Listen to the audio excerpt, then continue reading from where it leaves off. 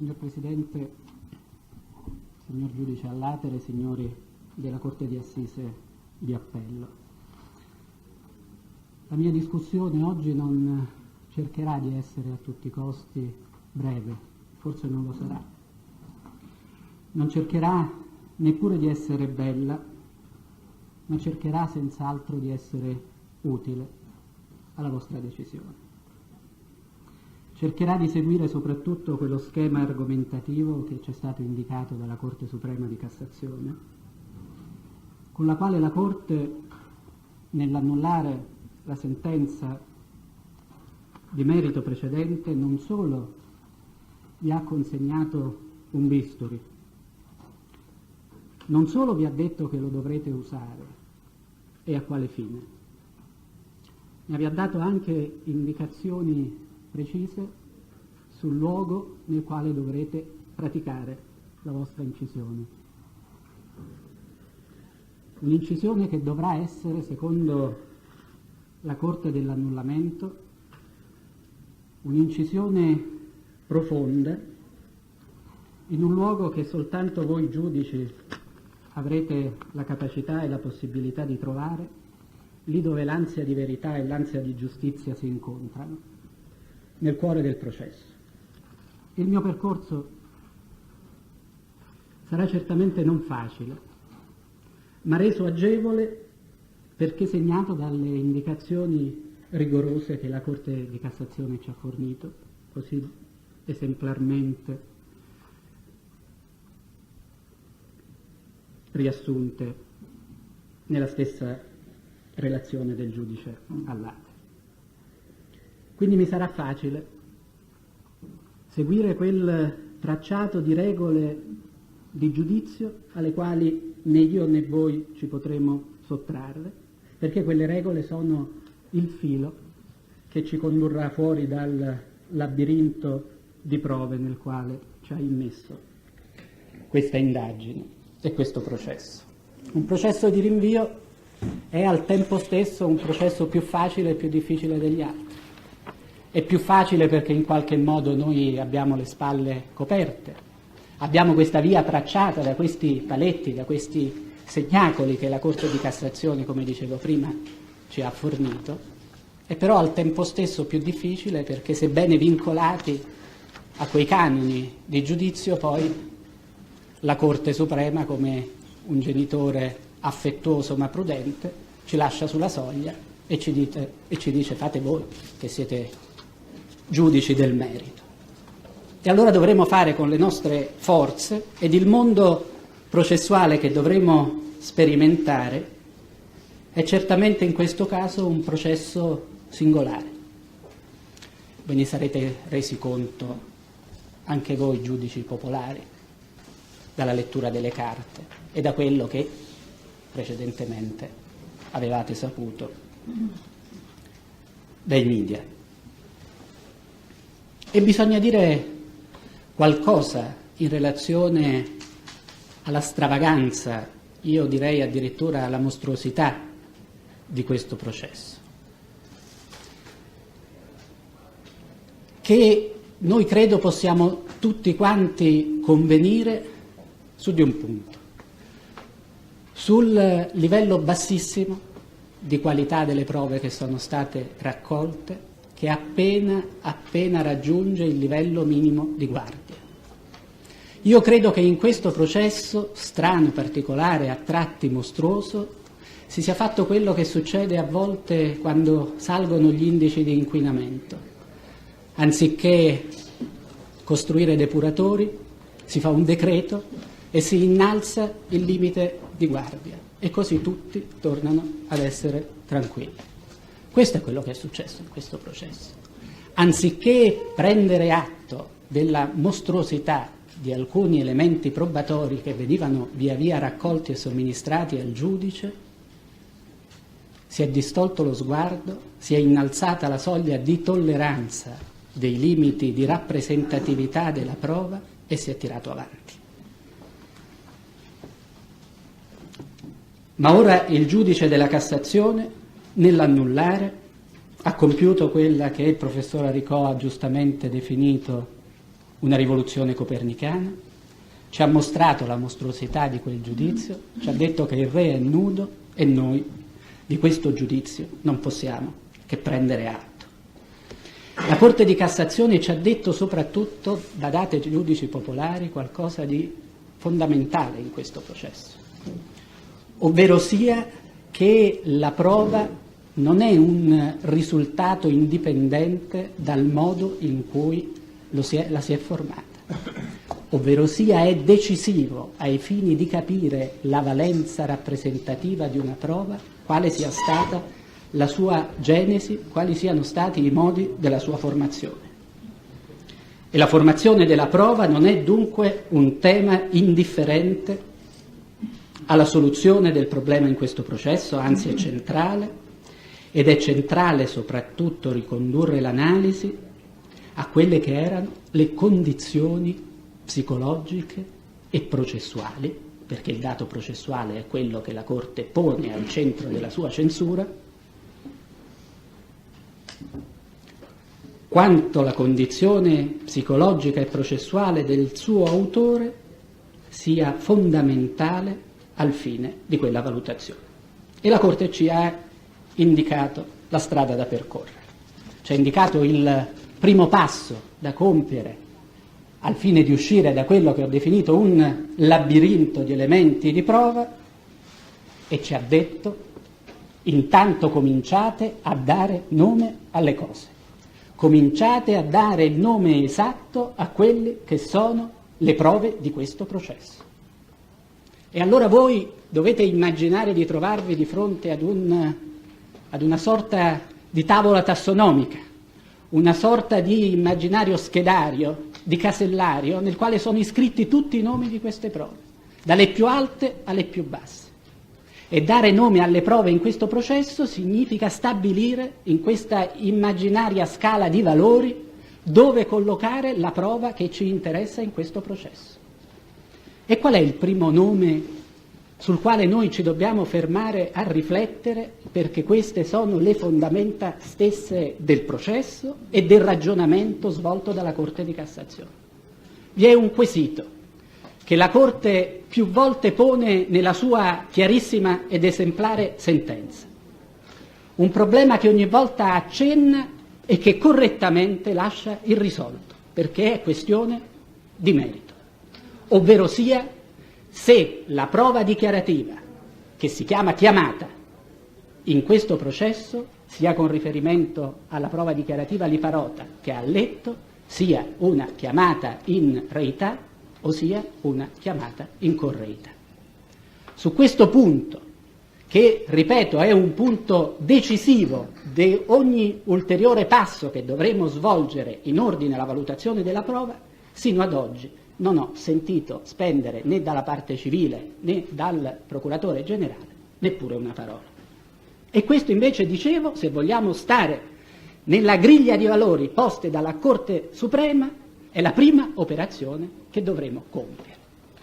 È una questione, signori della Corte, di natura formale e nominalistica, ovvero sia qui noi ci stiamo divertendo soltanto a dar nomi alle cose perché vogliamo fare ordine in uno schedario, o invece dal cogliere la natura della chiamata discendono poi conseguenze fondamentali in ordine sempre a quella regola che la Corte di Cassazione ci ha voluto indicare. Entriamo nel merito del processo. Chiamata in correità, chiamata in reità sono due categorie distinte.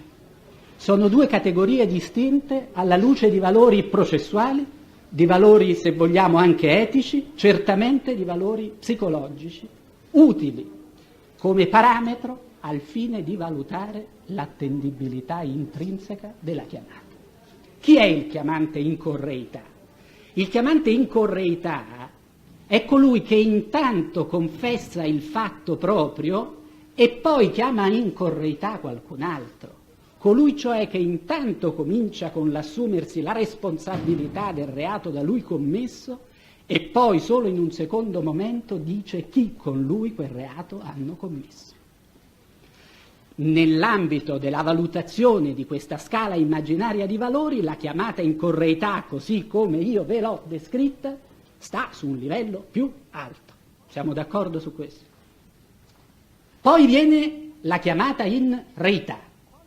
La chiamata in reità è la chiamata di colui che non confessa il fatto proprio, ma semplicemente indica qualcuno, sia pure da imputato nello stesso processo, da imputato nel procedimento connesso, così come recita l'articolo 192, ma che comunque non ammette nessuna propria responsabilità, né diretta né indiretta, né morale né materiale nel fatto, ed accusa un terzo. C'è una sentenza, è indicata e citata, mi pare, dalla stessa sentenza di annullamento, Cervellione,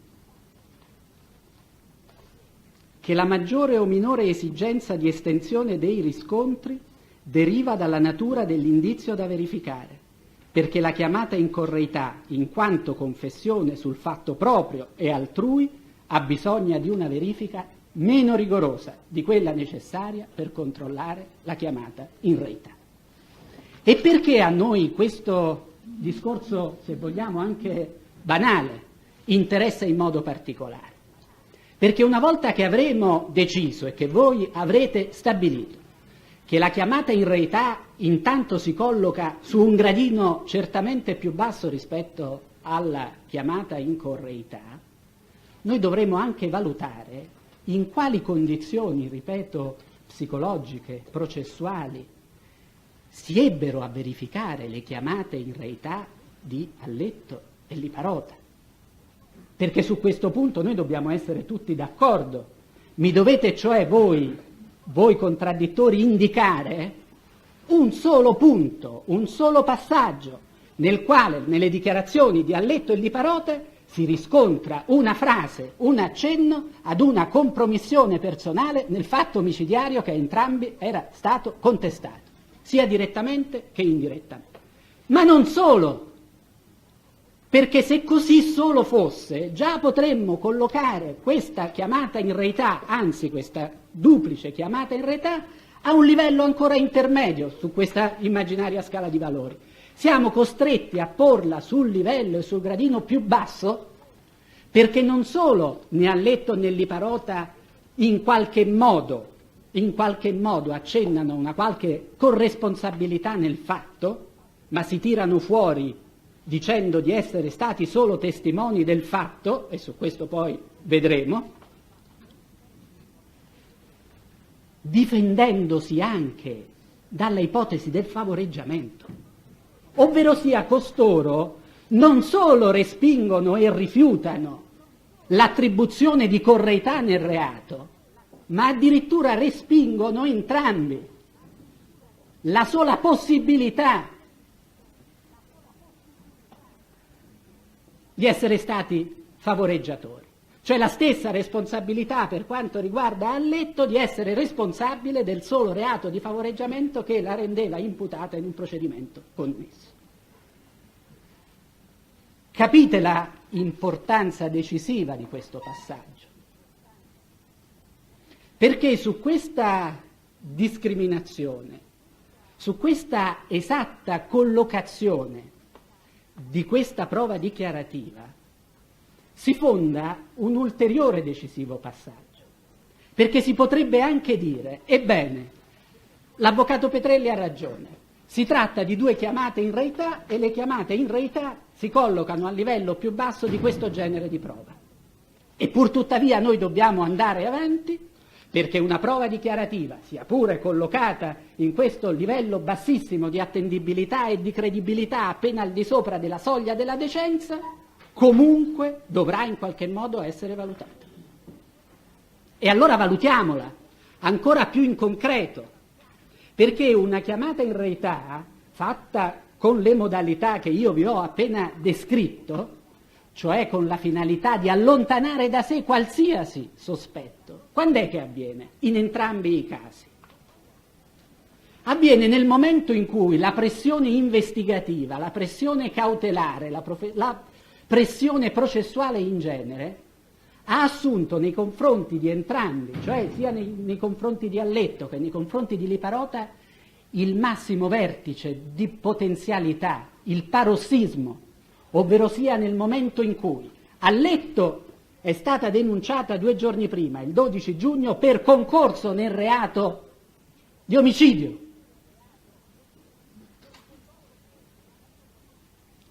Dopo che il professor Romano è stato sottoposto a misura cautelare, dopo che sono successi i fatti noti, sui quali torneremo, dell'11 giugno del 97, e per quanto riguarda Liparota non potremmo immaginare nulla di più, come dire, espressamente condizionante dell'applicazione di una misura cautelare con la quale direttamente gli si contestava di essere concorrente in omicidio. Dunque non solo costoro non si assumono alcuna responsabilità in nessun reato, ma fanno questa operazione ad un unico fine. E badate che la Corte Suprema di Cassazione, nell'annullare la sentenza di merito, ha più volte insistito su questo aspetto, del rischio della strumentalizzazione della chiamata in reità, del rischio di un uso utilitaristico da parte del chiamante. Questo è quello che in una bellissima sentenza, adesso non ricordo quale sia, Avila più altri, del 98, viene definita con espressione di straordinaria efficacia il deficit probatorio intrinseco della chiamata, deficit probatorio intrinseco, come a dire che è iscritto nell'impronta genetica di questa prova il sospetto che chi chiama in reità lo faccia per sottrarsi alla propria responsabilità o comunque per sottrarsi alla pressione investigativa e alla pressione processuale alla quale è sottoposto. Questo è quello che ci dice la Corte, questo è quello che ci insegnano fiumi di giurisprudenza della Corte Suprema, quelle massime che, come giustamente diceva il procuratore generale, sono il nostro pane quotidiano.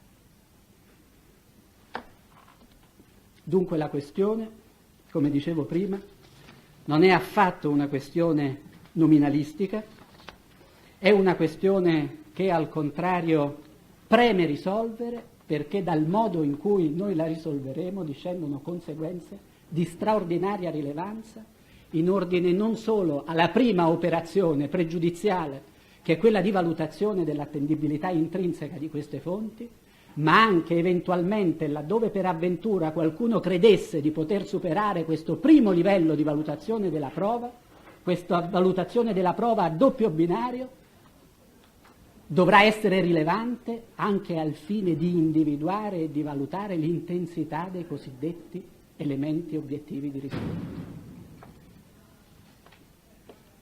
In tema di chiamata in correità, dice altra sentenza, le regole da utilizzare ai fini della formulazione del giudizio di attendibilità della dichiarazione variano, a seconda che il propalante riferisca vicende riguardanti solo terze persone, accusate di fatti costituenti reato, limitandosi così ad una chiamata in reità, ovvero ammetta la sua partecipazione agli stessi fatti, con ciò integrando una chiamata in correità in senso proprio. Non solo, ma ecco il passaggio. L'assenza di ogni momento confessorio in pregiudizio del chiamante richiede invero approfondimenti estremamente più rigorosi, tali da penetrare, badate bene, in ogni aspetto della dichiarazione, dalla sua causale all'efficacia rappresentativa della stessa, all'eruzzo.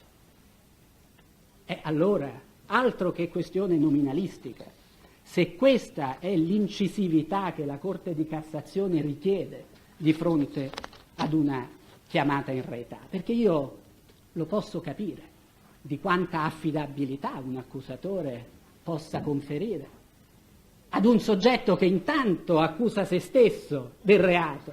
Perciò dicevo non solo sotto il profilo psicologico e processuale, ma anche etico, viva Dio. Di colui che dice intanto sono stato io a fare questo. Se vi interessa vi dico anche chi lo ha fatto con me. Ecco l'affidabilità dell'una e l'estrema sospettabilità dell'altra. A letto decide di convergere sulle dichiarazioni della Lipari solo nel momento in cui la pressione investigativa nei suoi confronti è tanto alta da diventare irresistibile, insopportabile. A letto chiede ed ottiene l'impunità, gliela prometterà il dottor La Speranza e gliela consegneranno prima la Corte di Assise di Roma e poi la stessa procura nel non fare appello.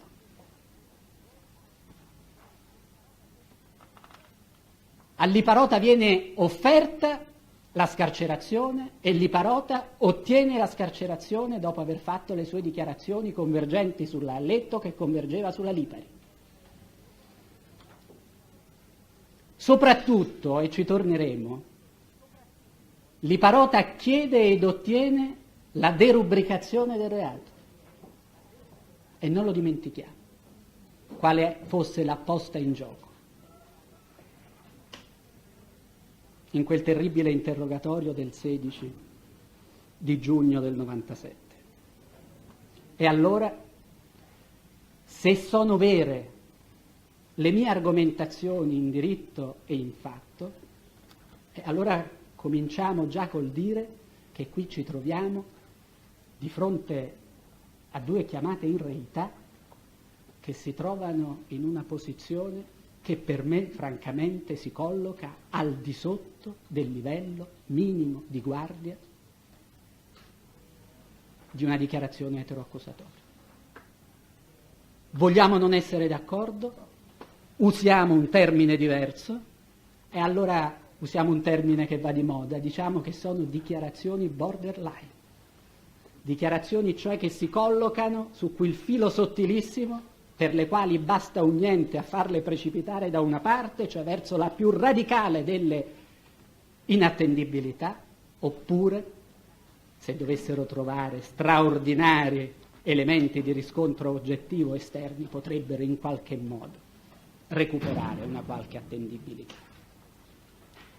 A mio dimesso avviso, già solo sull'impronta di queste prime fondamentali valutazioni, io vi posso dire che la chiamata in reità dell'Alletto indossa un abito così dimesso da non poter neppure entrare in quello che con una efficace espressione la sentenza di annullamento definisce il club delle prove. Ma andiamo avanti. Andiamo avanti e andiamo in profondità. Perché vi dicevo, la sentenza della Cassazione non si ferma sulla soglia di quella indicazione, ma formula un'ulteriore valutazione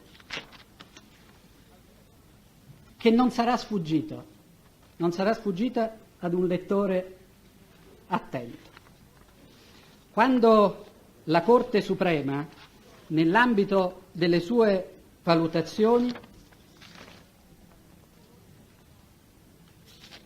indica un ulteriore elemento, quando cioè ci dice che dallo scioglimento del quesito relativo alla capacità rappresentativa intrinseca della chiamata in reità dovrà inevitabilmente discendere una diversa selezione del materiale probatorio di riscontro. In quel passaggio la Corte Suprema è chiarissima, è di una chiarezza esemplare.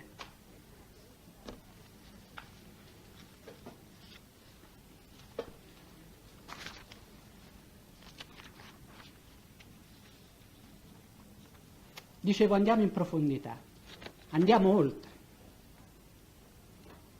perché poi l'attendibilità intrinseca del chiamante l'attendibilità intrinseca del suo racconto, la consistenza degli elementi oggettivi, va verificata da un'attenta analisi degli atti. E noi non aspettiamo altro.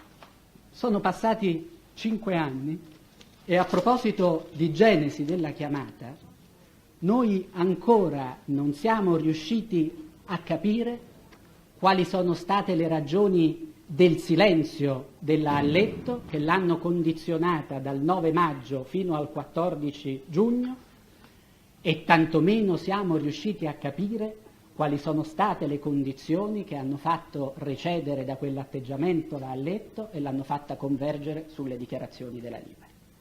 Le nostre domande su entrambi questi punti sono rimaste sempre inevase.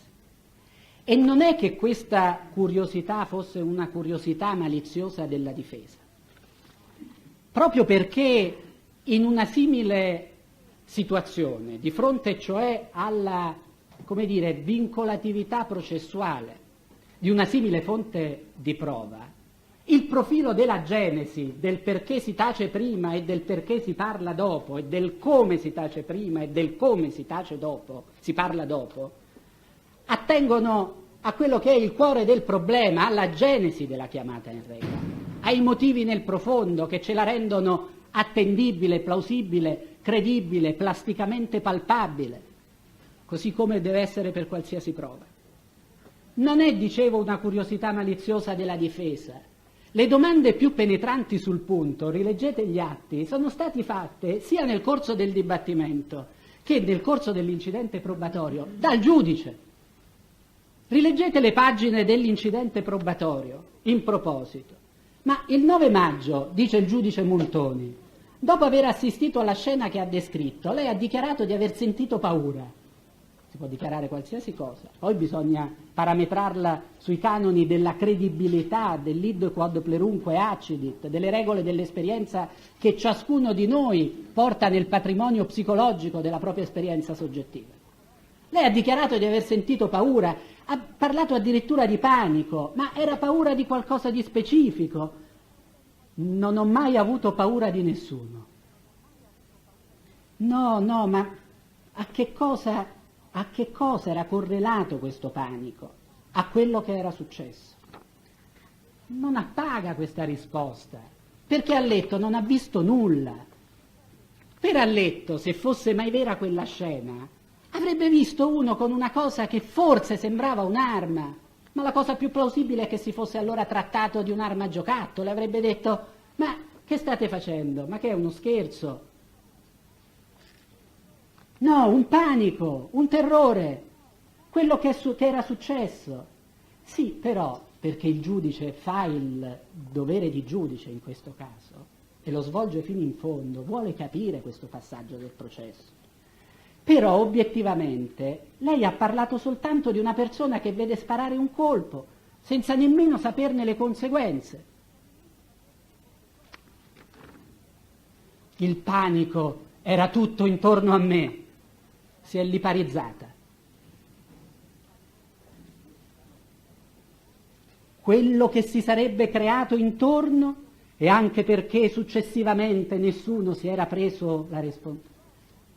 Cioè qui c'è un vortice, un buco nero che ingoia lo spazio-tempo. La risposta coinvolge il prima e il dopo, senza un senso, senza una plausibilità psicologica. Che ce la dia, l'ha Alletto una risposta. Sarà vera, falsa, ma ce la dia, plausibile, in termini psicologici, chiara, una. Perché quando si dice, bella l'espressione, e la usa più volte la Corte di Cassazione, il dialogo intavolato con il chiamante, il tavolo dialettico sul quale ci si confronta, le parti gli chiedono ragione del racconto accusatorio e si mette in condizione il chiamante di chiarire, di far luce. Qui ogni domanda che viene fatta all'Alletto ci precipita nel buio, altro che la verità. E torna il giudice che vuole capire, non capisco, ma nel momento in cui ancora era nella stanza, lasci perdere quello che lei pensava che sarebbe successo dopo. Perché parliamo di questo panico immediato di fronte a una scena che non può essere tanto allarmante? La speranza si rende conto del pericolo, dell'insidiosità, dell'incapacità di Alletto di rappresentare quello che dovrebbe essere la cosa più facile, più semplice. No, chiedo scusa, signor giudice, cerca di interrompere, di prendere tempo, di favorire l'Alletto. Sto facendo domande, io non ammetto interventi. A me, guardi, soltanto il pensiero di vedere un'arma mi terrorizza. Bella risposta. Ne parliamo dopo o ne parliamo subito? Di Ragno, di Castiglia, di tutti coloro che erano lì un'ora e mezzo dopo il fatto e che la vedono tranquilla. Ma allora chi vuole ingannare la signora Alletto? Che ogni passo che fa lo fa per screditare la propria attendibilità intrinseca. Se per avventura quella sarebbe stata, alla fine ci arriva anche forse grazie all'interruzione al tempo che gli dà il pubblico ministero, di dare una risposta che abbia una qualche astratta sensatezza, ecco che questa risposta si infrange sulla prova obiettiva del riscontro oggettivo che la contrasta, che è incompatibile con quella versione. Lei è traumatizzata, presa dal panico, torna nella sua segreteria ed è normale. Ancora non sa però, è terrorizzata, ma ancora non sa che quel colpo ha attinto una sventurata ragazza. Lo viene a sapere poi mentre sta lì alla finestra. Glielo dice la Ragno, Illy Ragno, Giuliana. Dice no, ma altro che malore, è stata ferita, è stata colpita quella ragazza.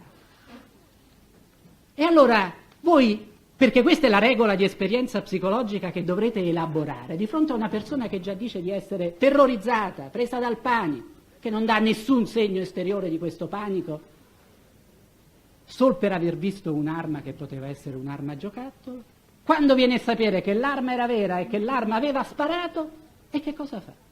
Scherza!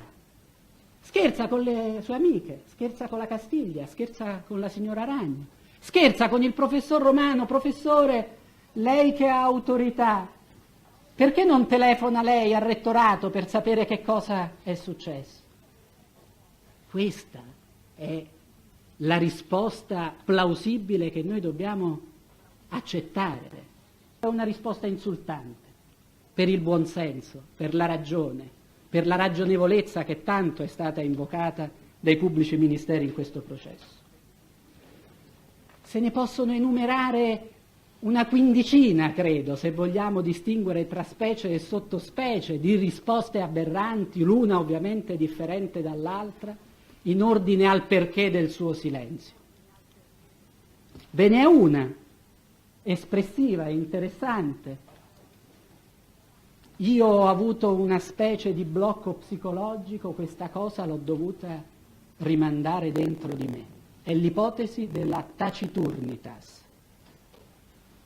Ci dedico anche una nota nei motivi di appello. Nota 170, ma non ricordo a che pagina. Quando in epoche più buie si torturava un accusato, si faceva un verbale intanto, e questi alla fine dei tormenti confessava fatti veri o non veri, chi lo sa. Il problema che si poneva era di dire: ma come ha fatto a resistere a tanti tormenti? Com'è possibile che se era lui l'autore di quel misfatto non l'avesse confessato subito, come si diceva, alla semplice esibizione degli strumenti? La taciturnitas era l'intervento diabolico che non voleva che si confessasse il reato e dunque impediva al torturato di parlare. Quando gli uomini non sanno dare spiegazione di cose banalissime ed evidentissime, si inventano il diavolo.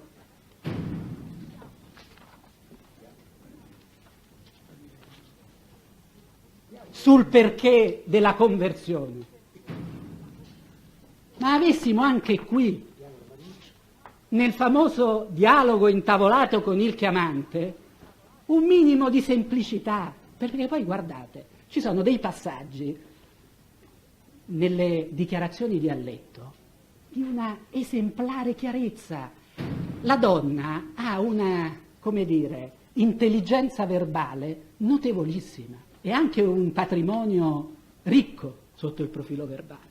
Quando deve essere chiara e dice delle cose che deve dire, che sa come dire perché corrispondono alla verità, le dice. Non le si può imputare alla aggrovigliata sintassi di certe sue risposte un'incapacità di espressione, che in tanti casi, viva Dio, riconosciamo in tanti testimoni. No! Qui l'incapacità di esporre in maniera chiara e sintatticamente leggibile dei teoremi sta nel fatto che sono dei teoremi artefatti, che il suo, quello che ci ha rappresentato per fin troppo tempo, è un fantoccio di verità, una verità di cartapesta, che non si regge neppure a questo primo vaglio sulla Genesi, perché poi quando entreremo nel merito della verosimiglianza, della costanza, ne vedremo delle belle. Ci hanno avuto un sistema di interrogarmi, cioè facendo degli schemi. Mistero.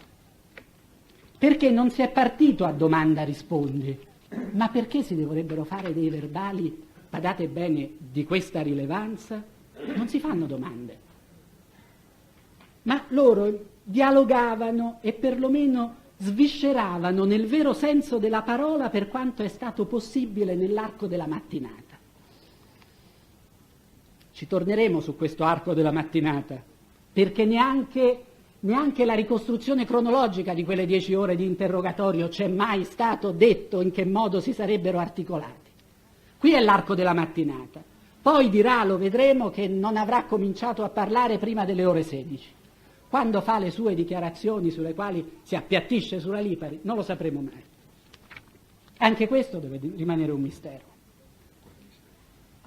È stato un dialogo ed anche un'apertura di un fatto importante che mi era successo. Quindi abbiamo prima parlato, poi alla luce sono riuscita praticamente a mettere a fuoco.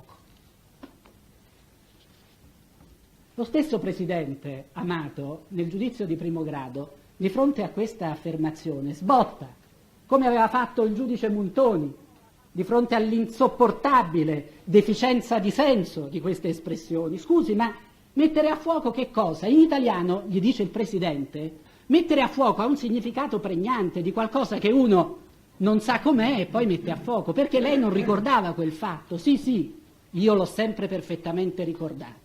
Un altro indovinello. Dopodiché hanno dovuto per forza, visto e considerato che non riuscivo a venirne a capo, a venire fuori da questa cosa qui, mi hanno dovuto dare un altro tipo di chance.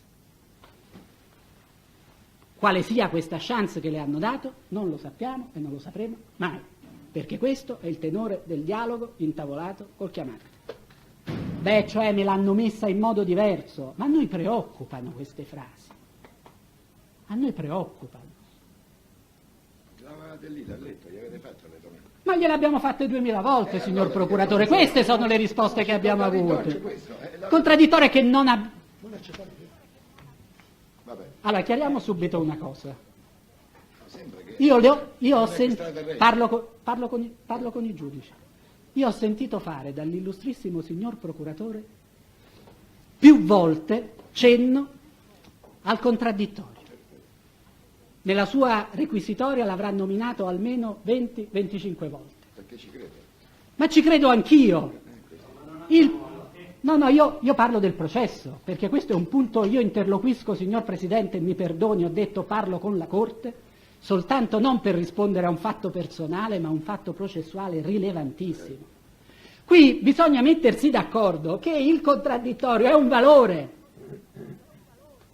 ma non è un lasciapassare, perché se noi ci mettiamo in testa questa idea sballata che il contraddittorio sia il marchio di garanzia della verità delle fonti che sono passate per il contraddittorio, diciamo una cosa che è aberrante. Che senso ha fare il contraddittorio e non tenere conto della incapacità di dare risposte sensate, del non rispondere alle contraddizioni, di non colmare le lacune? Non si può dire il contraddittorio e poi non trarne le conseguenze. Il contraddittorio è uno strumento di conoscenza, non un visto che appone la procura sulla verità dei suoi testimoni. E a noi preoccupano allora queste risposte, perché queste non sono domande, sono risposte dell'ha letto a nostre domande sul punto. Sono usciti fuori da schemi ben delineati. Io perciò mi permettevo di dire che questo processo ha dovuto sollevare la soglia di guardia, ma di tanto, ma di molto, perché signori, insomma, ormai io di processi ne ho visti anch'io, sono il più giovane, ero il più giovane di tutti quando ho cominciato a fare questo processo, adesso la battuta la posso fare perché tanto è stata dichiarata l'interruzione della prescrizione, sono il meno vecchio. Ma insomma, ma quando mai abbiamo assistito a uno scempio della verità di questo tipo? Abbiamo dovuto sopportare su di un punto centrale, qual è quello della genesi, della chiamata, un'immondizia processuale di questo tipo? Perché dovremmo tollerare che c'è stato un verbale di questa straordinaria rilevanza che non si è compiuto nei modi ordinari che sono quelli che il codice di rito ci impone, ma dove si sono date delle chance all'imputata in procedimento connesso e poi si è fatto un interrogatorio in modo diverso, però io non so dire come, l'hanno aiutata a fare questa cosa qui. Ma qual è questa cosa qui? Non lo sapremo mai, perché il contraddittorio non ci ha consentito di saperlo. Perché vi dirò di più, perché l'ha letto, non è stata in grado di essere persuasiva sul punto.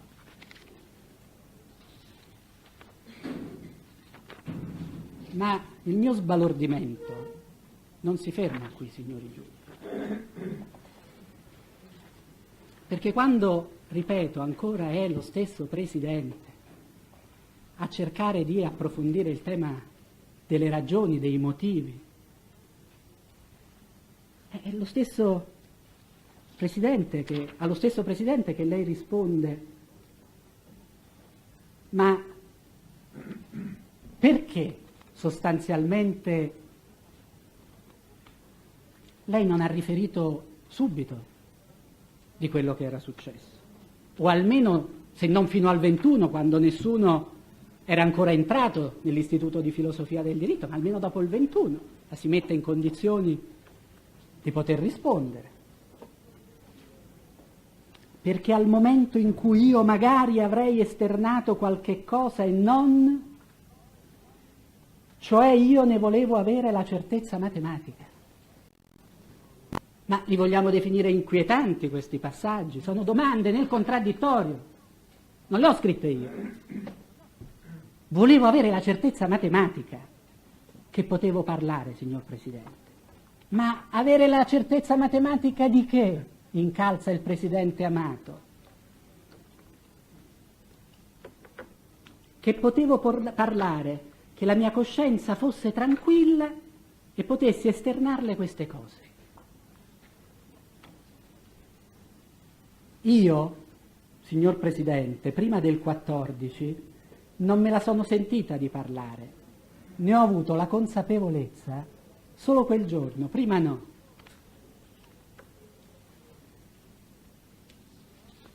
Per cui io ho avuto la consapevolezza di questa cosa che avevo visto.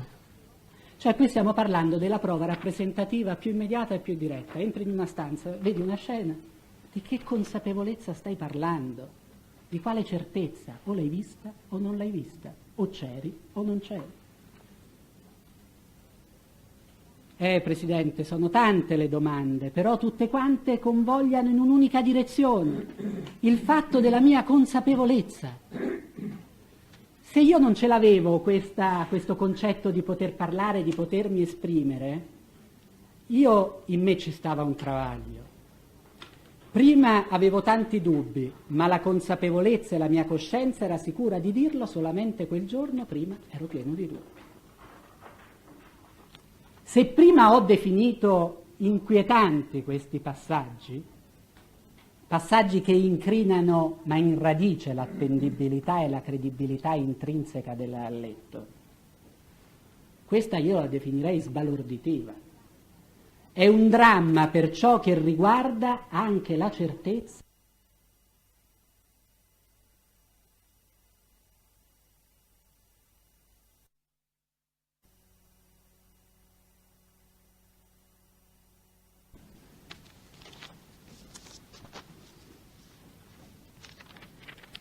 dei tempi. Vi ho già parlato e vi risparmio, tanto a letto sul punto non ci fa capire niente.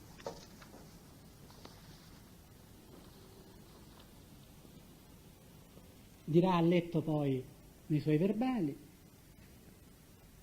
quelli ancora del 14 giugno, dopo aver parlato della taciturnitas e di tante altre belle cose.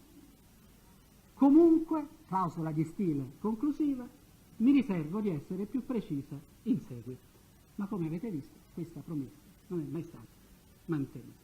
Quella del silenzio resta in questo processo una pagina scura, un macigno insuperabile, insormontabile, sulla strada della verifica dell'attendibilità. Io processualmente, come dire, sono portato a fermarmi su questa soglia, perché chi di noi metterebbe la vita, non dico di suo figlio, perché poi noi vogliamo meno bene a noi stessi che ai nostri figli, la nostra stessa vita nelle mani di una fonte di prova di questo genere, a farsi arbitro della nostra vita e del nostro destino. Mi fermerei qui. La coscienza mi imporrebbe di non andare oltre. La Cassazione ci dice ci sono altri parametri che ci devono dire come valutare l'attendibilità del chiamato. Altri parametri, non ci dice quali sono, ma insomma il pane quotidiano è quello delle massime della Suprema Corte, Procuratore Generale, Orlando, Cassazione quinta, sentenza del 2000, 20 aprile 2000, sciogliamo il nodo dell'attendibilità del dichiarante, facciamo finta che tutto quello che io vi ho detto non è vero, sulla spontaneità, sui condizionamenti. Quali sono gli altri parametri? Carattere, il temperamento, vita anteatta, della genesi qualcosa abbiamo detto, dei motivi della chiamata anche, buio pesto, la spontaneità, la verosimiglianza, la precisione, la completezza, la concordanza tra le dichiarazioni rese in tempi diversi. La metto qui così non me la dimentico. Coerenza, costanza, spontaneità. Coerenza, costanza, spontaneità. Questa è Marino, è citata dalla stessa Corte Suprema. Se prima non si chiariscono gli eventuali dubbi che si addensino sulla chiamata in sé, indipendentemente dagli elementi di verifica esterni. Io mi fermerei qui. Brigati 99, non si tiene conto né si cercano gli elementi esterni se manca la certezza dell'attendibilità della fonte.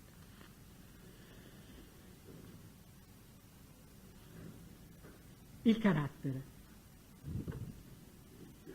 il temperamento. Non invento io i parametri, sono quelli. E allora se c'è una cosa certa, come dire una verità inossidabile in questo processo, è che Alletto mente,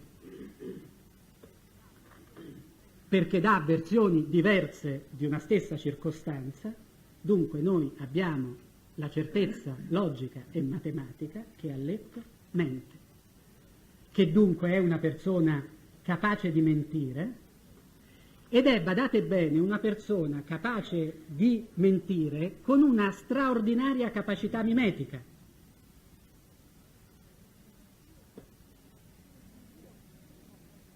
Io mi posso essere fatta la mia, come dire, opinione personale, ma questo fa parte, come dire, di quel patrimonio incomunicabile di esperienza soggettiva, e dirvi che a me pare straordinariamente più veritiera, più efficace, più spontanea nella sua prima versione, che quando con occhio vitreo, fissando gli imputati, dice a loro confessate.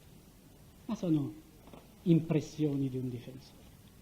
Non è questo il livello sul quale dovremo valutare la questione. Sappiamo però che a letto mente e che qualunque sia la scelta che ciascuno nella propria coscienza vorrà fare, sappiamo che è straordinariamente capace di mentire. E se dobbiamo allora valutare questo dato caratteriale, questo dato del temperamento, non lo dobbiamo forse coniugare anche alle condizioni ambientali, psicologiche, processuali nelle quali a letto avrebbe mentito?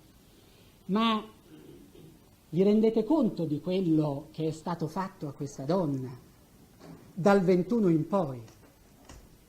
A letto è una madre di famiglia con 2 figli, vive una sua tranquillissima esistenza borghese fatta di famiglia, di figli, di marito e di lavoro.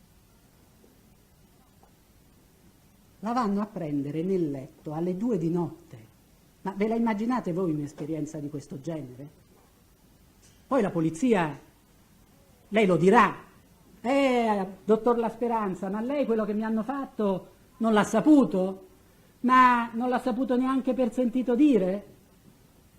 Alle 2 di notte, interrogatori notturni, senza dare spiegazioni a nessuno. Il povero cognato che si precipita in questura, lei forse sperava di sentirsi un minimo, come dire, protetta da questa, buttato fuori a calci nel sedere. La riaccompagnano a casa alle 7 del mattino? Le danno modo di telefonare a casa per spiegare dov'era? 5 interrogatori si susseguono, tornerà a casa alle ore 16 del giorno dopo. Una deportazione, come la dobbiamo definire? E lei tutto questo, secondo la sentenza, perché anche questa amenità abbiamo dover leggere, l'avrebbe fatta per amore dei figli. Ma tanta capacità mimetica non poteva essere spesa in maniera migliore. Ma voglio dire, se a letto avesse in qualche modo mai voluto salvaguardare e tutelare la tranquillità della sua famiglia, ma perché mai doveva difendere Ferraro, Scattone, Liparota, chi altri si è detto fosse in quella stanza? Ma perché? Per quello che le stavano facendo, proprio per salvaguardare i figli, la famiglia, la sua tranquillità borghese. Avrebbe dovuto immediatamente parlare.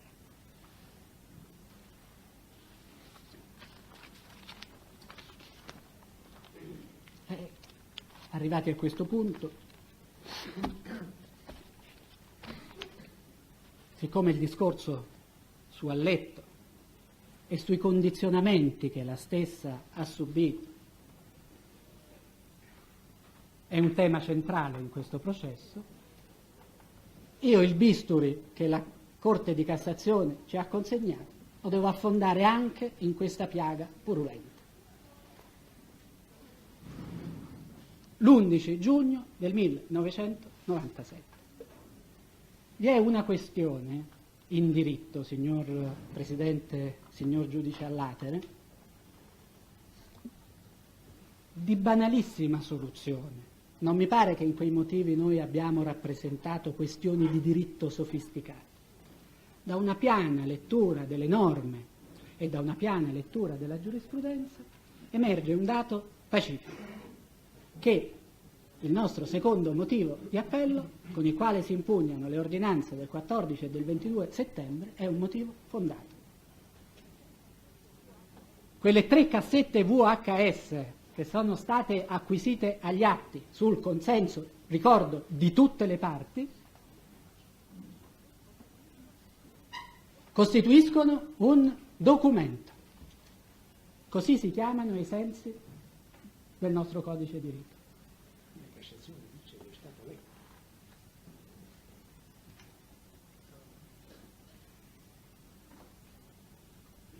cassette audiovisive.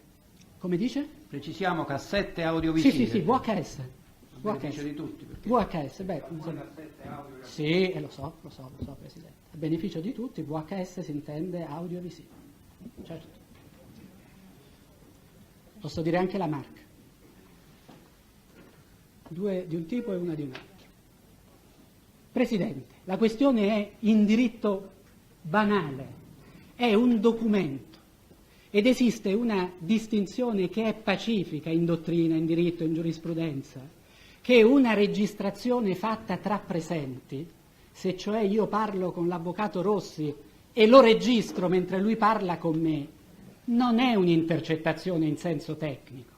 Ci dispiace per la Corte di Assise che ha scritto questa sciocchezza, ma non è una intercettazione in senso tecnico che ha bisogno in qualche modo di qualsivoglia autorizzazione. Non devo citare né dottrina né giurisprudenza, l'abbiamo fatto e abbiamo fatto anche male a farlo. Poi che sia il documento del verbale, chiamatelo, questa davvero diventa una questione nominalistica, chiamatelo come volete, ma è questo. Perché l'unico, ma sarebbe davvero straordinariamente grave, l'unico motivo che ci potrebbe far invocare quell'articolo del codice di rito invocato maldestramente dai giudici di primo grado sarebbe una circostanza, ripeto, straordinariamente grave, che cioè i pubblici ministeri non fossero edotti del fatto che il loro dialogo veniva registrato da terzi, dal SISDE in particolare. Ma poi non solo è ovvio che non è così, ma lo dicono i pubblici ministeri. Quella registrazione l'avevano chiesta loro, l'avevano voluta ed hanno dichiarato in tante sedi, io non voglio dirvi neanche quali, in tutte le sedi possibili, hanno dichiarato che quella registrazione era stata fatta con la loro consapevolezza. E questo stende, come dire, una pietra tombale sulla questione della inutilizzabilità sotto il profilo tecnico.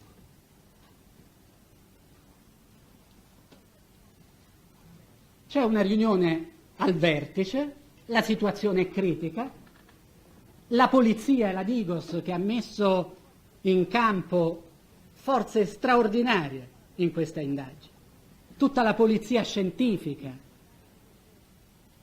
a fare stub a tappeto su tutte le facciate di quello che Zucconi chiamò il piccolo Canyon, per questa sua conformazione così particolare, per la conformazione di quel dialetto nel quale avvennero i fatali fatti del 9 maggio.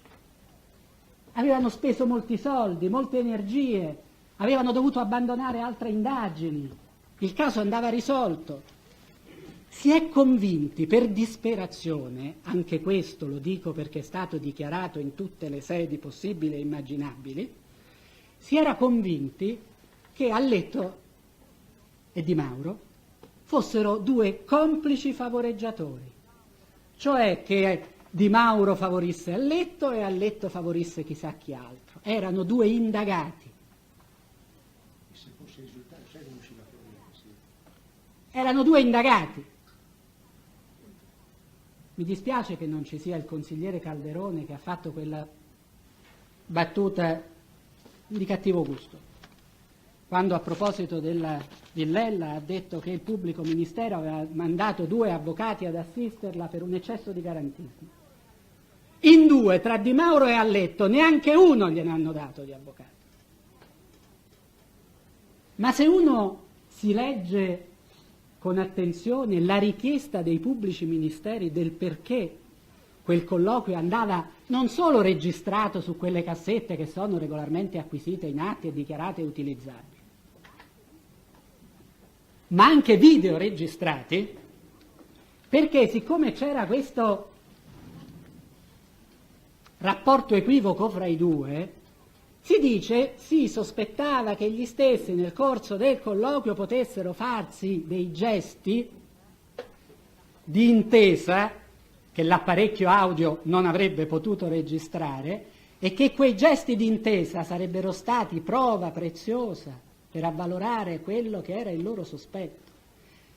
Avevano questo sospetto, Quella cioè era una intercettazione che era stata disposta sulla base di un indizio di reità. Erano indagati, di fatto. Pazienza, pazienza, pazienza. Non è questo, non è questo. Mancano gli avvocati, sono indagati. Non fa niente, noi badiamo alla sostanza delle cose, perché è la sostanza che dimostra l'assurdità di questa accusa. La sostanza, non la forma. E allora si improvvisa questa meravigliosa kermesse, che squalifica anche il luogo fisico dove è avvenuta. Non dovrebbero succedere queste cose nelle stanze dei pubblici ministeri.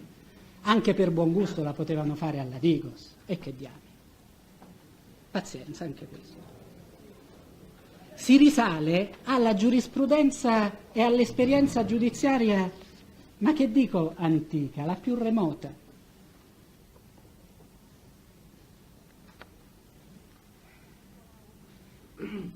Nicolau Emeric, inquisitore del XIII-XIV secolo. Quando si è convinti che l'accusato si ostini a non dire la verità e non confessa per paura, introdurrà familiari presso l'accusato perché lo convincano a confessare. Ma se non si ottiene nulla, l'inquisitore crede tuttavia in tutta coscienza che l'accusato nasconda loro la verità, allora lo facciano torturare, ma moderatamente e senza effusione di sangue.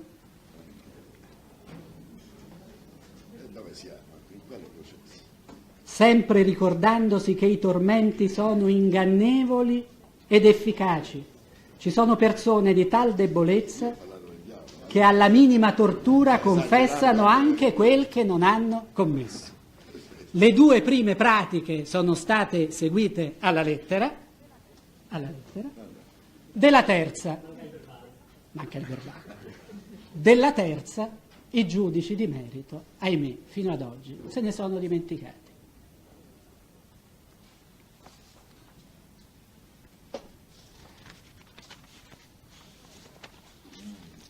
E allora io a questo punto, chiarito qual è il fatto, ed insistendo dunque con tutte le subordinate possibili in ordine all'acquisizione previa dichiarazione di utilizzabilità, quantomeno della registrazione scritta di quello che è stato detto durante quell'incontro, e mi spiegherò di qui a un momento, dopo che avrò fatto una prima chiarificazione,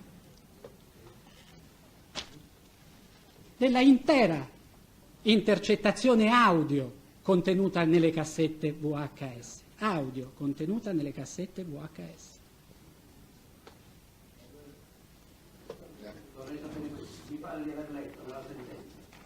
Sì, vi è una conformità assoluta tra le cassette audio che abbiamo e le cassette video per quanto riguarda l'audio. Presidente, allora perché un altro audio? Audio per audio? No, adesso C'è un errore nella sentenza. passiamo. Stiamo parlando di audio, di due audio. Anzi, guarda, lo spiego subito così poi il discorso diventa appunto, più, perché qui più siamo in 6 più 2 seduti. Allora, la questione è la seguente. Si utilizzano in maniera autonoma e parallela due diversi strumenti di intercettazione. Entrambi pare, non è stato chiarito neanche questo, ma insomma pare forniti e manovrati dal SISDE. Comunque, un registratore audio che intercettava i colloqui che avvenivano tra il Di Mauro e l'Alletto all'interno della stanza dell'ufficio del dottor La Speranza, ed un altro apparecchio di registrazione, questo VHS, cioè sia video che audio, con una microtelecamera via radio nascosta tra i libri della sua libreria, quindi alle spalle del dottor La Speranza. Le cassette VHS hanno registrato integralmente tutti quanti i dialoghi che sono intervenuti tra Alletto e Di Mauro, Alletto e la segretaria assistente del dottor La Speranza, il dottor La Speranza e il Di Mauro, il dottor Ormagni e l'Alletto e viceversa. Cioè tutto quello che è successo in quella stanza nell'arco del tempo di quell'interrogatorio dell'11 è stato videoregistrato e quindi abbiamo questo patrimonio audio e video. Ora che cosa succede, signor Presidente? Che mentre, sia pure attraverso una strada molto tortuosa, queste cassette audio arrivano, vengono depositate, nonostante fosse già stata disposta dal GIP la trascrizione integrale di tutto il patrimonio intercettativo del processo, questa cassetta audio viene consegnata soltanto su nostra invocazione sulle soglie del dibattimento, insieme ad altra documentazione. Viene disposta una perizia dal giudice viene disposta una perizia, non una consulenza di parte, perché tanto erano sospette le modalità tardive con la quale questa cassetta era stata portata a conoscenza del giudice, che si dispone una perizia. Questo è detto molto bene nella sentenza di primo grado. Ecco, allora viene depositata. Allora, subito dopo, io ripercorrevo tutti i passaggi perché la Corte mi ha chiesto. Dov'è il punto? Viene il dottor Vulpiani all'esito della perizia che aveva descritto alcune anomalie in quelle cassette e deposita tre cassette VHS che sono le cassette che noi stiamo dicendo, che come risulta dal testo dell'ordinanza del 22 era stata, sia pure ai limitati fini di disporre una perizia, acquisita sull'accordo di tutte le parti. Poi nel resto del testo della ordinanza si legge che ai sensi dell'articolo 191 e 271 del codice di rito se ne dichiarava pur tuttavia l'inutilizzabilità. Ora, qual è il problema? Che mentre il contenuto audio di tutte e tre le cassette copre una superficie più ampia, perché ricomprende tutti i dialoghi tra i magistrati, Lalletto e il Di Mauro, la cassetta audio che voi avete in atti copre soltanto un limitato segmento, o meglio limitati segmenti, che sono quelli costituiti esclusivamente dai dialoghi intercorsi tra Lalletto e Di Mauro. Potevo essere meno chiaro?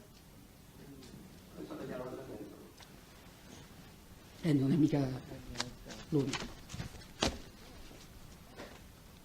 Ed è avverso in particolare quella dichiarazione di inutilizzabilità del 22 settembre del 98 che si appuntano i nostri motivi di appello e la nostra richiesta. E allora dicevo con tutte le subordinate, in che senso? Perché se voi non volete acquisire il patrimonio video, dovrete comunque tenere conto di quello che vi è scritto, che è stato trascritto e che comunque è in atti relativo ai colloqui tra i magistrati, Lalletto e il Di Mauro. Perché? Io qui pongo, spero di non stancare la Corte e i giudici popolari, un'altra questione, che non è una questione troppo sottile, anzi, direi che è quasi banale. Basta ancora una volta dare nome esatto alle cose. La distinzione, cioè, che corre tra un'ipotesi di condizionamento ed una ipotesi invece di inquinamento. Ovverosia, il discorso, mi piace questa espressione, chiedo venia se la ripeto, intavolato con il chiamante, può essere portato su due binari diversi. Quello cioè della pressione morale, oppure quello della contaminazione e dell'inquinamento. Seguitemi. Un conto è prendere un testimone imputato, chiamante, e sottoporlo anche alla più atroce delle torture, dico torture... fisiche, anche fisiche. Se egli ci rivela, sia pure sotto tortura, qualcosa che non poteva che essere nell'autonomo, indifferibile, certo, patrimonio suo soggettivo esclusivo, ci porremo un bel problema morale, ci porremo un problema dei limiti di utilizzabilità, ma che dire sulla veridicità delle cose che ci sono state dette? Lo Stato di Israele rivendica la possibilità di torturare il terrorista che ha compiuto un'azione e che gli deve dire dove ha sistemato la bomba per salvare delle vite umane. E se quello glielo dice, stiamo mica lì a discutere di riscontri, di riscontri oggettivi. Allora che sia chiara questa distinzione. perché se no si incorre in quell'equivoco. Io qui sono d'accordo con le parole di quel grande magistrato che è Agnello Rossi del CSM, che all'epoca disse: ci potevano risparmiare i giudici di primo grado quella banalità della questione che le indagini non sono una cena conviviale. Ma che c'entra? Ma che c'entra? Ma certo, noi possiamo immaginare tutte le gradazioni della pressione psicologica, morale, fisica, ma teniamola distinta dalla contaminazione e dall'inquinamento. Sono due questioni totalmente diverse. Perché se dalla prima discendono solo delle questioni morali, e badate bene che Verri e Beccaria, quando si pronunciarono contro la tortura, non lo facevano mica per ragioni morali, umanitarie. Beccaria era un economista, non era mica un moralista. Lo faceva da economista per ragioni direttamente economiche, di efficienza e di efficacia dello strumento. Sapeva cioè che dove c'è la forza, dove c'è l'imposizione, si perde la spontaneità, la terzietà, la prova diventa equivoca, non ci si capisce più niente. Solo per i condizionamenti. Ma se voi, il termine è troppo aulico per una realtà così modesta, ma se voi ponete in essere questo connubio alchemico tra condizionamenti sotto forma di pressioni morali e psicologiche, interrogatori notturni, la sottrazione ai figli, alla famiglia, agli inquinamenti della fonte, avete innescato un procedimento che è il contrario della ricerca della verità. È l'affossamento definitivo non solo della verità, ma della possibilità successiva per il giudice di capire e di distinguere ciò che è vero da ciò che è falso. Quando voi commissionate insieme pressioni ed inquinamenti, ma come farete più a parlare di spontaneità e di autonomia? Come farete mai a capire cos'è che dice l'ha letto che appartiene a un patrimonio soggettivo di percezione che non è stato invece contaminato dal racconto di quello che gli aveva detto la vita? E allora, se sono stato chiaro su questo punto, faccio un altro passo avanti.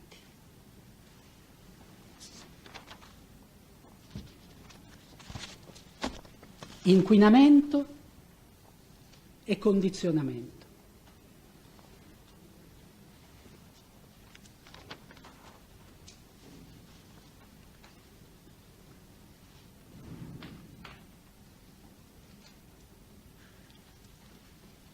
La speranza. Faccio un esempio. È il processo. Ha detto pure la Cassazione, scusa, hai detto che... No, adesso adesso il passaggio successivo è di farvi degli esempi di cosa è per me un condizionamento e di quello che è invece l'inquinamento. Perché a me, dice la speranza, se io riesco a trovarlo per un'altra strada questo, ma di lei non me ne importa più nulla, non me ne importa della sua malattia. La malattia era quella che lui investigava senza competenza alcuna, perché gli era stata data da Atripalda, competenza della procura di Avellino. Evidentemente c'era una connessione che io non riesco a cogliere tra i due reati, tra il fatto di essere un'invalida, vabbè, la vedono loro, non fa niente, neanche questo non fa niente. Della sua malattia, del fatto che lei ci stia lì dentro, non me ne importa proprio nulla. Ma magari, dice Di Mauro, magari se tu hai visto qualcosa, qualcuno, basta un niente, se ci hanno loro qualche incertezza, se la levano. Dice, noi stiamo colpendo giusto, è a letto, ma loro vogliono questo? E poi subito dopo, bisognerebbe sapere chi è quell'altro oltre Ferraro. Loro vogliono questo? Loro sanno chi sono. Vogliono qualcuno che avalli, che gli dia la sponda testimoniale. Questa è pressione pura, guardate, quelli alle 5 vengono, alle 5:30, 6, tuk tuk, la polizia, andiamo, si vesta signora, si faccia la valigia. Sulla falsa invalidità, la speranza, bel dialogo. Se lei c'ha una condanna penale, la sua amministrazione ci passa sopra, non è obbligata a cacciarla, è vero. Ma se questa cosa dell'invalidità, se in questo caso viene accertato, perché di invalidi allora non ce n'era nessuno, automaticamente gli viene tutto annullato. Perde il posto, gli chiedono indietro gli stipendi, perde la sua tranquillità. Ma continua a farlo per i suoi figli. Si fa fare queste minacce, si lascia sottoporre a queste insopportabili pressioni morali e psicologiche, ma lo fa per i figli. Automaticamente, signora, le viene tutto annullato. Così è per me, lei dice, dottore? Sì, glielo dico io, incalza la speranza. Sono condizionamenti, sono pressioni? Io li chiamo così. Voce suadente, perché a me, se io poi riesco a trovarlo per un'altra strada, di lei non mi interessa più nulla della sua malattia, del fatto che lei ci sia dentro, non mi interessa più nulla, gli ripete. Come a dire, si innesca la pressione del problema e poi gli si dice, poi dopo non ne parleremo più. Se questa cosa si chiude in qualche modo, vedete la pressione, l'ansia di verità, come qualcuno l'ha correttamente definita, che guasti ha fatto in questo processo. Se sta cosa si chiude in qualche modo, la chiudiamo. Io non ho questa mentalità perversa di farle perdere il lavoro, di mandare tutto quanto alla sua amministrazione. Io dico questo, a me non interessa di avere un indagato in più, a me interessa di avere un testimone in più. Allora io posso dirle questo, ho usato il termine inquietante, ho usato il termine allarmante, non so più che avverbi usare. Sentite, allora io posso dire solo questo, signore. Riusciamo a trovare una verità alternativa che ci incastri questi che stavano qui dentro, e allora noi ci possiamo dimenticare tutta questa storia. Ho trovato la pistola, quello mi ha confessato, a me dell'alletto non me ne importa assolutamente più nulla, neanche si fa più l'appello.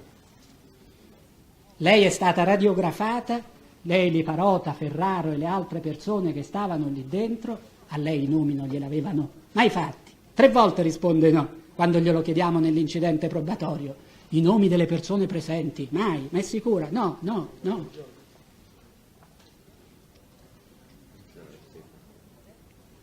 Quindi abbiamo finito, adesso non c'è più niente da fare.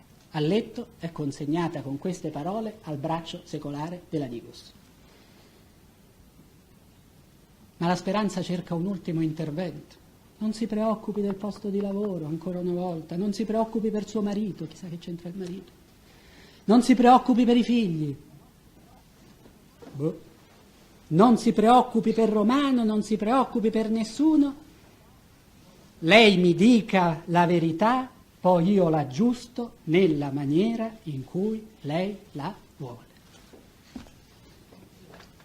Devo tornare ancora una volta a fare il discorso della soglia di tollerabilità, di quanto sia stata innalzata in questo processo per consentire che queste cose entrassero nel processo, che qualcuno le nascondesse sotto il tappeto per non vederle, ma la capacità decisiva di incrinare l'attendibilità intrinseca, la spontaneità di quelle chiamate, ma questa efficacia, voglio dire, ne sarebbe bastato ma un segmento, una scheggia, un frammento infinitesimale nelle intercettazioni delle VHS. Che non sono prescritte. No, è per questo che diamine ve ne chiedo l'acquisizione previa dichiarazione di utilizzabilità. Per quale ragione, Presidente? Sì, come lei l'ha vissuto in primo grado? Io in tutti i gradi, ahimè, l'ho vissuto. e noi non l'abbiamo vissuto. E nella sentenza di primo grado è dato atto che il video è stato visto in pubblica udienza. Certo, Sono state viste tutte e tre le cassette in certo, pubblica udienza. certo, la parte civile lo chiese. La parte civile lo chiese e lo ottenne ad alta voce. Me ne dai atto, Bruno? Lo volle più di quanto lo volevamo noi. Questo è perfettamente conforme, quindi, la dichiarazione esistente nella sentenza di primo grado, alla realtà.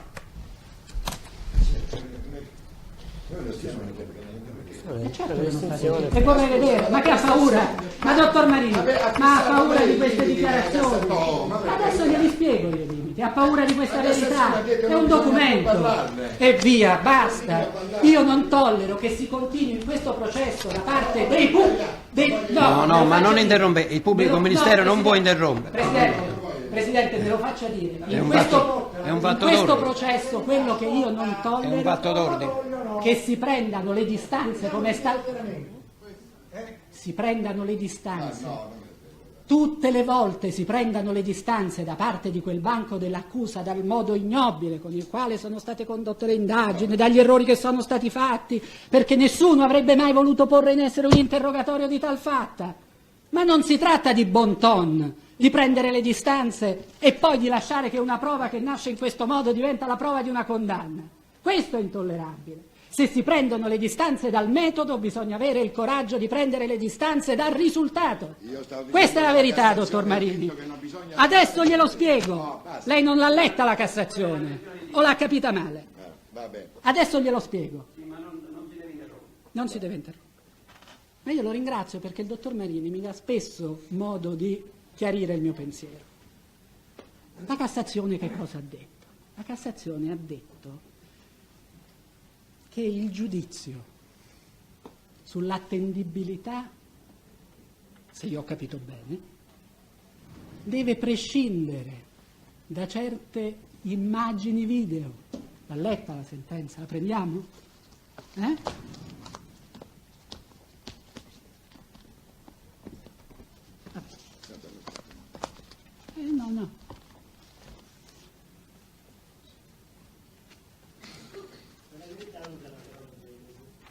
E caspita se la usa. Cita Marino, come fanno a non usare la parola Genesi?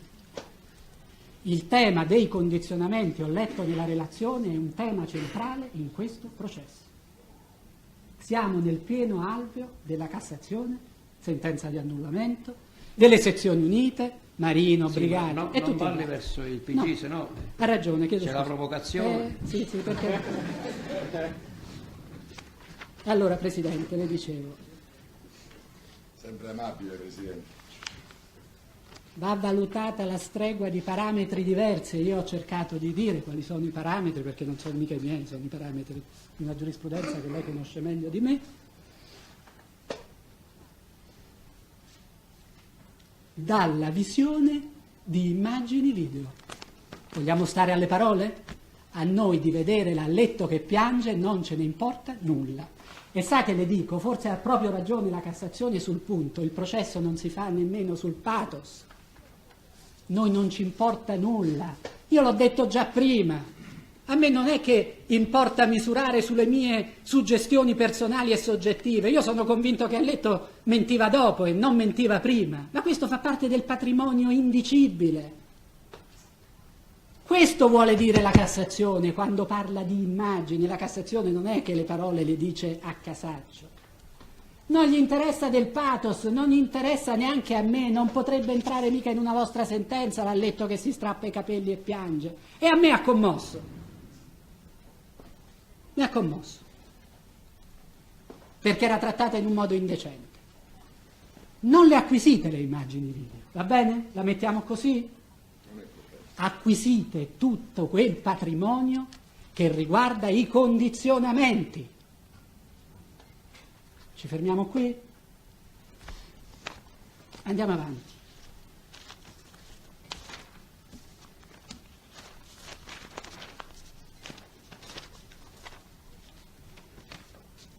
Presidente, posso avere 10 minuti di riposo? Ho abusato? Sì, senz'altro. Ho abusato Dobbiamo delle sciogliere mie... ancora la questione, se si ripropone, del deposito di quella sentenza. Se insistete si deve mettere a verbale e tutti devono concludere sul punto, in modo che la Corte debba decidere. Sì. La sentenza condemna.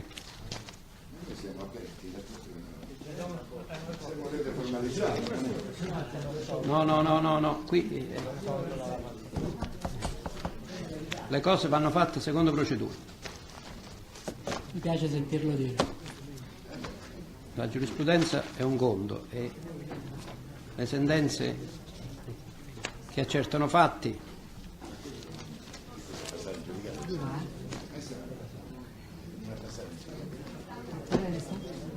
le parti civili ne hanno conoscenza. Che cosa?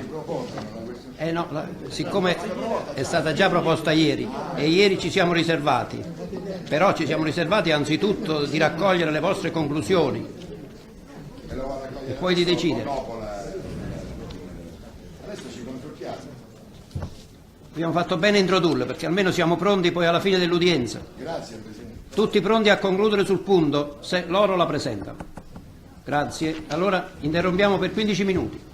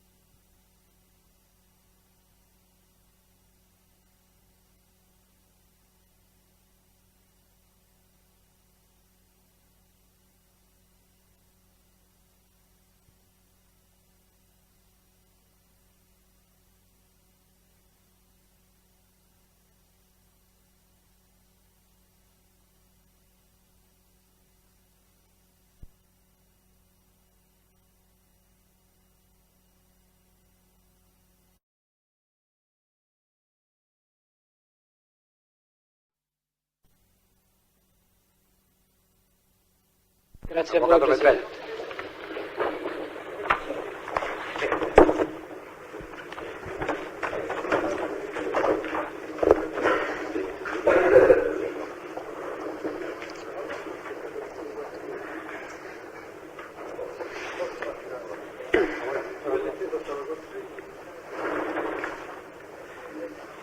Così esaurito e non risolto, il primo problema da me enunciato, ovvero sia il tema dei condizionamenti, intendendo per questo le pressioni, le promesse, i ricatti psicologici ai quali la fonte venne sottoposta in quel lungo interrogatorio senza garanzie dell'11 giugno del 97. Passiamo ad affrontare un altro tema, se vogliamo, sotto il profilo, come dire, delle inquietudini morali meno grave, ma gravissimo e sconcertante sotto il profilo della rilevanza processuale e sotto il profilo, devo dirlo, anche se, come dire, interessa solo con riferimento agli esiti, ma non alle valutazioni, della mancanza di professionalità di chi procedette a quel sistematico inquinamento, a quella sistematica contaminazione di una fonte con l'altra, della Lipari con l'Alletto, in una progressione micidiale che ha finito con il rendere ai giudici, a tutti i giudici che si sono occupati di questo processo, irriconoscibile la verità dei fatti e quel che è peggio, impossibile operare un qualsiasi riscontro tra due fonti così decisive e così determinanti in questo processo per le sorti del mio assistito, quali appunto furono e sono Lipari e Alletto. Il tema degli inquinamenti è, dicevo, più grave di quello dei condizionamenti ed è più grave anche per il modo assolutamente dissennato con il quale venne portato avanti.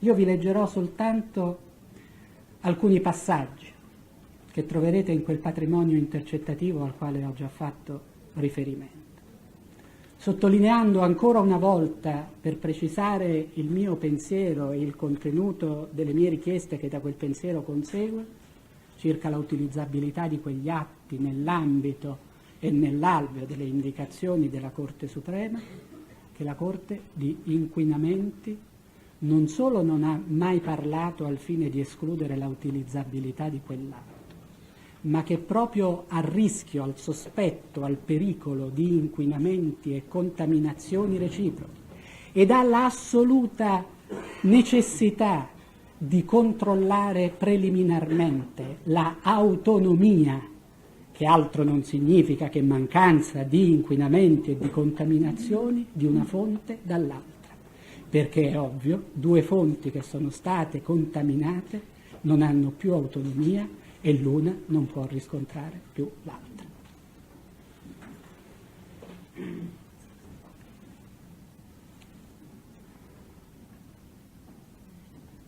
Vede, dice la Speranza al letto, e qui siamo ancora in quella traccia borderline nella quale condizionamenti ed inquinamenti si inseguono e si sovrappongono, per cui sarà la sapienza di questi giudici a distinguerli l'uno dall'altro. Vede, dice la Speranza, cerchiamo di risolverla questa cosa, è accomodante, perché non è una cosa grande.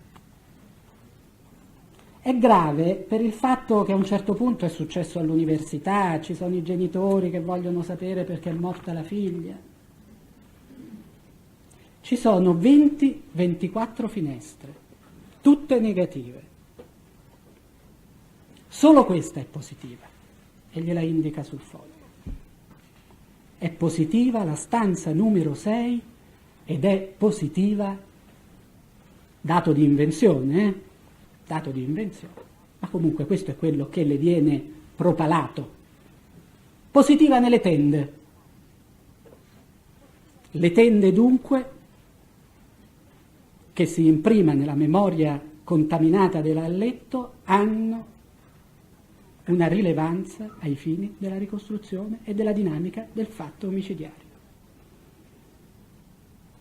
Allora noi sappiamo con assoluta certezza che hanno sparato di qua. Mo va a capire, giocavano, non giocavano. Questa è una storia che potrebbe rasentare l'omicidio colposo. Noi sappiamo però una cosa certa. Sappiamo che erano le 11:42. Anche questo è un dato, lo discuteremo, non vero, ma questo è quello che gli si dice. Non basta. La finestra, la tenda, l'orario, la dottoressa Lipari entra. Entra per telefonare, che sappia anche questo. Che sappia anche questo, non solo chi entra, ma anche perché entra e che gesto compirà, facilmente ricostruibile per chi poi conosce i luoghi e sa dov'è l'unico telefono di quella stanza. Viene inoculato tutto il sapere in maniera scientifica. E lei telefonando ci dà l'ora.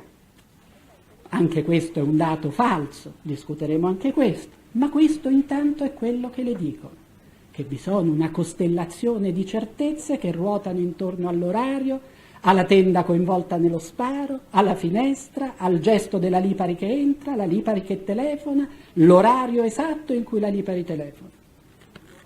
Non basta. Perché lasciare spazio alla fantasia della povera donna, compressa da quelle pressioni morali? Che neanche uno spiraglio di fantasia le sia lasciato. Perché poi se stavano lì dentro, quello o ha sparato o ha appena sparato e sta lì a sistemasse, si è messo qualcosa in tasca e tarota. Oppure se c'è una donna l'ha messo dentro una borsa. Però io dico, qui dentro c'erano 3 o 4 persone, una sicuramente non ha sparato, ed è lei. Io, guarda qui, dice la Speranza per rendergli bella concreta questa ipotesi investigativa. Guarda qui, io con sta pistola che potrei fare, boom, gli parte il colpo. Io spero che lei sappia, perché qui lei è l'unica testimone. L'unica testimone oltre alla Lipari è lei, che poi la Lipari fosse una testimone del fatto. Lo sapeva benissimo anche il pubblico ministero quanto questo non era vero. Perché gli altri tre,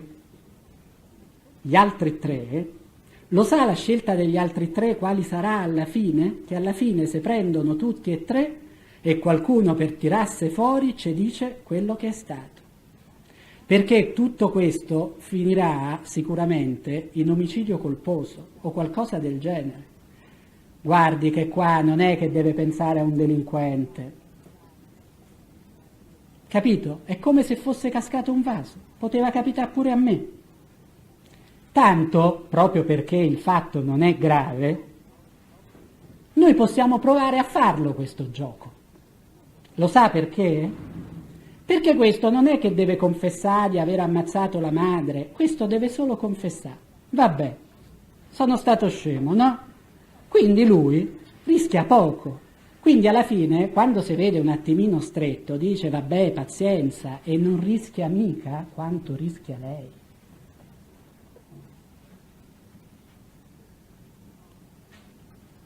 Tanto lì, Liparota e amici di Liparota, ci stavano lì dentro. È 1 minuto. Ti dice anche qual è il tempo occorrente perché si consumi la scena. È 1 minuto. Può essere che lei sia dentro e già ci fossero quelle persone. Vedete lo spazio della fantasia come viene emarginato, compresso. Tutto le dico, nei minimi dettagli.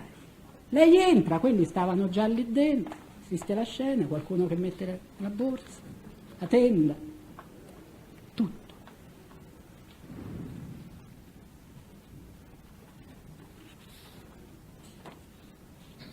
Perché, signora, incalza il pubblico ministero non contento, il problema è questo. Il fatto è successo alle 11:42. La Lipari entra alle 11:43 o 11:44, in realtà entra alle 11:44:30. Lei stava già dentro, secondo quello che ci dice la Lipari. Madonna mia, guardi, dice la letto. La Lipari ce la dà per presente nella stanza 4, nella stanza 6 e poi nella stanza 4. Era ubriaca, io nella 6 non ci sono mai entrata. Sono andata in segreteria a fare le copie. Se vuole prendiamo il verbale. Non le basta più, non basta più al pubblico ministero raccontare il canovaccio di quelle che sono le loro convinzioni investigative, il contenuto del... tutto. Beh, visto che ci siamo, se vuole le leggo il verbale, ma tanto. Per salvaguardare l'autonomia della prova. Così si fa, così si insegna a fare nei corsi di aggiornamento del CSM per giovani investigatori. Se vuole prendiamo il verbale, le dichiarazioni. Non so che altro faccia, dunque, dopodiché, lei a questo punto va a telefonare, entra nella stanza, numero 6, vede sicuramente e legge testualmente. Sicuramente ho visto sulla sinistra il letto e Liparota, tenete conto, gli dice anche dove, sulla sinistra, altro che disegno. Dopodiché c'erano altre 2 persone, invece nei pressi della finestra. Badate bene che la Lipari, e diciamolo subito questo, perché passi il condizionamento, ne abbiamo già parlato troppo, passi l'inquinamento, ma santo cielo, almeno l'onestà nel raccontare il sapere di una teste all'altro, leggendo la verità. Ma voi li avete i verbali della Lipari? Ditemi dove il dottor La Speranza ha trovato questo verbale falso. Le contesta che la Lipari aveva detto di aver visto 2 persone vicino alla finestra, il che corrispondeva all'ipotesi investigativa del PM che viene trasfusa a letto come se fosse la verità della testimone. Almeno l'onestà, la lealtà del dialogo intavolato col chiamante, neanche questo, la fraudolenza. Sarà stata involontaria, per carità, posso capire, l'ipotesi investigativa che prende il sopravvento e si soprappone, ma glielo legge come un verbale, glielo legge come la parola della Lipari. E non sono dettagli, sono il nucleo portante dell'accusa. Lipari ricordava forse di una persona, 2 persone vicino alla finestra, e gliele mette lì.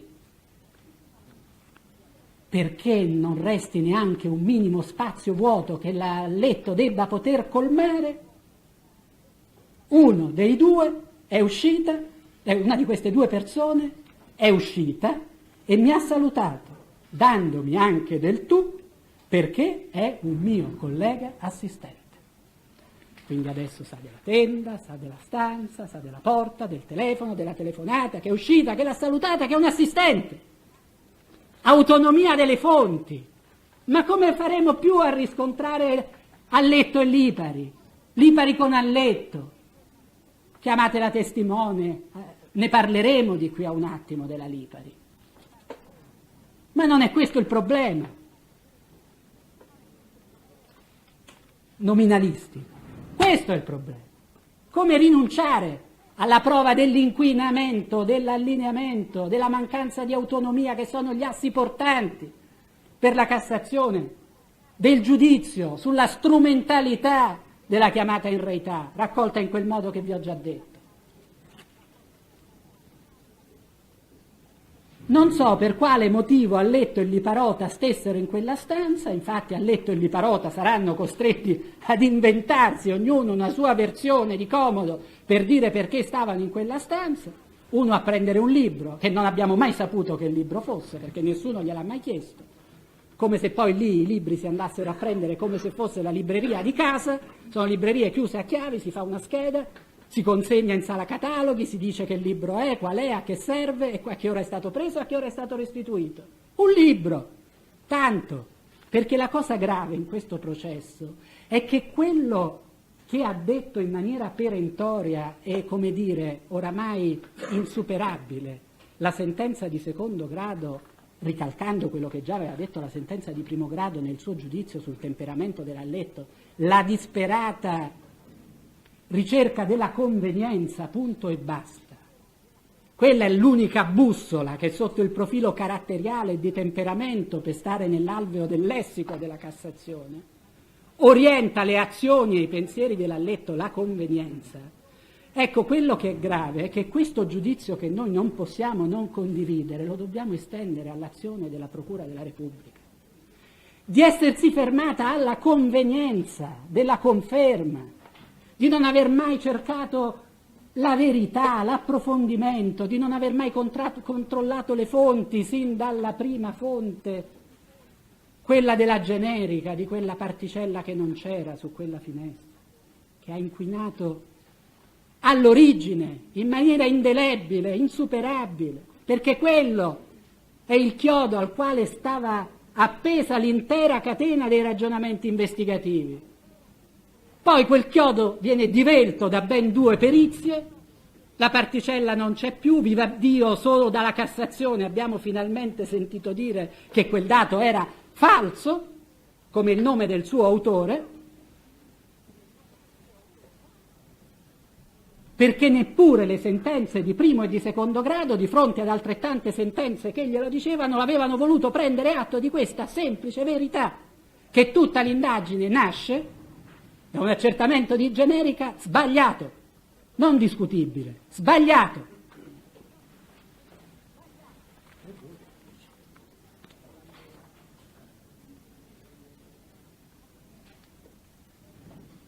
La Procura si acquieta, gli interessa la conferma dell'ipotesi investigativa, questo è grave, e quindi le legge tutto il verbale.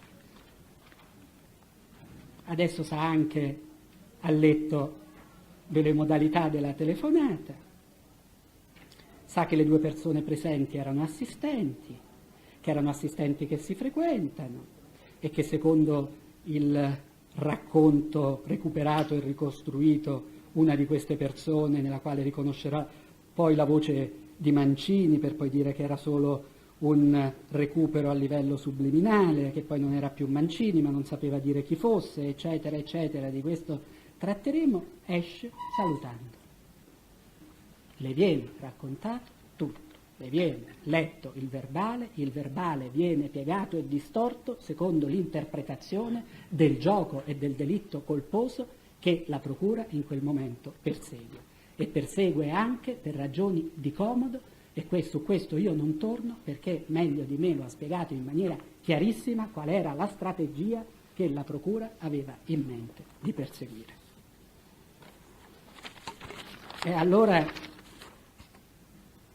quando parlavo di una micidiale mistura alchemica tra condizionamento e inquinamento, quando noi coniughiamo questi 2 patrimoni di conoscenze che ci sono dati attraverso la lettura di quei testi, ci preoccupiamo per quello che deve essere l'esito del nostro giudizio su questo tipo di prova così acquisito.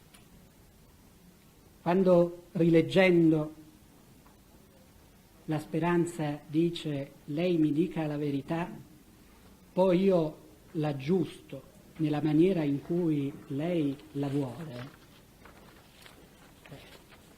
si apre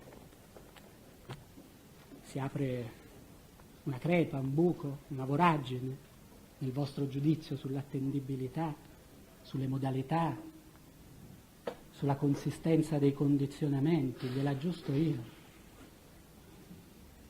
Io chiudo l'argomento e mi piace farlo con una breve citazione da Umberto Eco e Baudolino. Bada, non ti chiedo di testimoniare ciò che ritieni falso, che sarebbe peccato, ma di testimoniare falsamente ciò che credi vero, il che è azione virtuosa perché supplisce alla mancanza di prove. Questo e non altro è il tema dell'inquietante rapporto che corse tra Alletto, Lipari e il contaminatore di professione, che si divertì quel giorno a distruggere la prova, inquinando una fonte di prova con l'altra.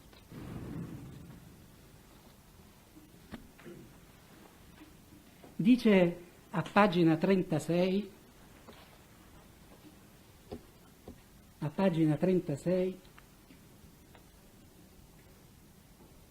la sentenza della Corte Suprema in sede di annullamento, rimproverando ai giudici una totale assenza di motivazione in ordine a quello che doveva essere il giudizio preliminare di attendibilità intrinseca della fonte, nonché in ordine al rapporto che, come abbiamo visto, è e deve essere inversamente proporzionale tra qualità della fonte e qualità dei riscontri.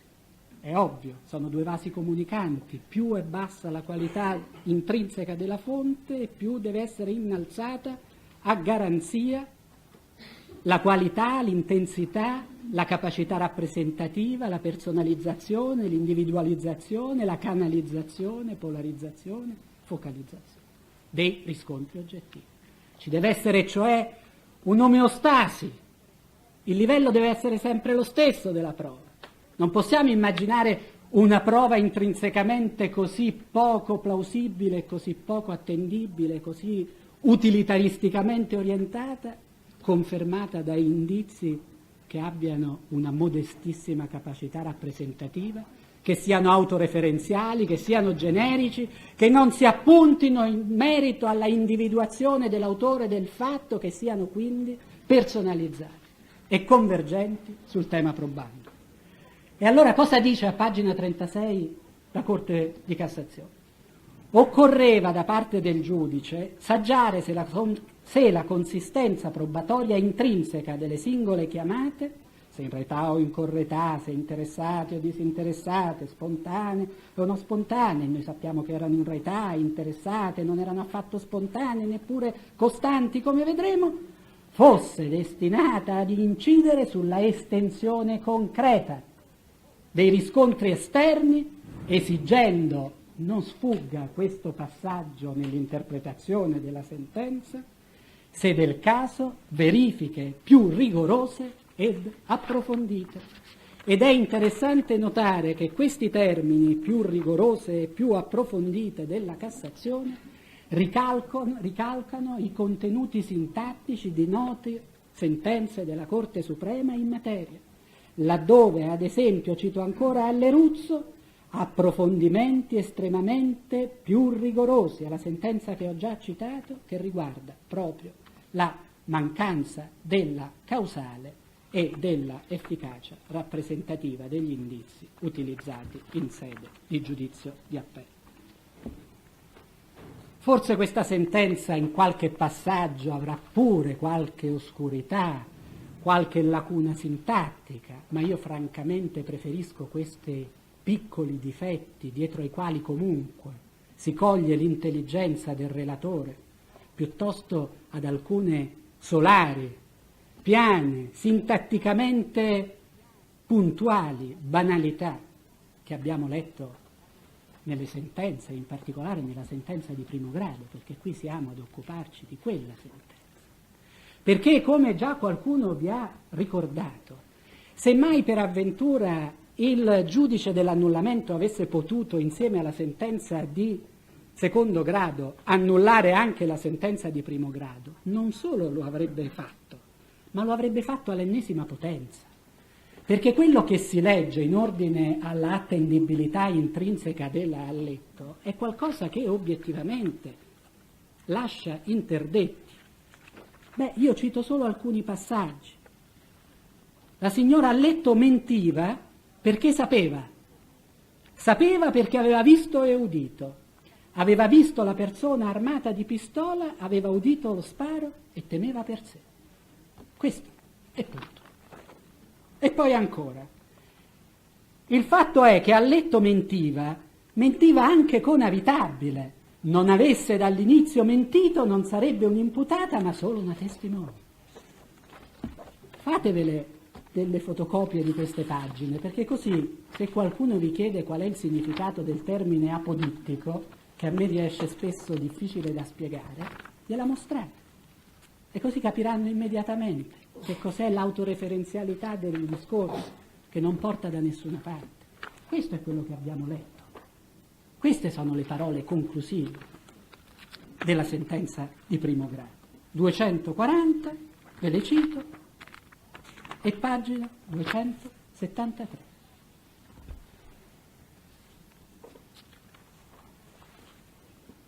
Affronto, spero più rapidamente, l'ulteriore tema. E vado di corsa, Presidente. La verosimiglianza, la precisione, la completezza, dobbiamo entrare anche nel vivo della valutazione di questi elementi. La verosimiglianza. Si spara da una finestra in pieno giorno alle ore 11:40, 11:41 al massimo, in un luogo che è frequentato da una moltitudine di studenti, di operai, di assistenti, di impiegati.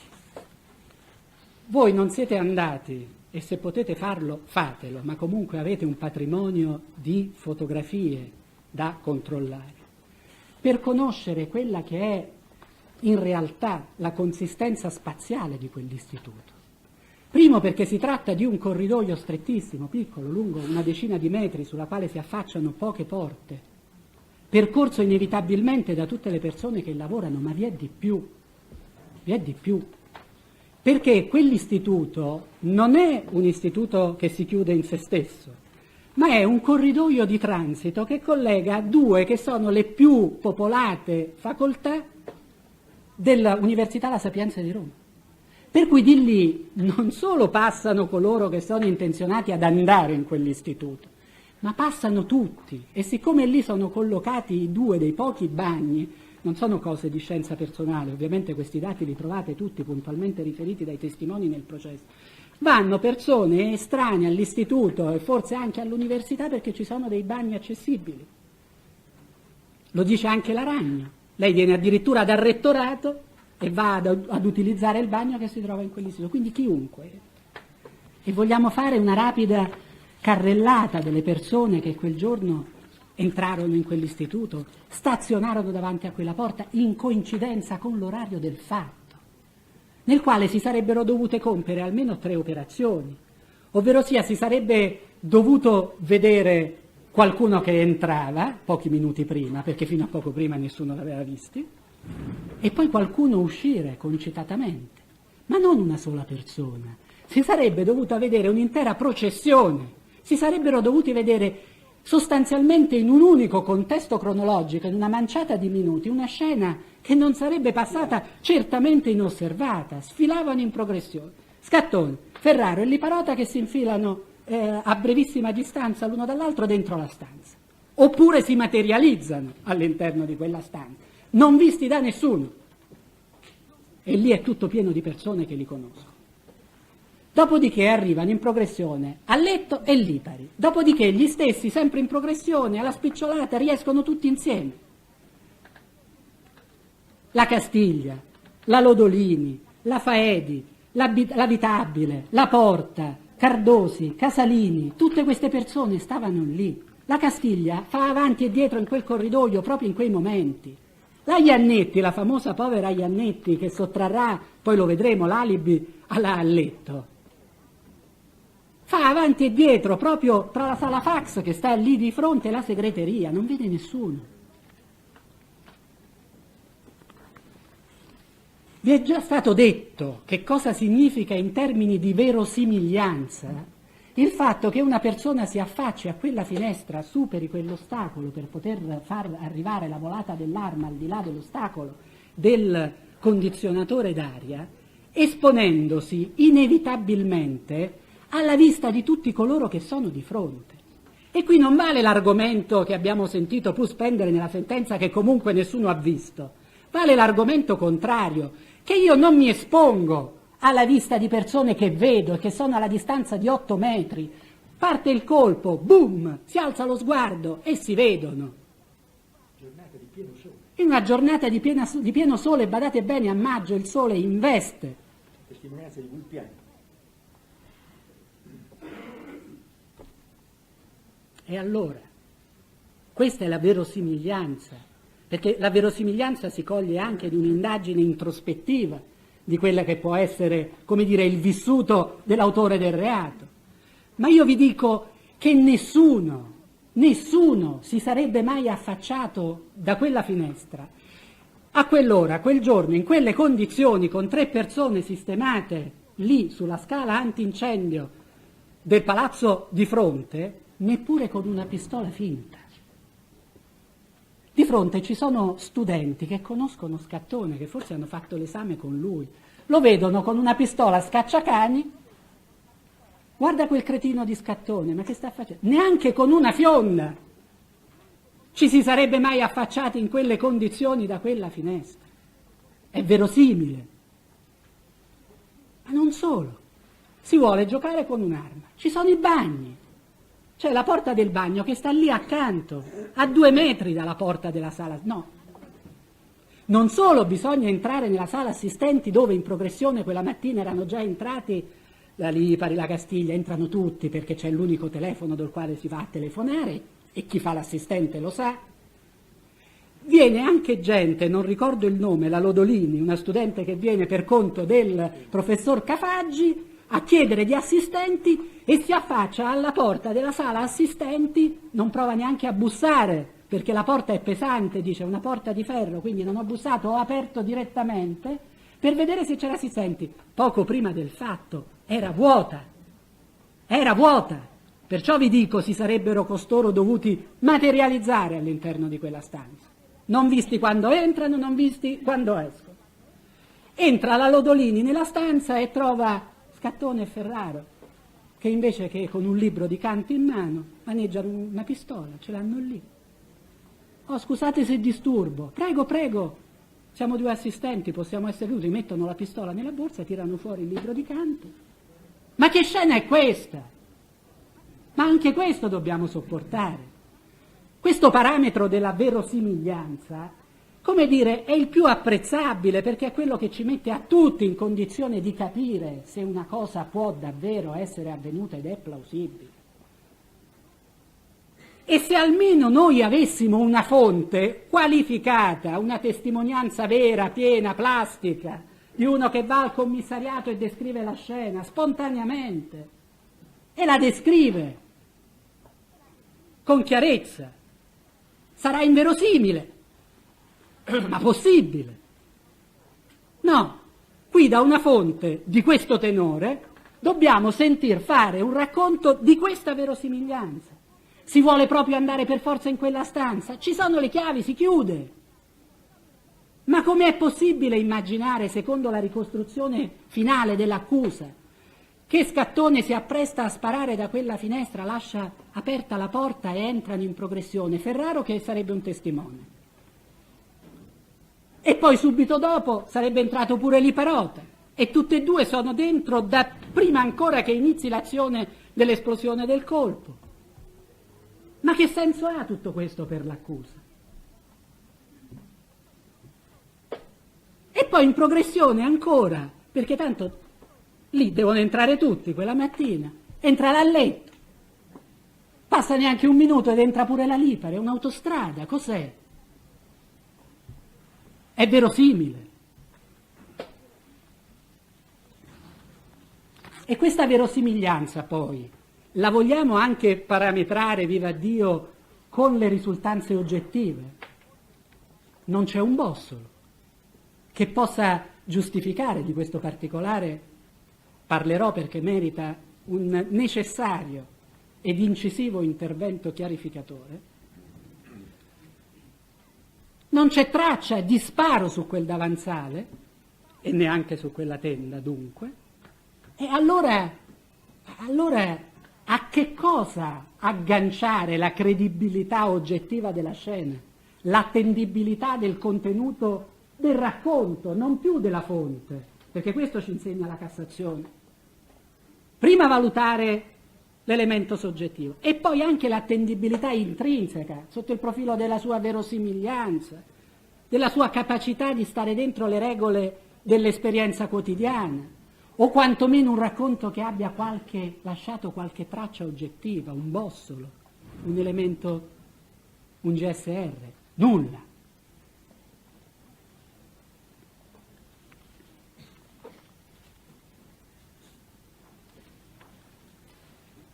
Non basta, perché accanto alla sala degli assistenti, dove si sarebbe consumato il fatto esattamente alla finestra di destra, accanto a quella stanza vi è un'altra stanza, è una sala lettura.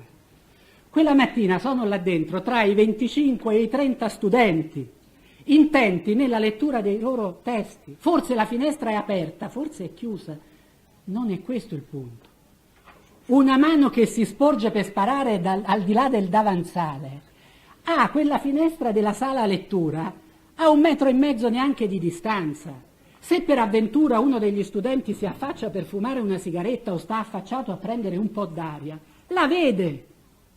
E che Scattone non lo sa che vive in quei posti, non lo sa che la sala lettura, come ci dicono tutti, ce lo dice anche la Castiglia, è tutti i giorni piena, tant'è vero che non prova neppure ad entrare per andare a leggere il libro che gli ha dato il professor Romano, se ne andrà nella sala laureati. E che non lo sa Scattone che da lì chiunque si affaccia può vedere una mano che si sporge.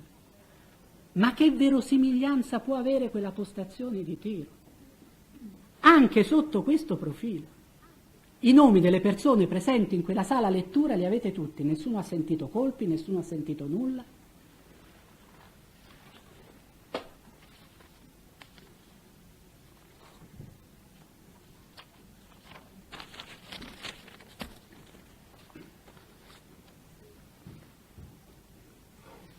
Passo rapidamente a un altro tema, sempre stando nell'ambito di quei parametri che mi sono dato come tema da svolgere e da sviluppare, quei paletti nella cui corsia si svolge il mio discorso e la mia argomentazione. E non ne voglio uscire, perché ho detto che il mio discorso non deve essere bello ma utile. Precisione, completezza, concordanza delle diverse dichiarazioni. Il tema della concordanza delle diverse dichiarazioni è un tema che si sarebbe sviluppato tutto sul punto della rilevanza del contraddittorio se l'illustre contraddittore, in un momento di esuberanza mio, non me lo avesse fatto anticipare. E qui non è che noi possiamo far finta che le contestazioni irrisolte non ci siano state. Tanto l'ha letto, si è sottoposta al contraddittorio come se appunto si trattasse di una questione formale, l'ha fatto, va bene, grazie, arrivederci e grazie. Poi ha detto cose diverse, noi gliel'abbiamo contestate, nessuna risposta è stata esauriente, i dubbi sono diventati da crepe voragini nel discorso descrittivo e rappresentativo della fonte dichiarativa, pazienza. Si è fatto il contraddittorio.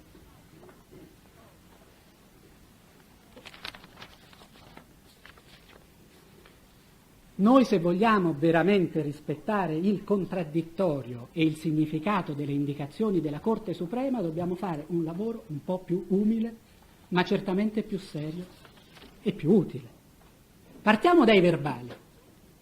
Partiamo da lì dove si parte normalmente per accertare qual è la verità del discorso rappresentativo di una fonte dichiarativa, testimonica, quello che sia, dai suoi primi verbali.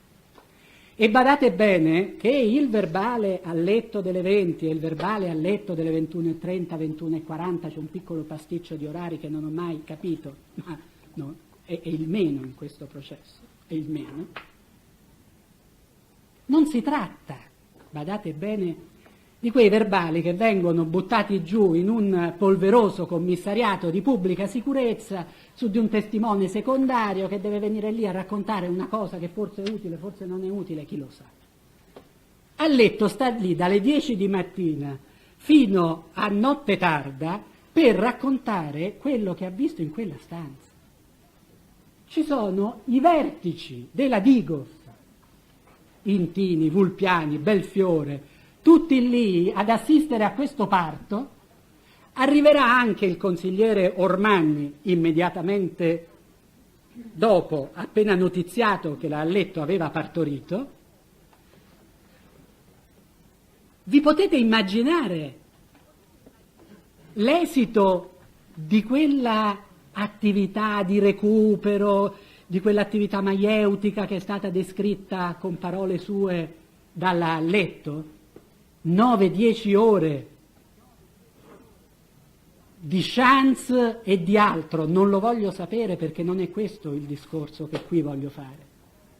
Ma vi pare mai che se Alletto, all'esito di questa difficilissima operazione di prelievo della sua verità, avesse mai descritto Scattone nella posizione che gli farà assumere nell'incidente probatorio e poco prima, badate bene, non è senza rilevanza, nei verbali del 2 luglio del 1997, ovvero sia in quella posizione plastica dello sparatore in posizione omicidiaria, con la tenda di traverso per il corpo, con la testa in rotazione che guarda fuori per non guardare dentro e con il braccio flesso, giustamente il professor Siracusano diceva come faccia persona non provvista di raggi X a individuare la posizione di un braccio se per metà il corpo è coperto dalla tenda. Ma lasciamo perdere anche, come dire, questa intuizione negativa in ordine all'attendibilità della testimonianza. Ma ve lo immaginate che davanti ad Ormanni, ad Intini, veniva descritta questa scena e i signori procuratori e vertici della Digos che cosa fanno? Sono stati tutto il giorno, sono stati dal 21 maggio a cercare di appropriarsi finalmente di questa verità, è arrivato il momento fatidico, hanno colto sul fatto l'omicida, la testimone glielo descrive plasticamente in posizione omicidiaria, loro che fanno? Lo spostano. Volete rileggere i verbali su questo punto?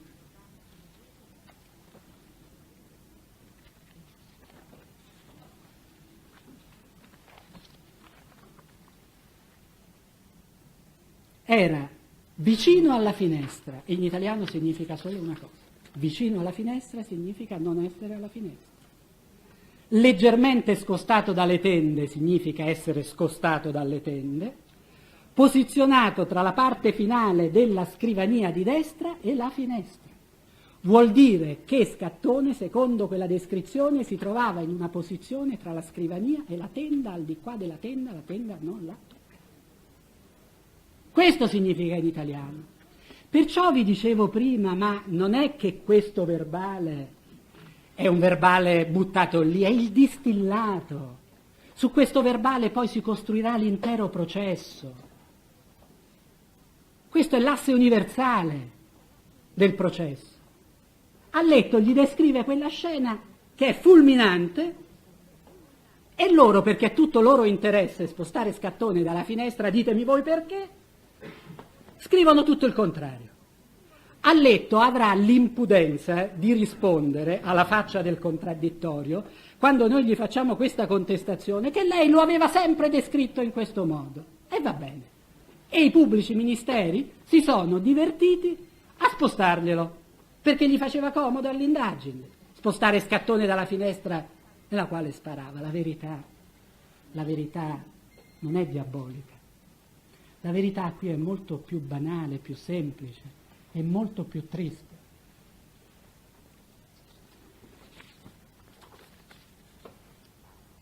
Approfondimenti estremamente più rigorosi, tali da penetrare la chiamata in ogni suo aspetto, dalla sua causale alla sua efficacia rappresentativa. In ogni suo aspetto. È lì che dobbiamo affondare il bisturi. La verità è più triste. Alletto aveva detto 3 cose incomprensibili ed inverosimili, tali da incrinare in profondità la sua attendibilità anche in sede di riesame. a letto aveva posizionato Ferraro, lo dice testualmente, tra le librerie e le scrivanie, ovvero sia, badate bene, nella identica posizione nelle quali la Lipari aveva precedentemente collocato i suoi manichini, tra la libreria e la scrivania. Colloca Scattone sempre nella stessa posizione, ma in fondo alla scrivania, tra la tenda e la scrivania, e dice che i due stavano parlando tra di loro. Dirà una seconda cosa. Dirà che dopo lo sparo, appena rientrato nella finestra, Scattone si era inchinato a terra. Badate, questo particolare, e questo ha qualcosa di agghiacciante secondo me, verrà ripreso dal giudice della cautela, il quale scriverà, interpretando in maniera a dir poco al tempo stesso fantasiosa e maliziosa il gesto del chinarsi come il gesto di colui che raccoglie il bossolo per far sparire ogni traccia del reato. E lo leggete nell'ordinanza cautelare che avete in atti, come segno di callidità, di freddezza. E a proposito del contraddittorio, quando glielo contesteremo questo particolare, a letto dirà: no, non è vero, mi sono sbagliata. Come se su di una cosa del genere uno si potesse sbagliare. O l'hai vista o non l'hai vista. Non è che c'è un margine, vuol dire che hai mentito, non che ti sei sbagliato, che hai detto una cosa che sapevi essere falsa. Perché la realtà è più triste e perché il diavolo non c'entra niente, ma c'entrano gli uomini, ahimè. Perché vedete bene che chi legge quel verbale si pone subito un problema di verosimiglianza. Se Scattone è collocato lì e io entro in questa stanza e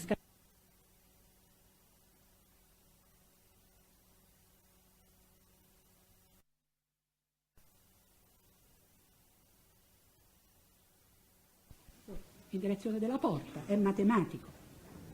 Questa è la scena descritta in quel verbale. E se è vero l'interpretazione a un tempo stesso fantasiosa e maliziosa del gitto, Scattone si è inchinato a raccogliere un bosso. Vi pare che una simile situazione potesse sfuggire ai difensori in sede di riesame?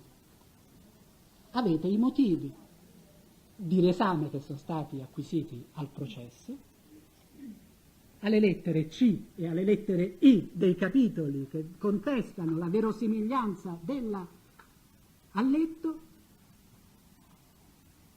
si esprimono queste perplessità e si dice: ma secondo quale criterio balistico è mai possibile immaginare che il bossolo di un proiettile esploso da un'arma, di una mano che si sporge necessariamente con la volata al di là del davanzale, perché altrimenti balisticamente non avrebbe mai attinto la vittima, sia che il suo espulsore sia un espulsore verticale, cioè collocato sopra la volata, sia che sia laterale, e se è laterale è sempre a destra e quindi in una posizione dove da tutte le parti poteva andare meno che rientrare all'interno della stanza, visibilmente questa scena descritta dall'alletto e rivisitata, per essere buoni, dal giudice, era una cosa inverosimile che contrastava con le regole della fisica e della balistica. 2. Ma se Scattone si fosse trovato in quella posizione, Alletto che entrava da una porta che si trova in linea col suo sguardo, e ce lo dice l'Alletto che era in linea con lo sguardo perché stava parlando con Scattone, avrebbe visto quantomeno muoversi la porta. La vogliamo mettere così? Che è una porta anche rumorosa, come ci dicono, quando si apre e quando si chiude, perché è metallica.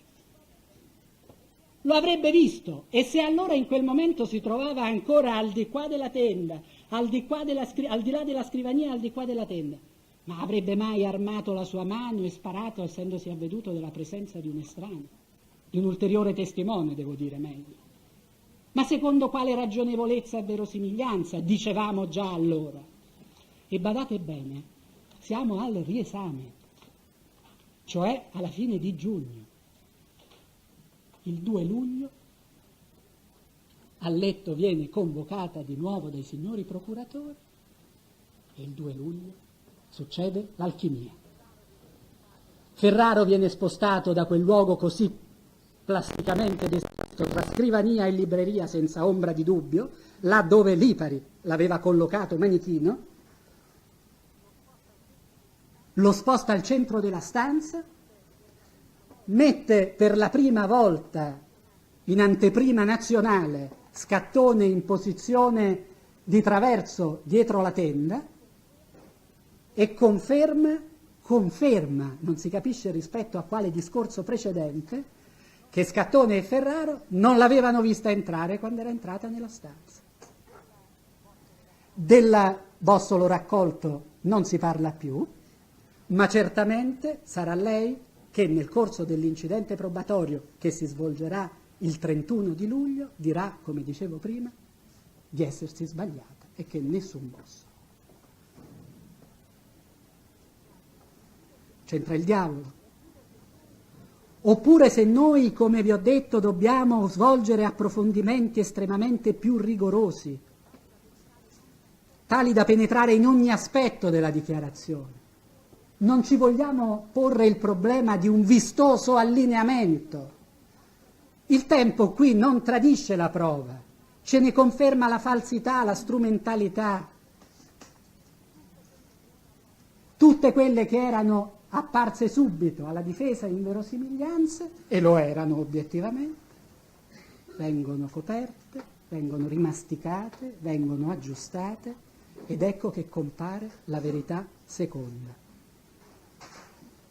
Quella sulla quale poi Alletto si blinderà inevitabilmente nel corso di tutto il dibattimento. Ecco allora il valore del contraddittorio, che non gliele abbiamo contestate queste cose e ne abbiamo avuto risposte concludenti quando Alletto ci ha detto ma io questo l'ho sempre detto, sfidando un verbale a sua firma e quel che è peggio a firma del dottor Ormagni, che certo non si divertiva a falsificare i verbali dell'Alletto, badate bene, in senso contrario al suo proprio interesse di accusatore, fosse il contrario. Questo è l'assurdo. Non se ne viene fuori, non se ne viene fuori. Concordanza delle diverse dichiarazioni.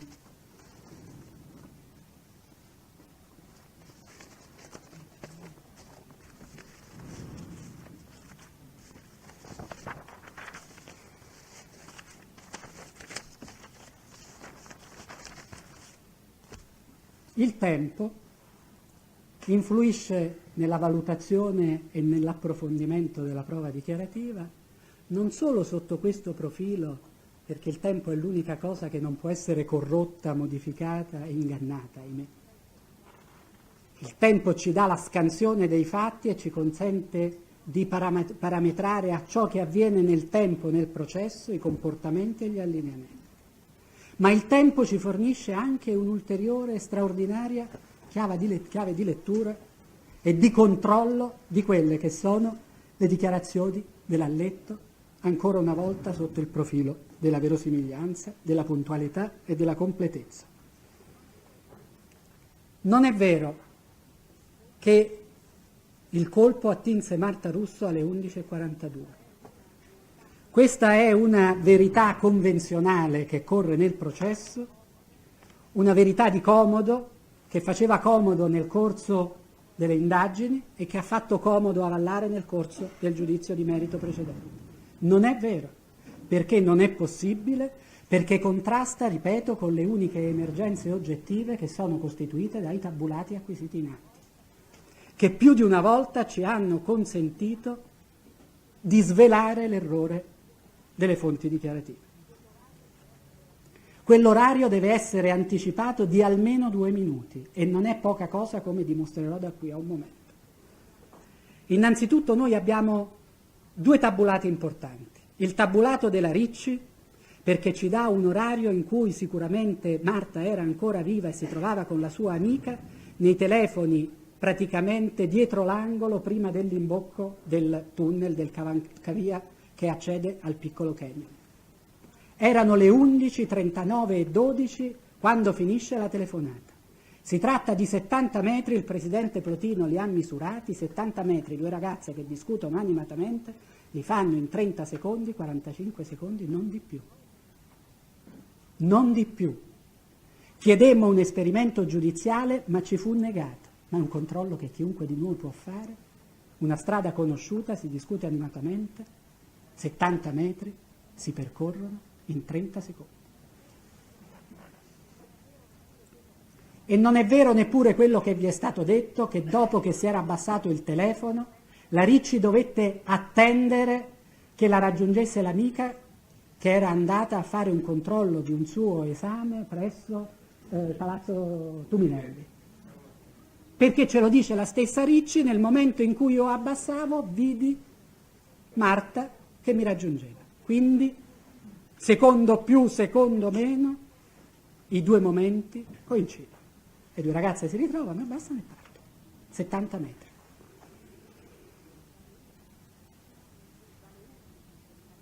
Dalle 11:39 e 12 per arrivare alle 11:42 bisognerebbe falsificare la testimonianza della Ricci e dire che le due si sono fermate al bar a prendere un cappuccino. E non è così. Primo punto. Secondo punto, Ditta. Ditta farà una telefonata che ha delle peculiarità, perché questa telefonata, come risulta dalla sua prima certissima dichiarazione resa alla polizia, è una telefonata al 113 per la quale non riceve subito una risposta. E allora la sua attenzione è talmente presa da quel che deve fare che, siccome gli sembra strano che il 113 non risponda subito, si mette a contare i segnali di libero. Li conta e sono con sicurezza 15. Tanto il suo ricordo nell'immediatezza è certo che il dottor Ormanni, se non sbaglio in persona, dispone una sorta di esperimento. Quanto dura un segnale? 15 segnali, e arrivano ad un dato che ha il valore di certezza e che per la sentenza, badate bene, di primo grado, che è quella che a noi interessa, ha un valore di certezza. Sono le 11:42 e 05. Dunque, come dire, siamo proprio arrivati al limite della posposizione del ferimento, al limite. Perché che cosa succede? Dobbiamo chiederlo a Ditta che cosa succede. Badate bene, il fatto secondo la sentenza avviene alle 11:42, Ditta alle 11:42:05 inizia a telefonare al 113. 5 secondi.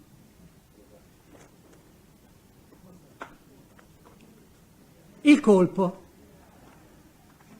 raggiunge la vittima, come ci è stato plasticamente descritto, si avvita su se stessa, cade in terra. Sono 2-3 secondi. C'è un primo attimo di smarrimento in tutti, non si sa, non si capisce.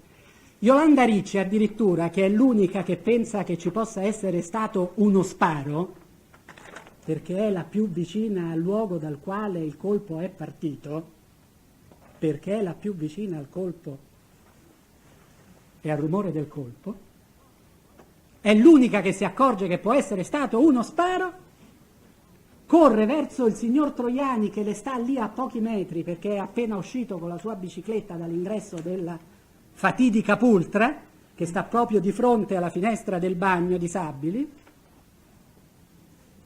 Non racconto a caso questi elementi. Va nelle sue braccia terrorizzata e abbassandosi. Quando la ragazza è tranquillizzata, Ditta si avvicina e ha addirittura un colloquio con la Ricci e gli chiede se la sua ragazza, questo è Ditta che lo racconta, se per caso la ragazza soffra di epilessia. Lei gli dice di no, la calmano, allora decide di telefonare. E che fa? Dice lui, deve estrarre il telefonino, si allontana dal luogo dove era il corpo della povera Marta, prende il telefono e chiama. È quella la chiamata? Non ancora, non ancora. fa una chiamata ma non gli risponde nessuno, come capita spesso con i maledetti cellulari, la linea non prende. Ma quanto ci vuole per capire che la linea non prende? Esperienza quotidiana. Quanti secondi che noi stiamo lì con l'orecchio ad aspettare che arrivi il segnale e il segnale non arriva? 5 almeno. Sono i 5 secondi che, secondo la sentenza, separano il fatto dall'inizio della telefonata, quella vera, della quale la sentenza si dimentica. Si dimentica che tutto questo è avvenuto. 5 secondi. E poi io non ho capito perché c'è una frase di una, come dire, sibillina oscurità nella sentenza. Quindi non erano le 11.39, non erano le 11.38, non erano le 11.39, erano le 11.42. E è 39 e mezzo, è 40, è 41. Questo, perché? Cioè, che modo è di trattare il dato scientifico, il dato oggettivo? Non è 38, non è 39, è 42. Dimenticandosi della Ricci, dimenticandosi di Ditta, perché le testimonianze qui sono diventate un supermercato, si prende quello che fa comodo e si lascia tutto il resto. Dunque, noi dobbiamo anticipare necessariamente il ferimento di Marta di almeno 2 minuti. 2 minuti fatali. 2 minuti fatali. Perché stando ancora a letto, la scena che lei racconta è semplicissima. Lei apre la porta con il foglio del professor Biseri in mano. Fa 2 passi, 2 secondi, verso Liparota. Non ha fatto neanche in tempo a completare la domanda e a dirgli che hai visto là. Sente il tonfo sordo. Si gira, vede quella scenetta comica che io vi ho già rappresentato, vede Scattone mettere l'arma in una borsa, prendere la borsa, Ferraro prende la borsa e si esce tutti alla spicciolata, in progressione, uno dietro l'altro. Non è che questa cosa poi all'Alletto non gli è stata chiesta, perché sul tempo di permanenza, che già la Speranza in maniera fatidica, l'11 gli aveva detto non più di 1 minuto, è 1 minuto, gli sta bene all'Alletto. La Speranza gli ha detto 1 minuto, è 1 minuto. Non sono state in quella stanza per più di 1 minuto. D'altronde è anche troppo, perché per fare le operazioni che lei descrive ci vuole anche meno, 30 secondi. Ma se anche ci vuole 1 minuto e il suo ingresso insieme all'uscita del quarto uomo avviene quasi contemporaneamente, come dirà lei, allo sparo, e se quell'orario fossero le 11.42, alle 11.43 sono già tutti fuori. 11.43.15, 11.43.30. La Lipari entra in quella stanza alle 11.44.30. La stanza sarebbe stata comunque vuota. E come la mettiamo? È vuota. Ora il tempo ci è utile per parametrare l'assurdità di questa vicenda, ma non solo sotto il profilo oggettivo, perché quello che conta sono i gesti raccontati. Qui a me non è che interessa la percezione soggettiva del tempo dell'Alletto, irrecuperabile in qualche misura. Sono i gesti, le cose che lei racconta. Lei entra, esce l'uomo, boom, mettono la pistola e escono, 30 secondi. Ecco quanto è importante la chiamata in reità e la qualificazione sulla quale mi sono fermato all'inizio. Perché poi nulla più tornerà a imprimere il suggello della strumentalità di quell'accusa. Ma basta questo. E mi pare di essermi attenuto a dati oggettivi insuperabili. Poi li valuterete, per carità. Ma i dati dai quali ho tratto il mio ragionamento sono dati fattuali. Ma non ci fermiamo qui, il tempo è un controllore micidiale, perché non basta questo. Perché insomma il procuratore Ormanni aveva stretto in maniera durissima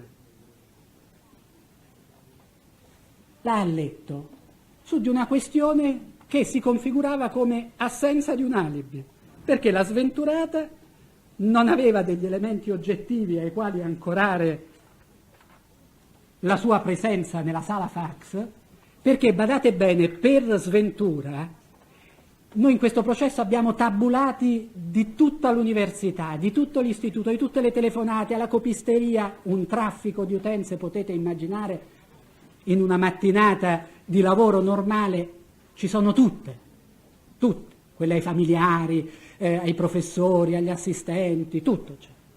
Ne mancano due. Una è quella di Fiorini, che non è mai stata acquisita, che ci avrebbe dato il parametro diretto del momento in cui la Lipari lascia il telefono e va, sempre a suo dire, verso la sala assistenti. Non c'è. Ci manca soprattutto quello della povera a letto, perché se ci fosse stato un tabulato dal quale risultavano i 74 tentativi di chiamata sul fax di Amburgo del professor Biser, avrebbe avuto il riscontro, il timbro del fatto che lei tra le 11.40 e le 11.45, se vogliamo tenerci larghi, stava nella sala fax. Manca proprio quel tabulato, il dialogo, ma manca proprio quello. E questo mi consente, per inciso, di ricordarvi un dato che già vi ha ricordato ieri il professor Siracusano, ma è di straordinaria importanza sotto il profilo introspettivo soprattutto, per cui mi permetto di tornarci un attimo. La mattina stessa del 14, prima di mettersi nelle mani della Digos per quel fatale interrogatorio, a letto chiede a Bascio di andare presso la segreteria, la ragioneria, per fare un controllo. È così disperata di non avere un aggancio per supportare quella che è la sua memoria di essere stata altrove quella mattina, da voler andare alla ragioneria, ma non a controllare semplicemente se quella mattina era andata o meno, perché lì c'era già stata, aveva fatto un'operazione che era già bella che registrata nella contabilità dell'istituto. No, qual era la sua speranza? Non andava in giro a cercare testimoni falsi che potessero avallare il suo alibi, andava alla disperata ricerca di dati oggettivi, andava alla ricerca di che cosa? Lo spiega Bascio in maniera chiarissima. Andava alla ricerca disperata di un dato cronologico presente in ragioneria, perché in molti luoghi, nelle banche, in luoghi dove si fa contabilità, insieme al tabulato dell'operazione esce anche l'orario dell'operazione. Ma se uno sa che alle 11.42 stava nella sala assistenti dove loro dicevano che stava, ma mi spiegate voi che senso ha fare questa operazione? Solo per essere smentiti? È che lei sicuramente alle 11.42 in quella stanza non c'era. Si sarebbe andata a raccomandare a Bascio, coprimi. No, gli chiede di accompagnarla a cercare un dato oggettivo della ragioneria che non poteva che smentirla se fosse vera la verità dei pubblici ministeri. Ma vi rendete conto del valore introspettivo ai fini dell'attendibilità intrinseca che ha questo dato? Rifletteteci tutti. Un dato oggettivo, un tabulato che la poteva coprire, era disperata perché sapeva di avere in sé la verità, ma gli altri non li credevano. Il tempo, chiusa questa parentesi, ma insomma il dottor Ormani la stringe per convincerla che lei mente e gli contesta questa famosa mezz'ora che poi diventeranno 20 minuti, insomma dove è stata prima di tornare in segreteria dalle 11.30, dove la Iannetti diceva di non averla vista, o meglio, di aver trovato la stanza della sala fax chiusa. Vogliamo togliere quest'ulteriore masso erratico che ingombra il percorso del mio ragionamento, perché qua, signori, ci sono tanti argomenti che andrebbero di prova che andrebbero rimossi. Ma insomma si può scrivere una sentenza su questioni così delicate affidandosi alla memoria della ricostruzione soggettiva del tempo da parte dei testimoni, che sono, badate bene, interpellati tutti almeno 11 giorni dopo il fatto, ed interpellati non su di una questione, come dire, vivida che li aveva coinvolti personalmente, ma ma sulle persone che avevano visto in un determinato luogo, in quel determinato momento e su quello che poi avevano potuto fare e dire in determinati orari. È inverosimile. Se voi badate sull'orario che viene riferito dalla Iannetti, che dovrebbe essere, come dire, il controalibi della Lipari, io, insomma, nel mio controesame gli faccio una domanda, ma per niente suggestiva. È a pagina 187, il 26 ottobre. Insomma, le chiedo scusa. I due tentativi di entrare non poteva essere, come dire, più diretta, come impone il codice e come imponeva il Presidente. I due tentativi di entrare nella stanza, sala fax, quando avviene il primo e quando avviene il secondo, si sforzi di ricordare che poi io ho finito, salvo che questa non può essere interpretata come una minaccia. Ecco, certo, mi dica anche la distanza tra l'uno e l'altro. Iannetti, dalle 11:15 alle 11:30, comunque come tempo. E allora? E allora? E tra la prima e la seconda volta, gli chiede il Presidente, perché gli sembrava interessato, quanto tempo passò? 10? 5 minuti. Questo è il controalibi dell'Alletto, che viene al dibattimento e ci dice questa cosa. Cioè lascia aperto tutto lo spazio perché i suoi interventi nella sala fax sarebbero avvenuti in un tempo precedente a quello rilevante ai fini di coprire il periodo in cui si sarebbe commesso il fatto. Cioè l'ultimo intervento avviene alle 11:30.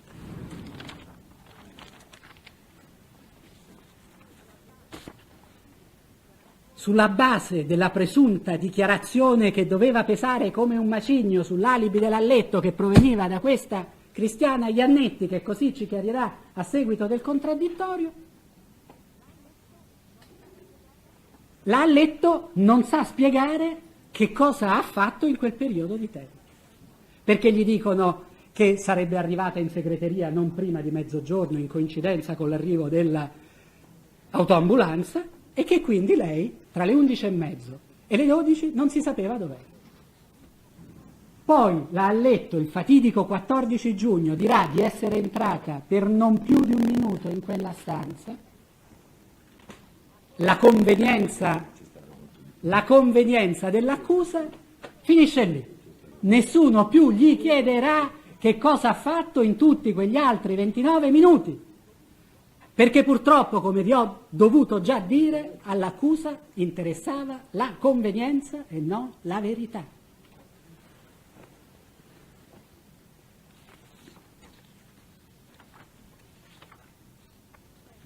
Ma l'attento procuratore generale, mentre discuteva un collega, accennando, Siniscalchi, accennando a questo aspetto della questione e cogliendone sapientemente la rilevanza, concorda.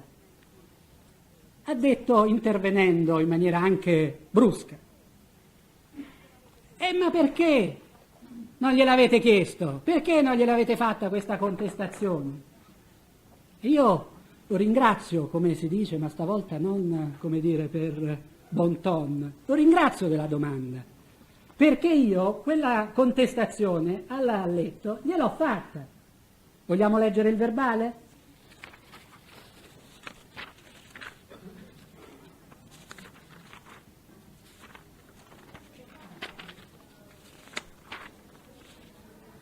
Allora, signor Alletto, contraddittorio,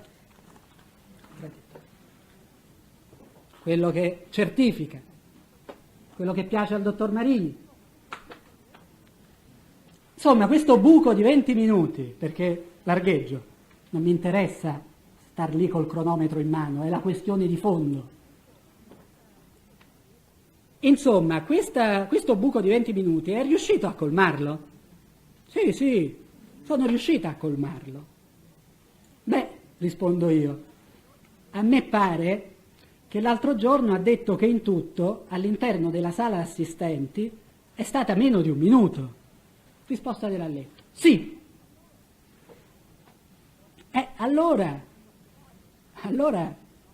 Ci può spiegare negli altri 19 minuti in che cosa è cambiato il suo racconto rispetto a quello che aveva fatto ad Ormagni? Che cosa ha fatto in quegli altri? Interviene la Speranza a difendere perché si rende conto che la domanda tocca un punto nevralgico della sua attendibilità. E sa cosa dice il dottor La Speranza? Presidente, la domanda non è chiara, intervenga Presidente. Come non è chiara? Più chiara di così non si poteva fare. Non l'avrei mai potuta riformulare, anche se il Presidente me lo avesse chiesto, in maniera più chiara.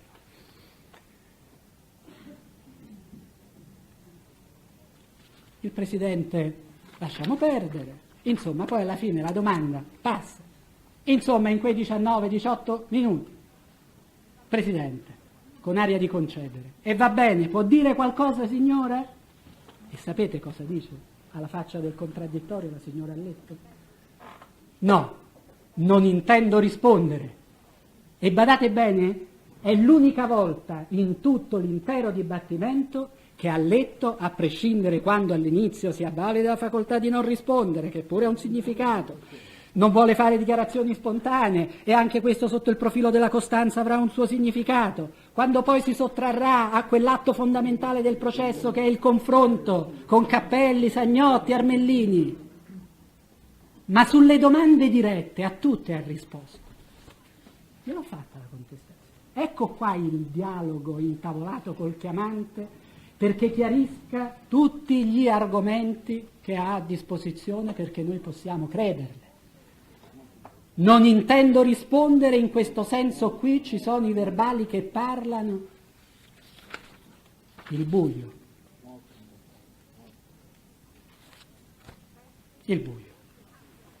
Il tempo, anche il tempo, come metro oggettivo di verifica della prova, è inesorabile con la Letto.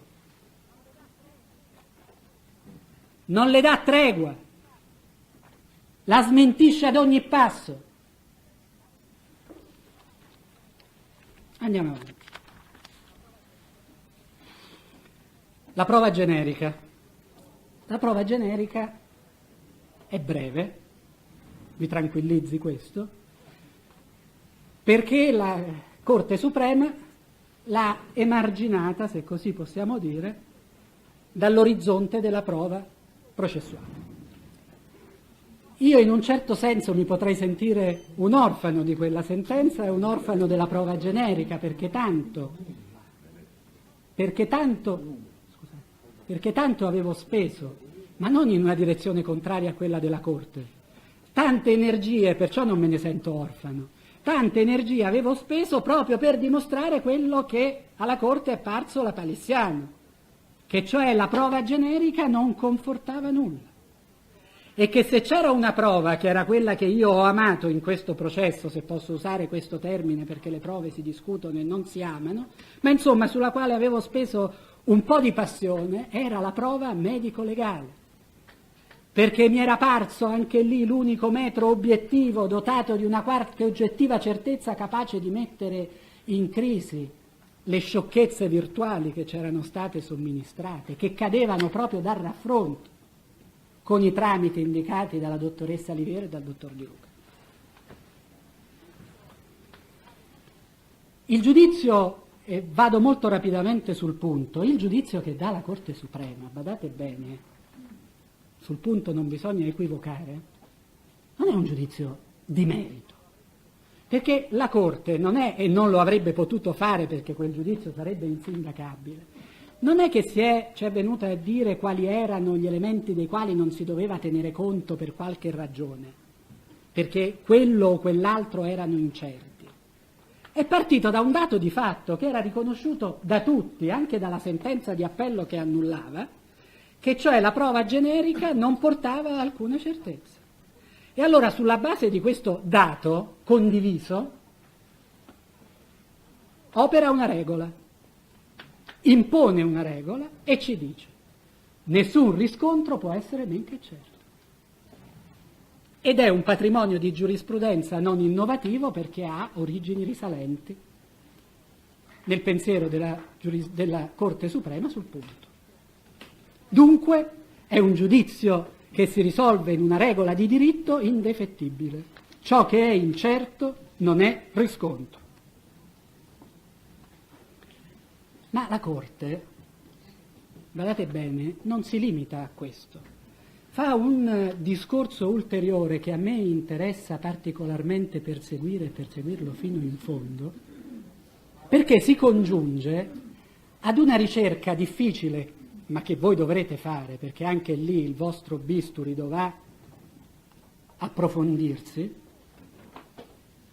sulla natura del riscontro e su dove andare a cercare il riscontro, che deve essere appunto canalizzato, polarizzato e focalizzato sul tema probandum, che cioè Tizio abbia fatto o non abbia fatto qualcosa. E allora, se questo è il valore che secondo la Cassazione occorre dare al riscontro, badate bene che la prova generica, in particolare quel tipo di prova generica balistica ed esplosivistica, non rileva per un altro motivo. Non rileva perché è inconcludente. Perché pensate voi semplicemente di dover discutere chi abbia sparato da una finestra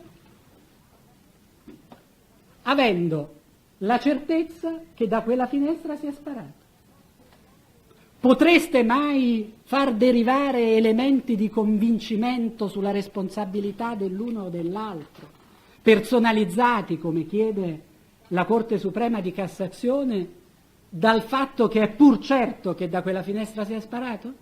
Bah, penso che la risposta sia, come dire, implicita nella domanda. Certo che no. Che razza di riscontro è, se quello è il dato di partenza?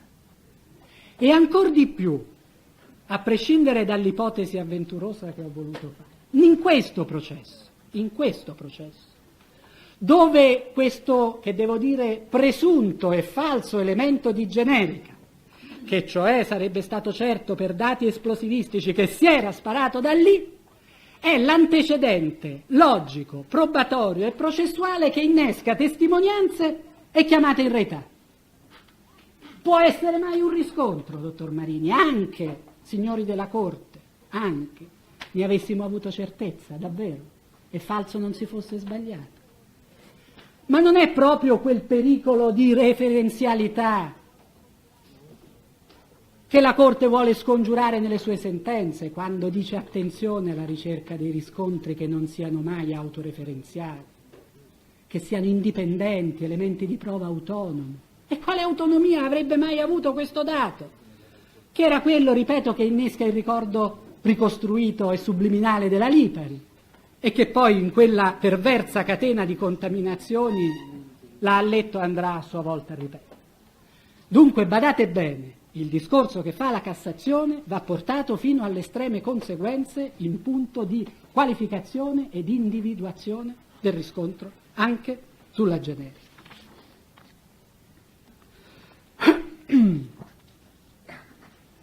Due rapidissime battute su quello che resta nel perimetro delle valutazioni che vi sono consentite. La consulenza del professor Natale Di Luca su due punti: la collocazione dei frammenti, la forma del forame osseo, il tramite intracranico. 3 dati rapidissimi, li leggo sinteticamente. Sarebbe davvero arbitrario dedurre dall'ubicazione di un singolo frammento una traiettoria intrasomatica in diretta continuazione con quella balistica extracorporea. Cioè non bisogna tenere conto alcuno dei frammenti che vengono trovati qui e lì, perché una volta che il proiettile si frammenta, i singoli frammenti seguono delle traiettorie intracraniche indipendenti e non in continuità con la traiettoria extrasomatica, che è l'unica che a noi interessa. Il forame presenta peculiarità che risultano indicative di una, badate bene, direzione di impatto pressoché ortogonale rispetto al piano osseo e moderatamente obliqua dall'alto verso il basso, moderatamente.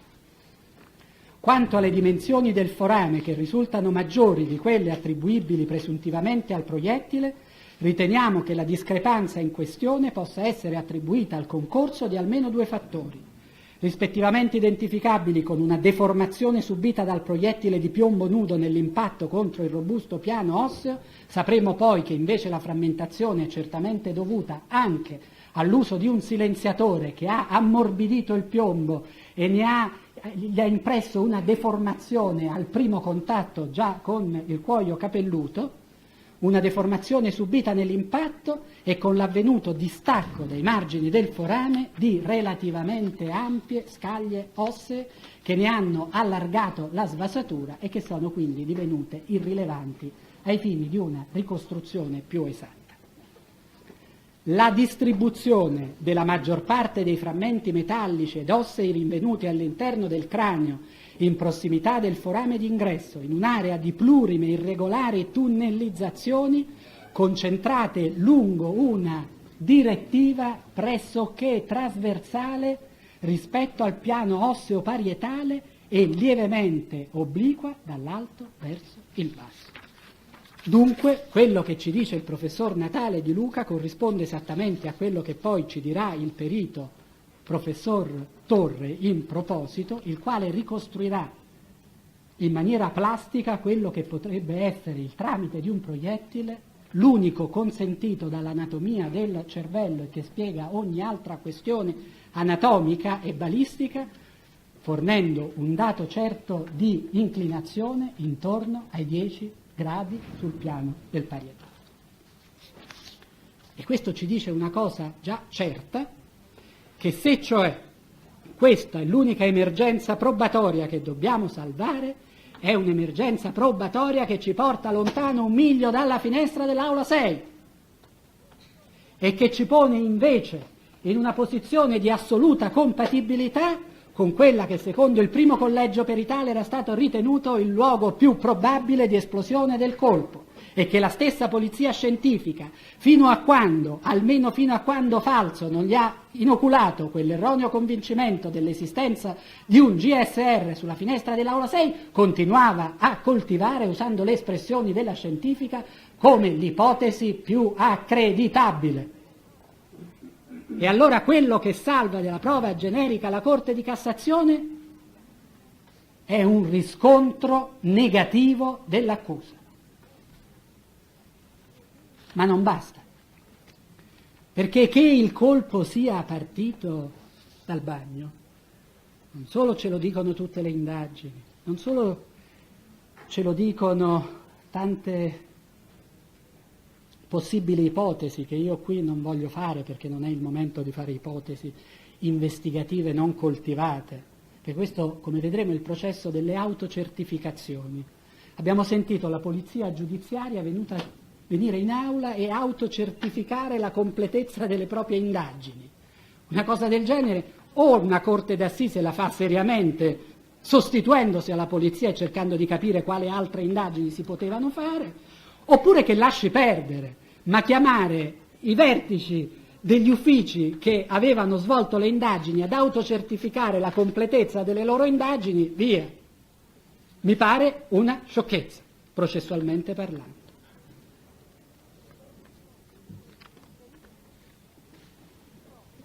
Il perito Zerner trova sopra il proiettile nel corso di quelle indagini altre 3 fibre di vetro, oltre quella che già era stata trovata da Torre, e dice, nella sua perizia e nel suo esame dibattimentale, la presenza di 3 fibre di vetro sui frammenti del proiettile indica che questo dovette transitare in una zona dove era massiccia la presenza di tali fibre.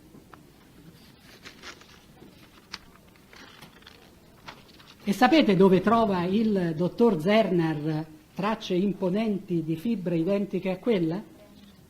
Qui, sul bagno, al piano terra, ho trovato una presenza notevole di queste fibre di vetro, al che a un certo punto ci deve essere un qualche cosa nella zona che rilascia queste fibre. Certo, sono quei pannelli lì di coibentazione, quelli, uguali, solo che lì sono tutti devastati, friabili, sfarfallano residui nell'aria.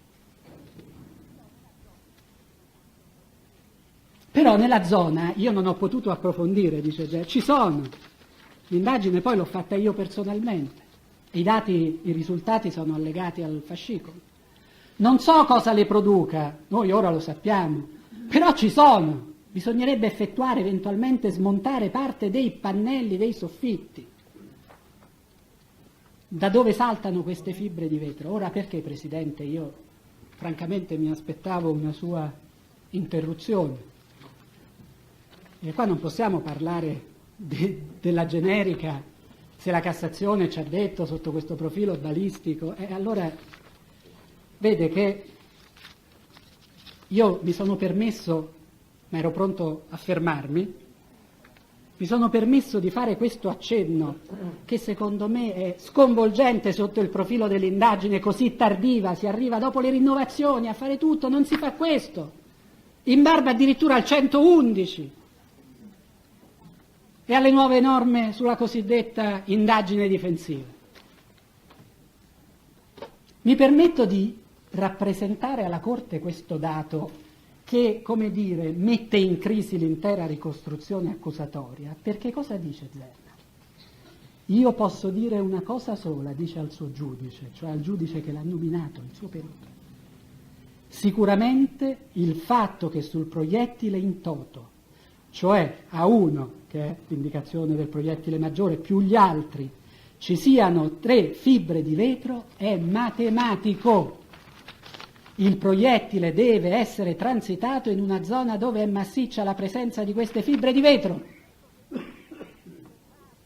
Avevamo detto che ciò che era probabile, ciò che era incerto, ciò che era suggestivo lo dovevamo lasciare fuori dal perimetro di questo processo. Ma può un perito al suo giudice usare un termine che quando si fa della scienza, come dire, è sempre in quel casellario immaginario che io vi ho disegnato su quella parete, lassù nel punto più alto, più qualificato, matematico, matematico.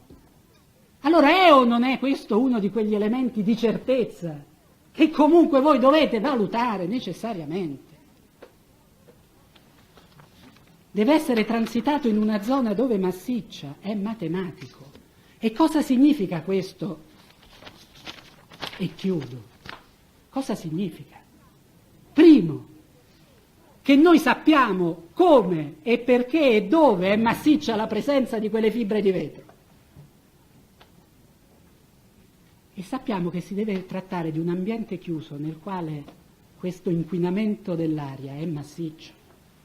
Non un colpo esploso en plein air, dove potete immaginare quale densità queste fibre possano avere per andarsene a depositare addirittura 3 o 4 su un proiettile che transita nell'aria.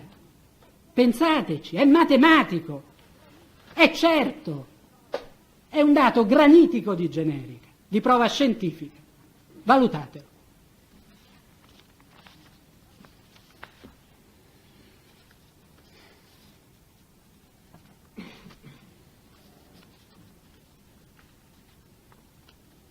Mi avvio rapidamente verso le annotazioni conclusive, perché poi purtroppo io sull'Iparota e sull'Ipari mi dovrò fermare. Se vuole, Presidente, facciamo un'altra pausa, ma io purtroppo devo andare avanti.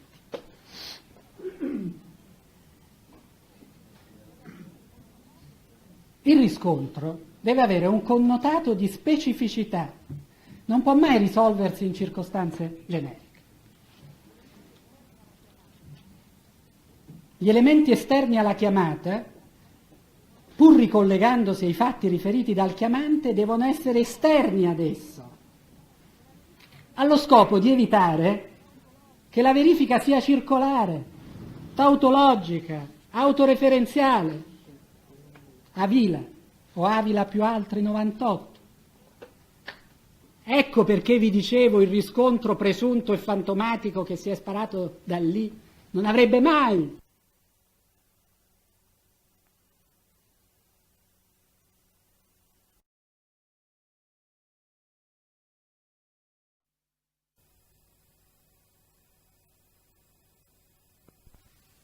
affermazione di responsabilità. Il riscontro può dirsi individualizzante quando non consista semplicemente nell'oggettiva conferma del fatto, badate bene, oggettiva conferma del fatto attribuito dal chiamante, ma offre elementi che collegano il fatto stesso alla persona del chiamato, fornendo un preciso contributo dimostrativo dell'attribuzione a quest'ultimo del reato contestato. Questo è Chiofalo, è del 2001, recentissimo. E badate bene, è della prima.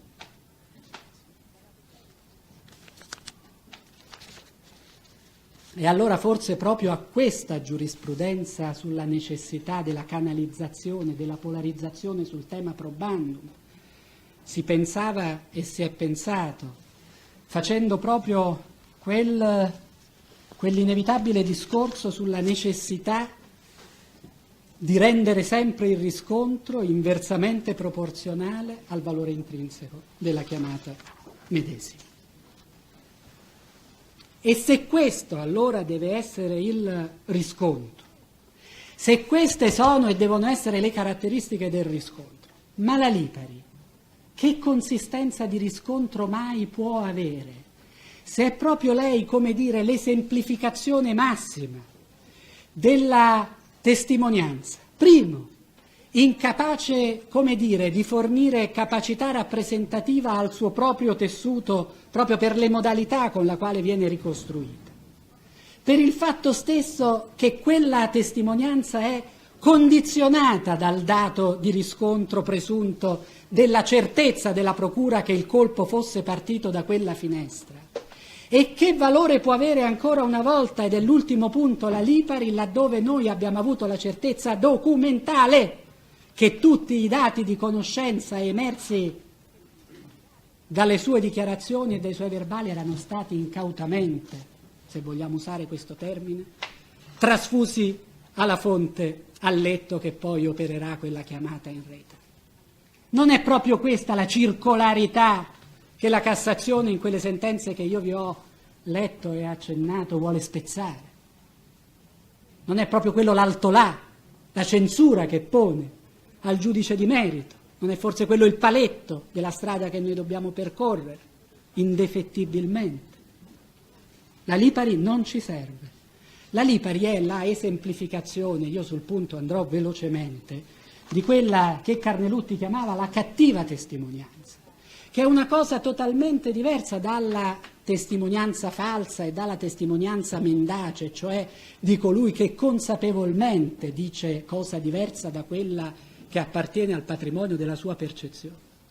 Ma chi non ha nella propria esperienza soggettiva, individuale, questa nozione evidente, quante volte noi non abbiamo usato l'espressione ma pensa io ci avrei giurato, eccola la cattiva testimonianza, quella di cui anche in condizioni normali noi cadiamo vittime, perché questi sono i meccanismi della nostra ricostruzione del cervello, della memoria.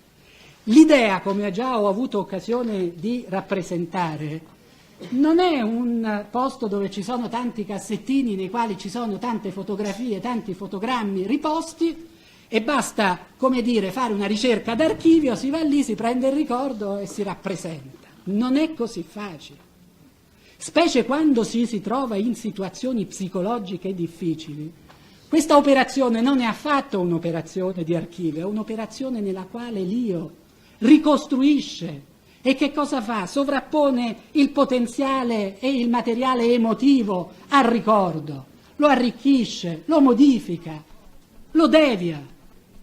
E per di più, quando l'esperienza della quale ci si chiede di operare la ricostruzione è un'esperienza che non ha nulla di particolarmente serio, perché è l'entrata in una stanza per fare una telefonata, in una giornata come tutte le altre, in un luogo che si frequenta quasi quotidianamente, nel quale la Lipari stessa ci dirà di essere tornata il giorno dopo, 2 giorni dopo, 3 volte almeno prima del 21, si sovrappongono le esperienze, non si sa più se quello che si è visto appartiene a 3 giorni prima, a 3 giorni dopo, se è un mix di informazioni indotte dall'esterno, in buona fede, per sollecitare la memoria, ma che pure fanno danni, o meglio, forse non fanno danni, perché se non fosse stato per quel suggeritore, noi forse oggi avremmo un elemento in meno per sapere come funziona la memoria in genere e come funziona in particolare la memoria della Lipari. Perché proprio quel suggerimento, che cosa ci dice? Che la Lipari, per come è strutturata e per le condizioni poveretta nella quale si trovava, ma diciamo nella quale l'avevano pesantemente immessa, e una nota la faremo anche su questo, la povera Lipari, quando gli dicono ma per caso hai visto Mancini, lei non è una che risponde come risponderemmo noi, non lo so, non mi ricordo. Dice non solo di sì che ciò è possibile, ma che ciò è possibile in quanto le pare di aver riconosciuto la voce di Mancini nella voce di quella persona che a livello subliminale. Il livello subliminale non è che è un livello più alto della nostra coscienza, è un livello molto più profondo. Subliminale vuol dire sublimen, al di sotto della soglia di percezione cosciente. E allora pensate che operazione. Uno ti suggerisce un nome, tu lo vuoi accontentare, puoi pure dire ma sì, può darsi, controllate dove stava Mancini. No, il dato si inocula negli strati più profondi della sua coscienza fino a scendere al di sotto della soglia, nel subliminale. E Lipari non è che è una che usa le parole. Anche lei quanto intelligenza verbale, se dice questo è questo. Pensate come in buona fede funziona, grazie a quel suggeritore. Ma non è così che ha funzionato con Simari, che lei colloca in quella stanza, proprio nel posto dove chissà quante volte l'ha visto. E non funziona così per tutte le altre presenze fantasmatiche. Per Auriemma, per la sostituzione, badate bene, all'interno di... Forse ne abbiamo sempre parlato poco, lo abbiamo trascurato sulla Lipari questo particolare. Quando la Lipari riferisce di essere andata nella sala fax, di aver visto Alletto e Liparota inchinati sotto il fax, chissà quale operazione di nascondimento stavano compiendo, sovrappone l'immagine di Laporta e Alletto che sono lì sotto a cercare di riattaccare la presa di quel fax, che se ci fossero riusciti avrebbero fornito probabilmente l'alibi all'Alletto, documentale, un tabulato. Li sovrappone. Lì sappiamo, lo sappiamo dalla Porta, che c'erano Alletto e Laporta, e lei ci mette sopra Liparota.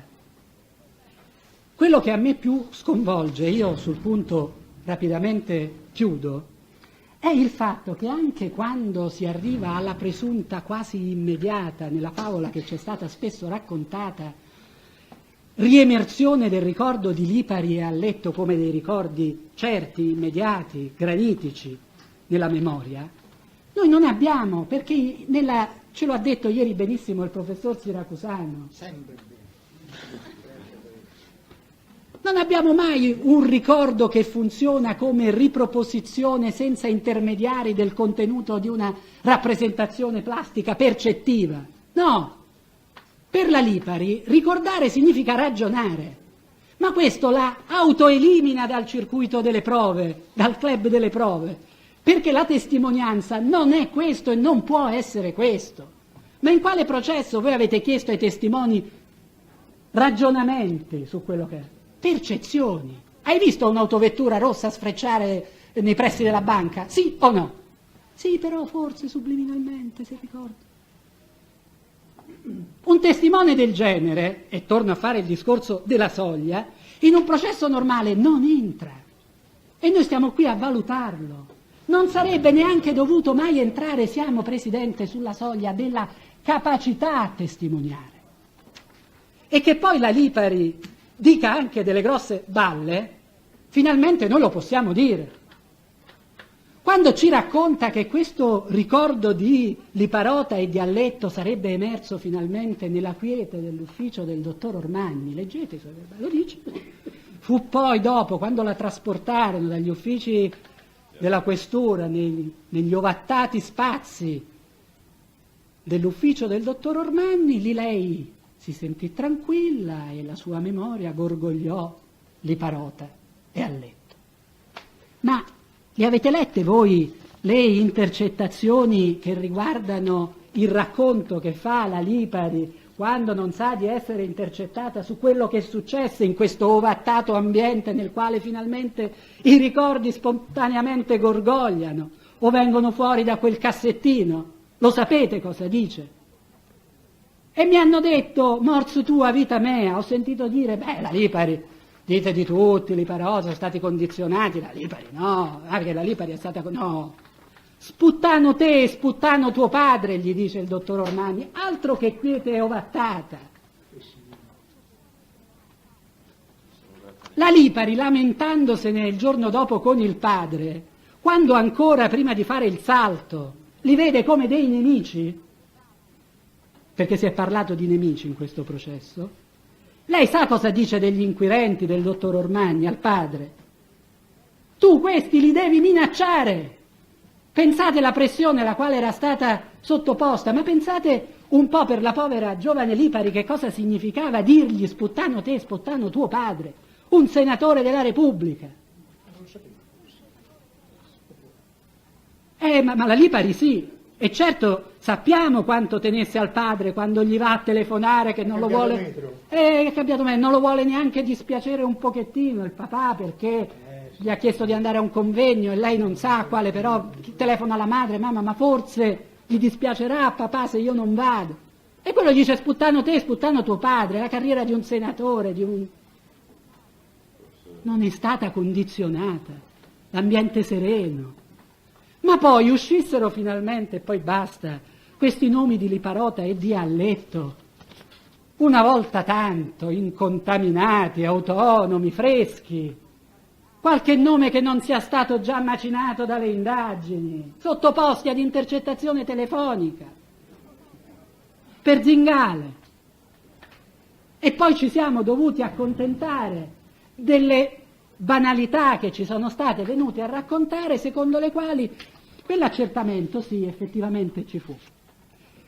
Alletto e Liparota effettivamente erano stati, con quel termine orribile che si usa, attenzionati dall'autorità investigativa, ma solo indirettamente per via di quello Zingale. Questo è certo, che era per via dello Zingale che i due erano stati attenzionati e facevano parte, come dire, del patrimonio di nomi sospettabili. Ma badate bene, che cosa gli salta fuori in mano agli investigatori? Gli salta fuori che individuano due amici di Zingale, che è un personaggio a dir poco inquietante, e su questo stendo un velo. Salta fuori che conosce due persone, Alletto e Liparota, e che costoro cosa fanno? Lavorano nello stesso istituto. E che istituto è? È l'istituto di filosofia del diritto, dove c'è la sala assistenti dalla cui finestra è partito il colpo, per gli investigatori.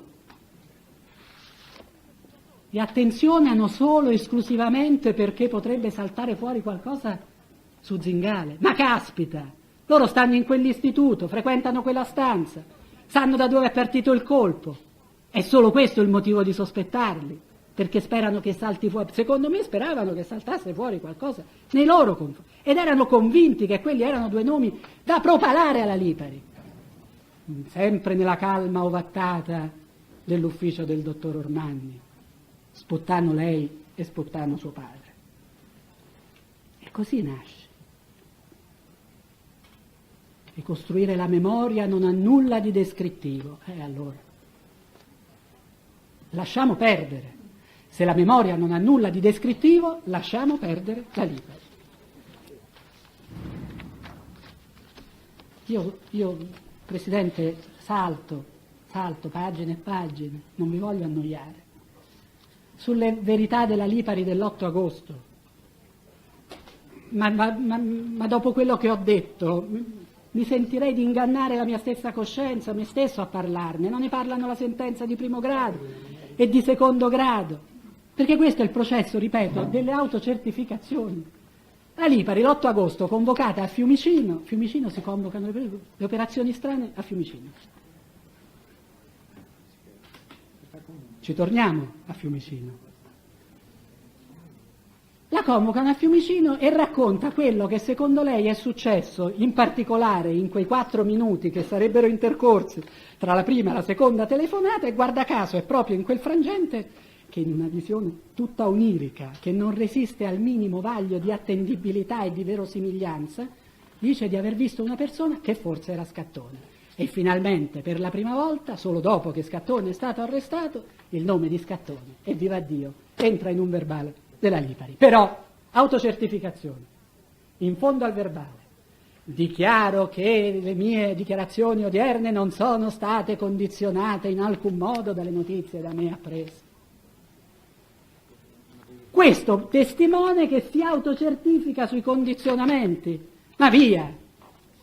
E ci credo che neanche le sentenze che hanno condannato hanno mai tenuto conto di una riga, e non voglio perderci tempo e annoiarvi su questo.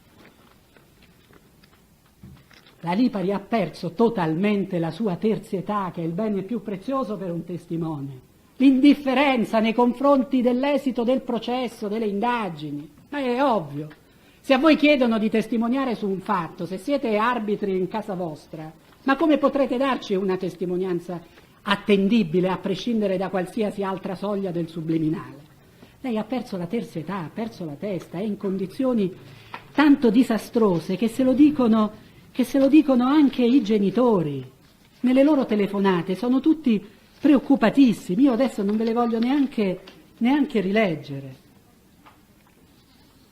Scopri che sono tutti criminali. Ma tutto, adesso hanno hanno minacciato gli ispettori. È uscita di segno.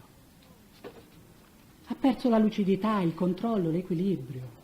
Ma chi gliel'ha fatto perdere sono stati gli investigatori, che sapevano delle sue condizioni precarie, fisiche, psicologiche, e le hanno barbaramente usate, perché speravano di fare un bene al processo. Come forse la Speranza pensava di fare un bene al processo, ma non è così. Hanno devastato la verità, l'hanno resa irriconoscibile fino ai più piccoli particolari, fin nelle molecole l'hanno devastata. E poi la vanità. Chiudo su questo.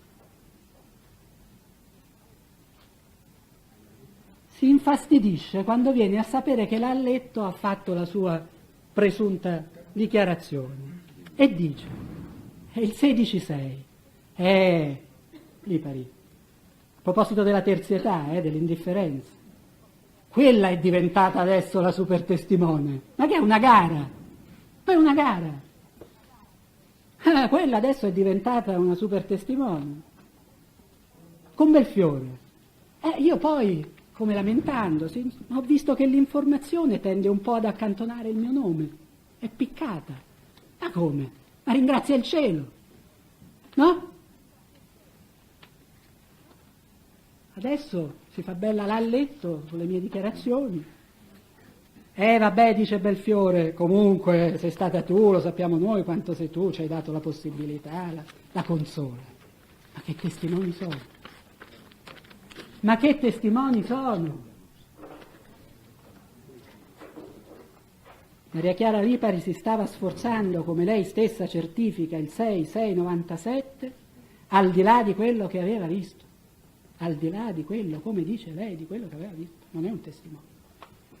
Mi sono andata a ripescare perché se anche ci può avere un sospetto, vedete il ragionamento che si auto-insemina, la partenogenesi del ricordo, perché se anche ci può avere un sospetto che forse c'erano quei due per ore, fino a che ti arriva l'immagine visiva, poi ti arriva. A me fa paura. Fa paura l'idea che un testimone di questa fatta sia stato utilizzato in un processo, mi fa tremare. Ma mi fa tremare ancora di più l'idea che se non ci fossero state queste intercettazioni telefoniche, noi tutto questo non l'avremmo saputo mai. Ma io spero che non siano così i processi. Questo processo è così. Questo processo è un mostro. Quante Lipari abbiamo incontrato nella nostra esperienza processuale?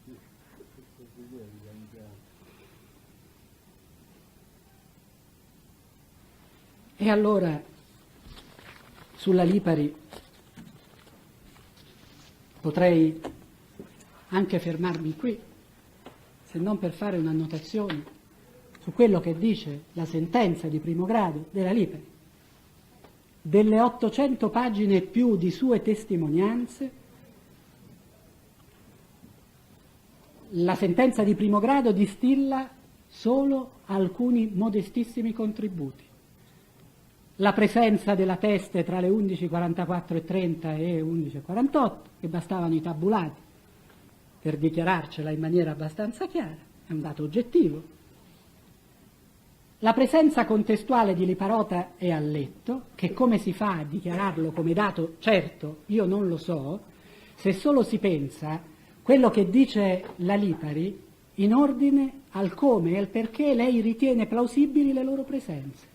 Di Liparota dirà che ricorda una persona con pochi capelli, come se, voglio dire, di una persona che tu conosci bene, che frequenti tutti i giorni, che è un tuo collega di lavoro, non conservi, no, il sunto dei tratti somatici, e se lo vedi o non lo vedi in una stanza dici: mi è parso di vedere la signora l'altro giorno fuori dall'aula della Corte d'Assise, ma non so se era lei, ma di una persona, perché io ricordo di una persona bionda.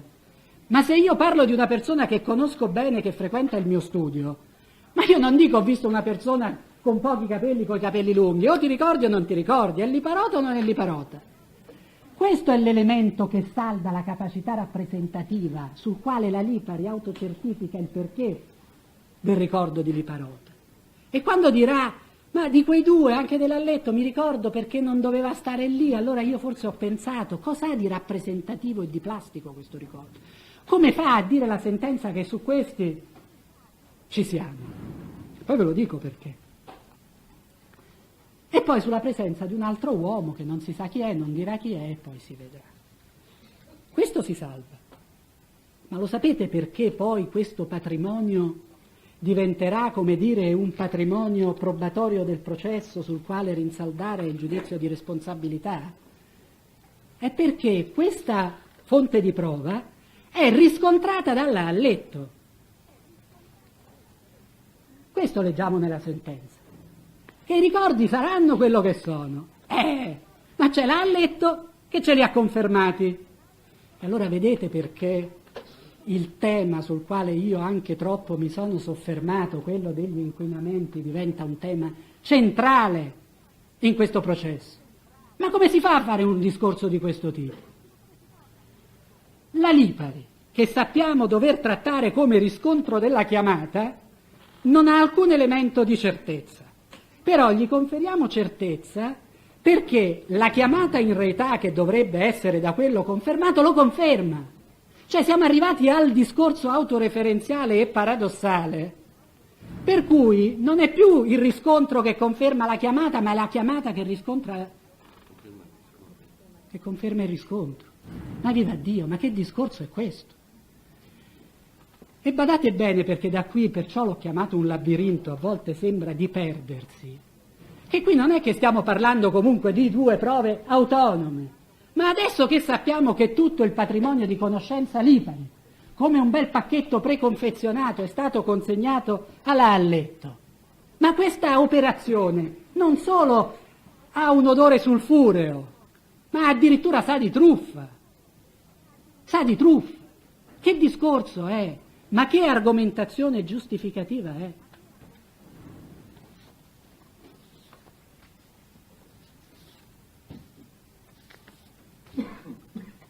Perché a proposito di paradossi, quale neanche un altro che vale la pena di sviscerare subito. Perché insomma, paradossalmente, in questo processo noi di che cosa ci dobbiamo alla fine accorgere? Che qui noi non facciamo solo un normale processo nel quale, come finalmente ci ha chiarito, ma noi lo sapevamo, che si tratta di un processo di chiamata in realtà, di valutare l'attendibilità, il contenuto, i riscontri, di parametrarci al contenuto di quella chiamata per decidere se il chiamante dice o non dice cose vere. Qui addirittura noi dobbiamo fare un processo ancora prima per stabilire, badate bene, se i chiamanti in realtà si trovavano davvero nel posto dove dicono di aver visto quello che hanno visto. Anche questo succede sempre. Cioè nei processi di chiamata in retà o in corretà, almeno si parte da questo dato di granitica certezza, che chi racconta è in grado di raccontare. Noi qui no. Noi qui l'incertezza, il riscontro lo dobbiamo, come dire, trovare ancora più in profondo, nelle radici della prova, dove noi dovremmo riconoscere che non sappiamo affatto, anzi lo contestiamo radicalmente, che i due si trovassero in quella stanza, a prescindere da quello che dicono di aver visto.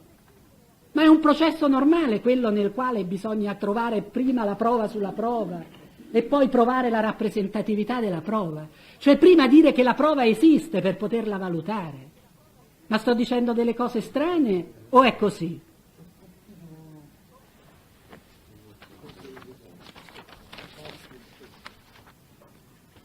Il riscontro incrociato. Al punto dove sono arrivato, vi ho detto tutto sul riscontro incrociato.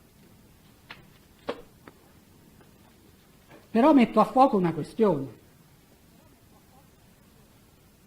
A pagina 36 la Cassazione ce ne pone un altro di paletto intorno al quale noi dovremo fare il nostro bel giro di boa. Bisognerà saggiare in punto di riscontrabilità reciproca al letto di Parota se le due fonti fossero in grado di riscontrarsi a vicenda. Essendo operazione preliminare, essendo stata acclarata la loro indipendenza da suggestioni, condizionamenti che potessero in qualche modo inficiare il valore sostanziale della loro concordanza. Sul nucleo centrale e significativo della questione fattuale da decidere e se fossero sufficientemente individualizzanti con riferimento specifico agli imputati e al fatto delittuoso a loro attribuito. Non sono parole dette a caso, sono parole dette perché si sa qual è il contenuto delle dichiarazioni sulle quali voi vi dovete pronunciare. E vi danno, guardate, una strada precisa da seguire.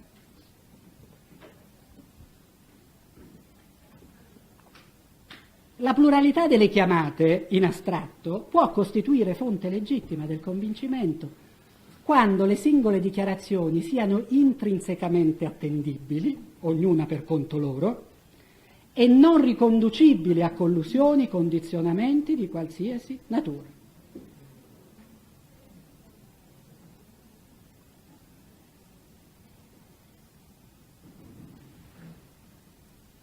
Bisogna essere certi di questo con il dovuto grado di certezza, perché secondo la Cassazione è sufficiente il sospetto dell'inquinamento per svalutare la possibilità del riscontro incrociato. Mi si dirà che il sospetto deve essere pure ragionevole. E certo, tutto quello di cui noi parliamo deve essere ragionevole. E non è ragionevole pensare che proprio colui con i modi che abbiamo visto fotografati documentalmente ha inquinato totalmente la... Perché quell'ordinanza di custodia cautelare venne scritta, risulta agli atti, ma risulterebbe comunque anche da una semplice ricostruzione cronologica dei fatti, stesa con una rapidità e con una velocità straordinaria. Perché? Perché a letto finisce la sua verbalizzazione alle 20, non si capisce perché alle 20 c'è un verbale che comincia alle 20 quando poi da tutte le altre fonti, lei Di Mauro, si viene a sapere che lei aveva parlato alle 16, già aveva detto tutto. Non si è mai potuto sapere, a proposito di discorso di lealtà intavolato con il chiamante, che cosa è successo tra le 16, quando già la sua verità sarebbe stata consegnata, e le 20, che è il momento nel quale viene redatto il primo verbale. Anche qui la voragine del buio ingoia qualsiasi possibilità di ricostruzione e di comprensione. Però sta di fatto che i verbali della Alletto devono uscire magari via fax dalla Digos in un'ora tarda, forse alle 21. Io non so quando viene confezionata esattamente la richiesta, ma certamente già alle ore 21 partono le ricerche delle persone da sottoporre alla misura cautelare. Quindi il giudice è costretto, probabilmente nel giro di pochi minuti, a raffazzonare quell'ordinanza cautelare. E che succede? La fretta, anche qui devo dire provvidenzialmente, gli fa fare degli errori. Che Number succede? one is a Guardate first bene, impressions vi chiedo un video. momento di Find something new. attenzione, ma per me il passaggio è decisivo per l'Iparota. Nella fretta il giudice Muntoni travisa alcuni particolari che emergono dal racconto dell'alletto.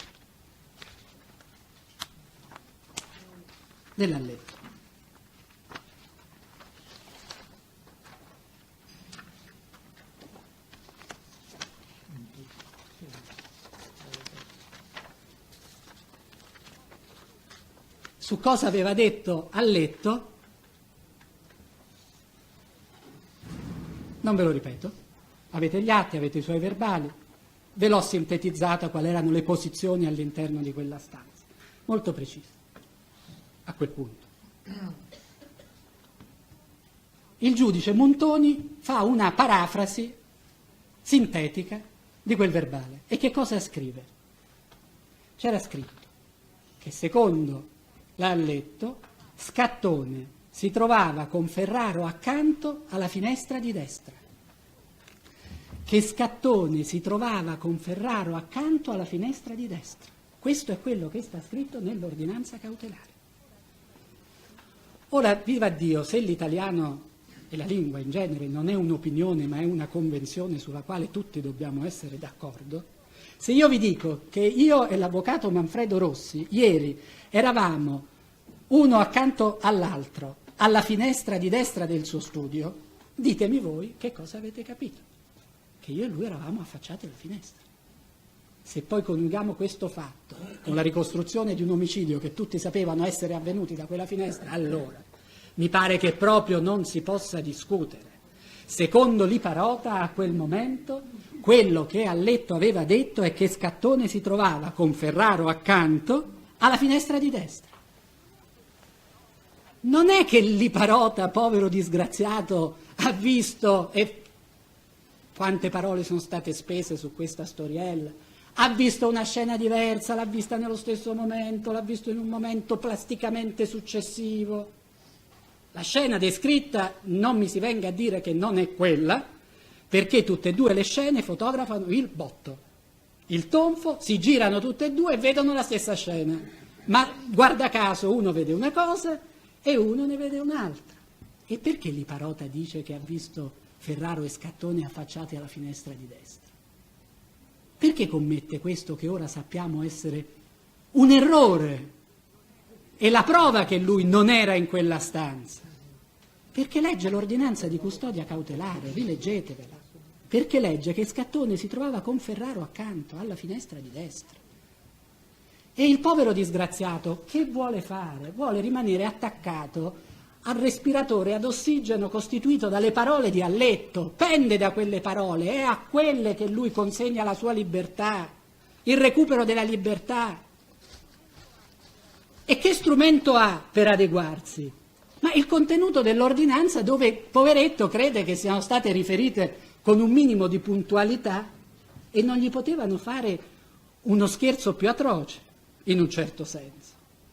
Non potevano fare al giudice un favore più grande, perché adesso noi abbiamo la prova provata, che la scienza trasfusa dal chiamante in realtà in maniera strumentale ed utilitaristica non è una scienza che deriva dalla percezione di qualcosa, è una scienza che è mediata da questo atto. I suoi errori sono gli errori del giudice delle indagini preliminari fatti per fretta. Metteteli sul tavolo in fila quegli atti, l'ordinanza di custodia, il suo verbale e le dichiarazioni di Alletto. E vedete che quello che io vi sto dicendo è proprio il frutto di quell'approfondimento, sarà pure con il bisturi, ma è necessario in una pustola malata. Qual è questo processo? Dobbiamo andare, come dice la Cassazione, in profondità. Altro che la perizia nanotecnologica, qui dobbiamo essere nanotecnologici, qui dobbiamo entrare nei misteri più profondi delle articolazioni della costruzione della prova, perché qui passa la vostra valutazione, qui pesate l'attendibilità intrinseca ed estrinseca. Ma basta questo? No. Alletto che cosa aveva detto? Alletto, sempre nel suo verbale, aveva detto, poi è uscito dalla stanza Ferraro con la borsa con dentro la pistola. La fretta miracolosa fa fare al giudice un altro errore, perché gli scappa dalla penna, controllate sull'ordinanza di custodia cautelare, che chi esce con la borsa con l'arma dentro, chi è? Scattone. È un errore, è il gioco delle tre carte, ma è un errore. Alletto l'aveva messa in mano, sia pure in maniera dubitativa, a Ferraro, di Scattone proprio non si era parlato, il giudice Travisa gliela mette in mano a Scattone e Liparota che fa? Indovinate, che dirà nel suo interrogatorio di garanzia? Chi c'aveva la borsa? Scattone.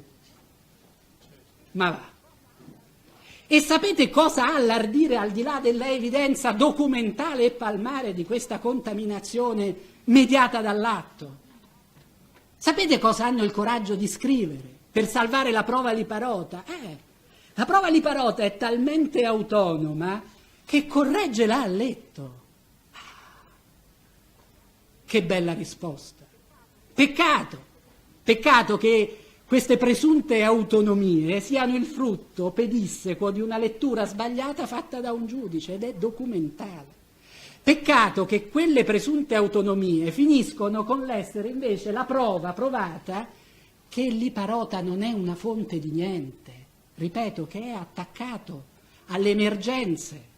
Anche quando si racconta la frottola che Liparota correggerebbe il giudice quando gli chiede, anzi glielo contesta, non è che glielo chiede, il giudice in maniera piuttosto brutale, quando Liparota arretra e dice la verità è l'altra, la verità è che io non ho visto niente, non c'ero, quando lo vede arretrare gli fa questa contestazione brutale e gli dice, io vado a memoria Presidente ma l'atto lo conosco, e gli dice ma insomma Alletto dice che lei era seduto lì sulla scrivania. E lui dice, io sulla scrivania, lui che conosce l'ordinanza di custodia cautelare dove c'era scritto e Liparota era nei pressi della finestra, resta un attimo stordito, no? Dice, ma come, io ho letto, stavo nei pressi della finestra, questo mi sta dicendo che l'Alletto ha detto era seduto io. Ha paura, è preoccupato che gli sottraggano l'ossigeno dell'Alletto al quale attinge la sua libertà. Altro che corregge. Ma altro che corregge, è terrorizzato. Tant'è che quando poi si ritornerà, guardate bene, leggetelo quell'atto, quando poi si tornerà sul punto E, il giudice lo incalza ancora e glielo chiede, e lui incomincia a fare, allora dov'era Liparota? Beh dunque io ero, e fa, com'è che dice l'Alletto? Com'è che dice l'Alletto? Altro che corregge. Ha paura di distaccarsi, perché da lì dipende la sua credibilità e la possibilità che si aprano per lui le porte del carcere. Ma via, ma non bisogna essere molto esperti per capire queste banali verità.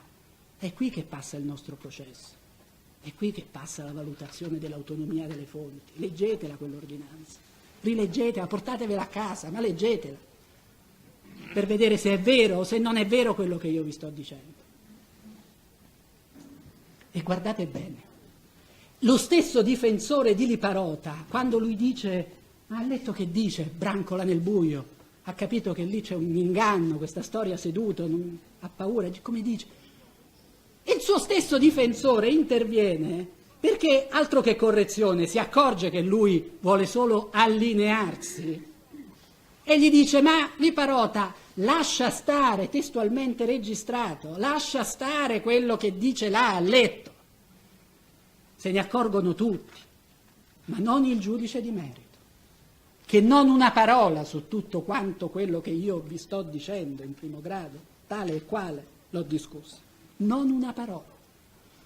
Le correzioni, addirittura sulla borsa le correzioni. Addirittura la correzione presunta di Liparota, che è una correzione del giudice, francamente, porterà ad una assoluzione perché si riterrà, e quindi assisteremo a questo balletto abbastanza miserabile dell'imputazione sull'arma, stava in quella borsa e quindi c'è la particella sotto, sopra, non ce ne sono più di particelle, quindi correggeva. Così abbiamo ma la prova provata, del fatto che a letto è il tubo di ossigeno di Liparota sta in un fatto pacificamente emerso dalla lettura del resto del testo. Badate bene, non c'è una sola parola autonoma di Liparota su qualsiasi domanda o questione che il giudice o il pubblico ministero gli ponga. Non una. Gli chiedono dell'arma, l'ha letto, l'ha vista l'arma, ci dica almeno com'era, l'ha letto, almeno ci ha detto il colore. Sai che risponde Liparota? A me non l'ha detto, ma mi viene il dubbio che quella a me non l'ha detto sia riferito alla speranza. Non vorrei essere troppo malizioso, ma la risposta è talmente assurda, anche perché lui aveva detto fino a un minuto prima che a letto non l'ha mai vista, non l'ha mai frequentata, di questa cosa non hanno mai parlato, ma che discorso è? Così risponde. Gli chiedono addirittura se la finestra e la tenda era aperta o era chiusa e non è in grado di rispondere. Su di un dato di percezione immediato, 4 volte glielo chiedono, ma insomma erano di qua o al di là non risponde. Svicola, no, lui stava più di qua, lui stava più di là, forse era più affacciato, ma della tenda non si parla, perché nell'ordinanza non c'era scritto. Dell'arma non sa dire nulla, perché nell'ordinanza non c'era scritto nulla. L'unica cosa che è in grado di dire e di assecondare è l'ordine di uscita di Scattone e Ferraro, perché quella c'era scritta esatta almeno sotto il profilo della fonte alla quale attingeva. Poi dopo però, badate bene, di quei 2 nomi era indicata la progressione, degli altri in che ordine fossero usciti nell'ordinanza non c'era scritto, panico, il buio. Liparota non sa più dire in che ordine è uscito lui a letto, adesso non mi ricordo, però Scattone e Ferraro quello stava nell'ordinanza, blindato. Questo è Liparota, questa è l'ordinanza, questi sono gli errori che sono, come dire, le stimmate. Quegli errori sono le stimmate della inattendibilità di Liparota, sono la prova della contaminazione e della mancanza totale di autonomia. E lasciamo perdere, dicevo, perché, vede Presidente, io credo, come dire, non mi si può accusare per l'età di essere nostalgico, che in questo processo davvero sia mancato un giudice istruttore, perché un giudice istruttore questo processo non lo avrebbe condotto così come è stato condotto. Il controllo della giurisdizione in questo processo è mancato totalmente. Questa commistione tra pubblico ministero e giudice che lo incalza. Vi è già stato detto, non ve lo ripeto anche perché vi è stato letto, ma sua madre, no, ma non l'ha detto proprio a nessuno, no, ma via, Liparota, sua madre l'aveva detto. E badate bene, quello che forse non vi è stato ricordato con sufficiente attenzione è anche un altro aspetto della questione, che tra le sollecitazioni suggestive e l'ammissione di Liparota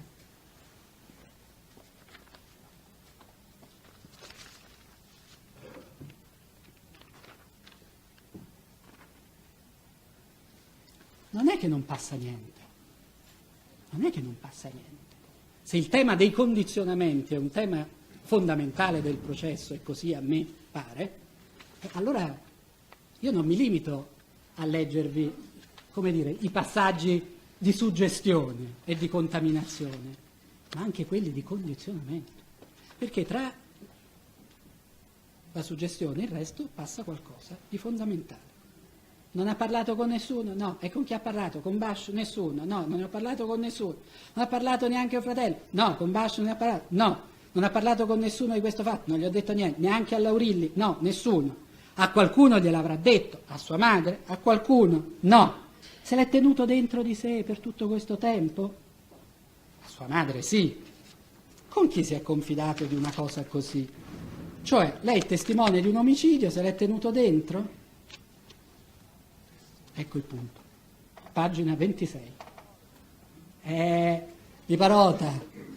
Cioè, non è che io, Montoni, il GIP, quello che conduce l'interrogatorio di garanzia, me l'aspetterei dal PM, è il suo ruolo. Punto.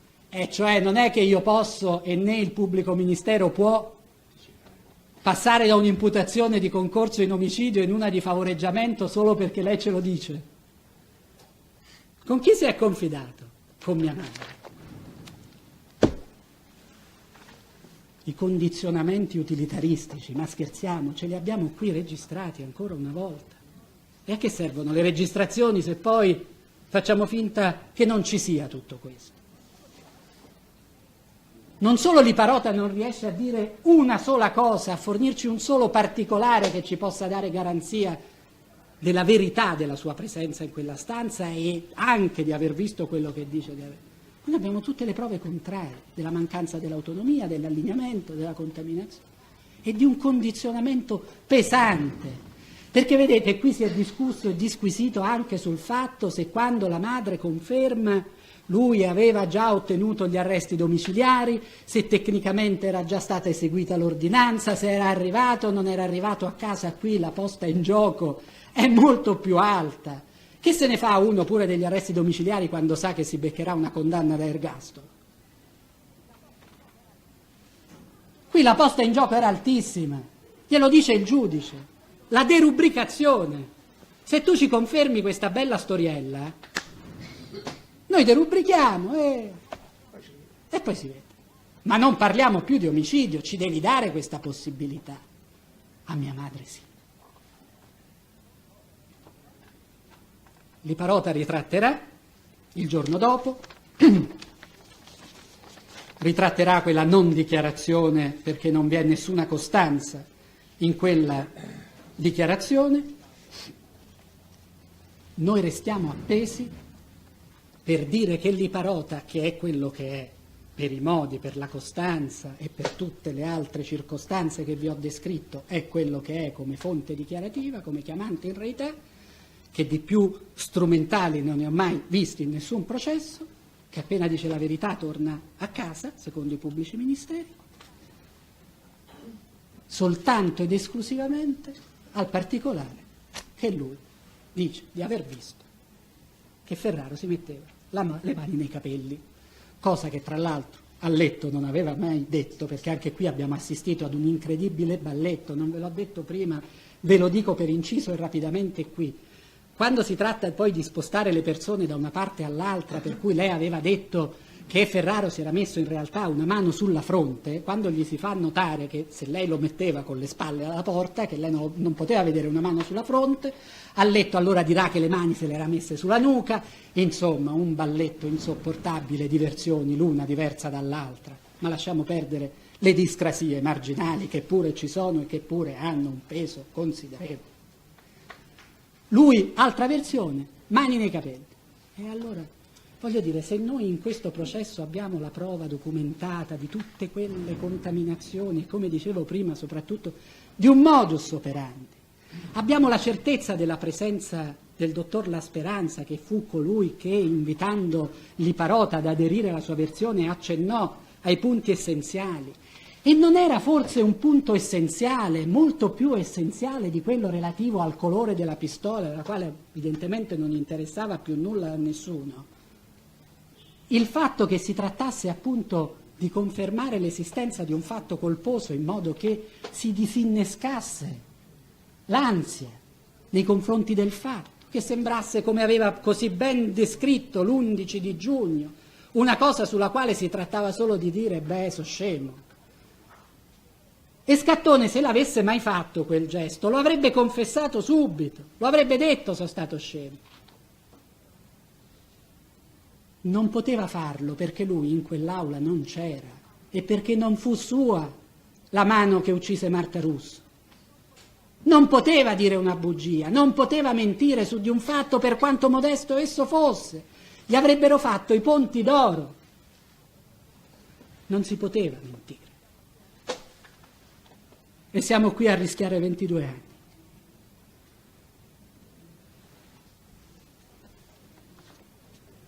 C'era una vicenda che io ho pure ricordato in passato, che riguarda un certo Stefano Spilotros. Era un debole di mente, una persona che aveva dei problemi psicologici. Si autoaccusò di essere autore degli omicidi che poi furono invece attribuiti a Luigi Chiatti. Omicidi di bambini, storie tragiche, molto coinvolgenti e molto pesanti sulle cronache di quegli anni, pochi anni fa, fatti maturati in Umbria. Costui si era accusato di questi omicidi mettendosi in contatto con la polizia, sfidandola.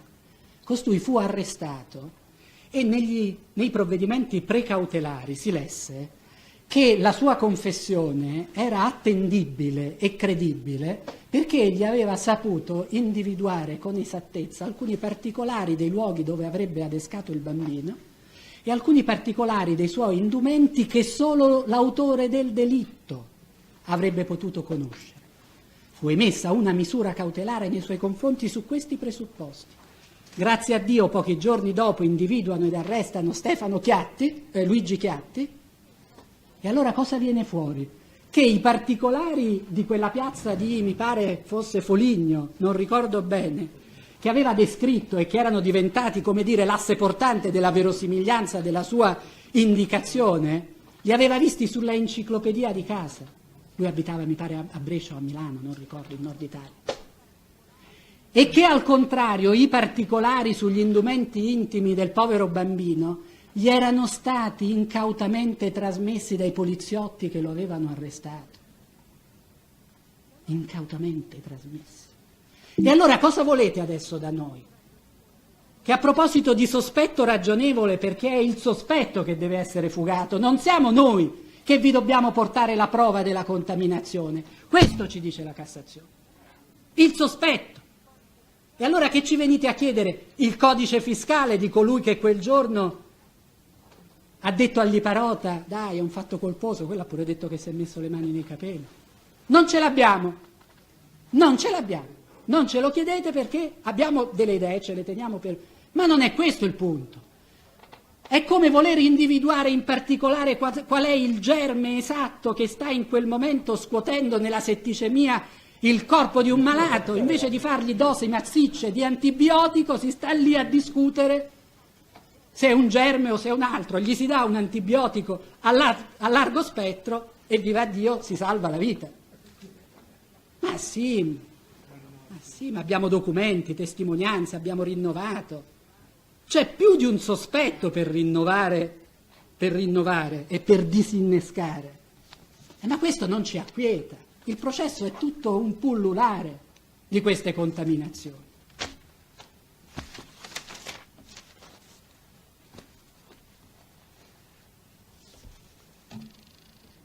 La verosimiglianza del racconto di Liparota, la canalizzazione della sua testimonianza sulla condotta omicidiaria dell'uno e dell'altro. Io non so che dire in proposito. Scattone aveva le mani in tasca, un'arma che più o meno doveva essere questa, così è stata più o meno identificata con un silenziatore, guardate, ce l'aveva in tasca. Non è possibile.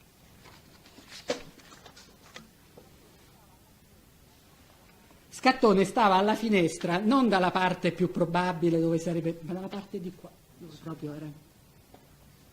Ammesso che su quella finestra, in due affacciati, non ci si entra nemmeno. Io non voglio andare oltre anche nella verosimiglianza di Liparota, perché francamente per me il discorso Liparota si ferma sulla mancanza di autonomia e sulla mancanza di attendibilità intrinseca. Dobbiamo spendere altre parole sul profilo, ci indica anche la strada, la sentenza, ci dice valutate poi la questione della costanza, ci indica Palazzo, ma sentenza Palazzo non mi pare che dica cose, come dire, che negano questo mio discorso.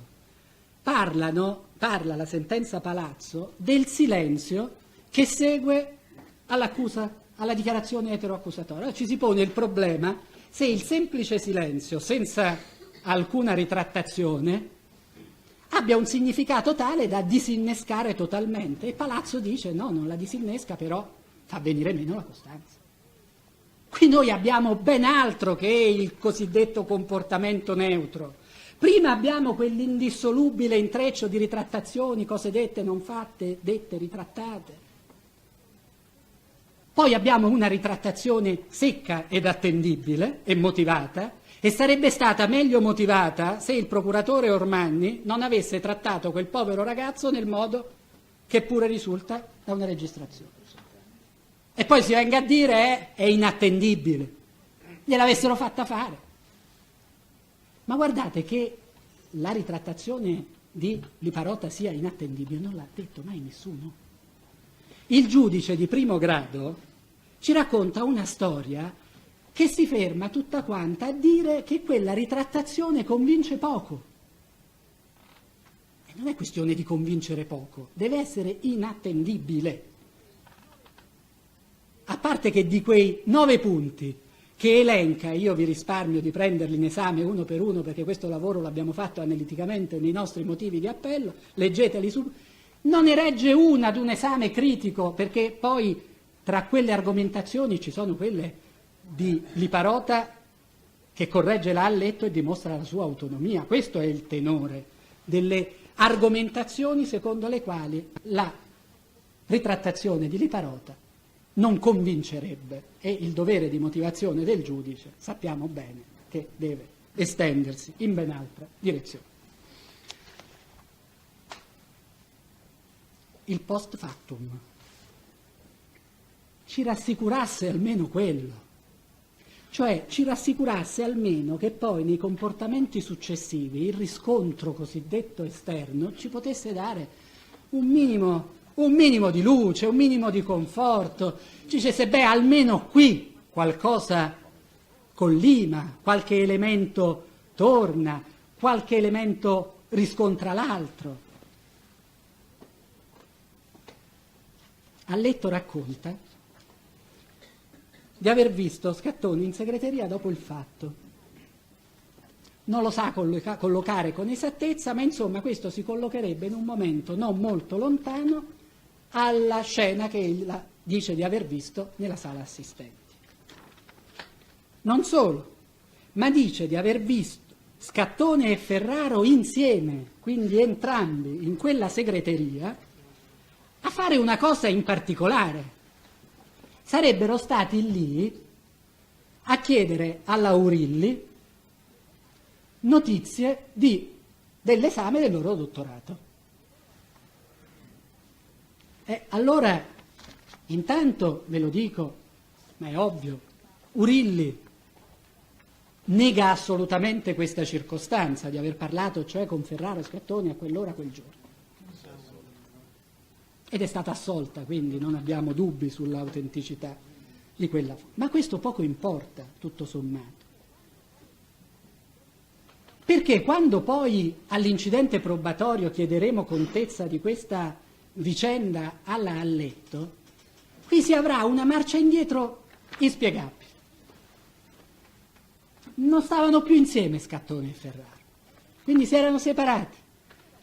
Era venuto soltanto Scattone. Però, dice l'Alletto,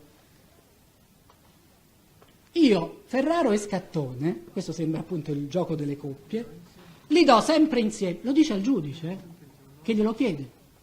Io, Scattone e Ferraro, li do sempre insieme, al 99%.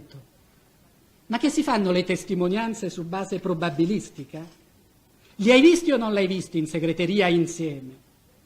O è il gioco delle probabilità? Ma fosse questo, vogliamo incidere la pustola ancora più in profondità con questo bisturi sacrosanto che ci ha dato la Cassazione? A una mia domanda, 14.998 alla Alletto, ma insomma, lei quando li vedeva Scattone e Ferraro? Beh, Scattone veniva molto raramente, veniva di pomeriggio, quindi non lo potevo vedere. Ferraro la mattina, quindi lo vedevo.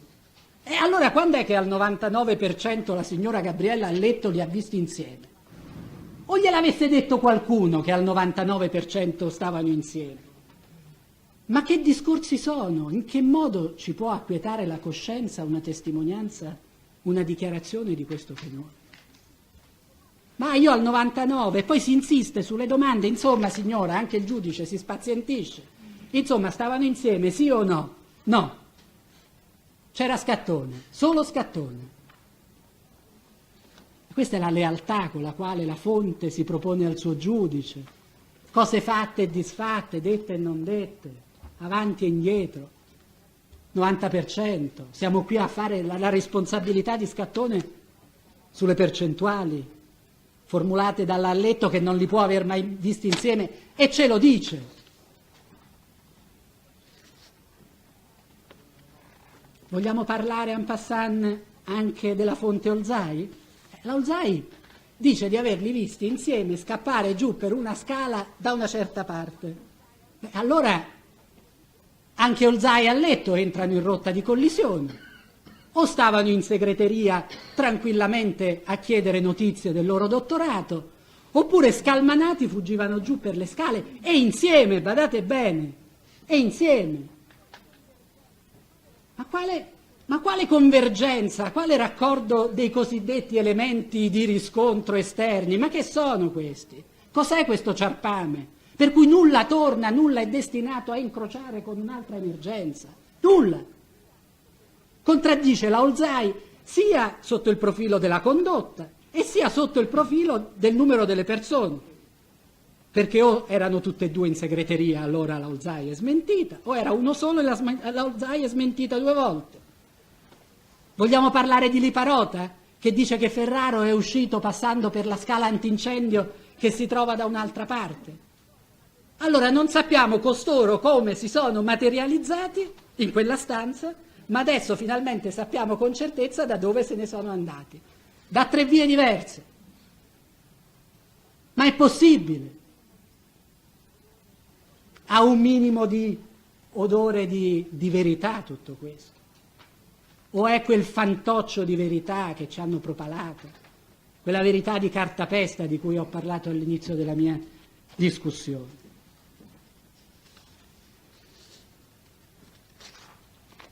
Vogliamo accennare, perché non vale la pena di dire di più sul punto, al quarto uomo. Ma non vi pare che la vicenda non possa non liquidare l'attendibilità di Alletto e di Liparota, sol per l'esistenza di questo fantasma? Insomma, l'Alletto dice che costui sarebbe uscito da quella stanza nel momento in cui lei entrava. Dunque, se la fisica dei corpi non è un'opinione, quest'uomo stava dentro quella stanza prima che lei vi entrasse. Liparota non lo vede. E allora il quarto uomo che cos'è? Se non, come dire, il fantasma di una frattura definitiva che corre tra, a prescindere dalla mancanza di autonomia, vi risparmio. Cos'è se non la frattura decisiva della irrecuperabilità del riscontro incrociato?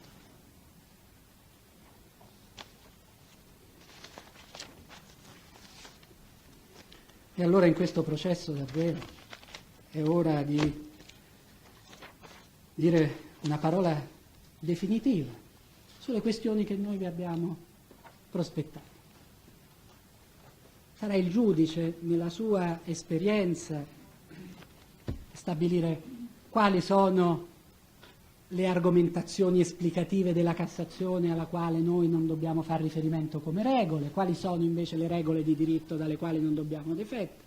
Valuterà i nostri motivi sulle cassette, sulla utilizzabilità di quei documenti, ma resta il fatto che voi finalmente, perché questo vi chiede e ci chiede la Corte di Cassazione, poniate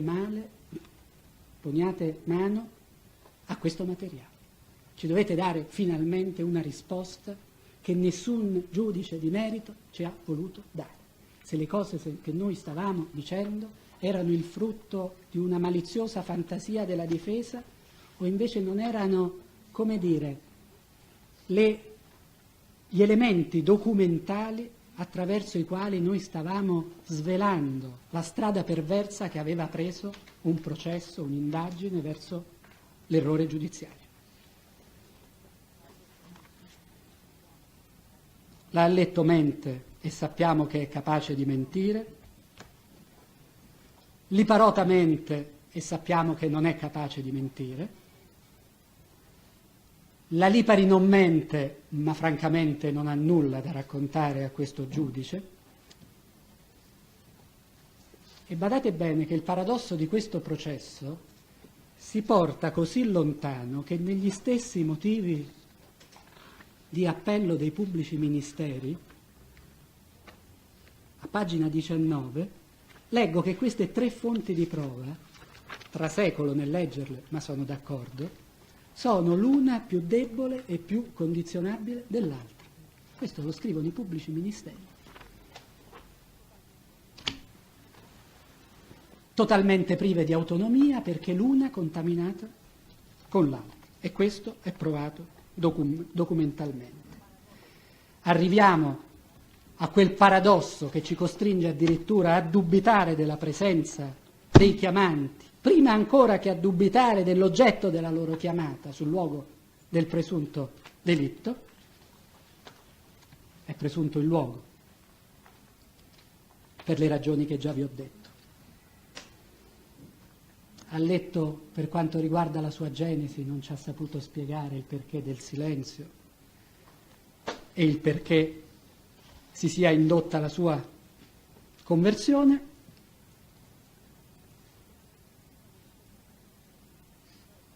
Nessuna delle sue contraddizioni interne ed esterne è stata in nessun modo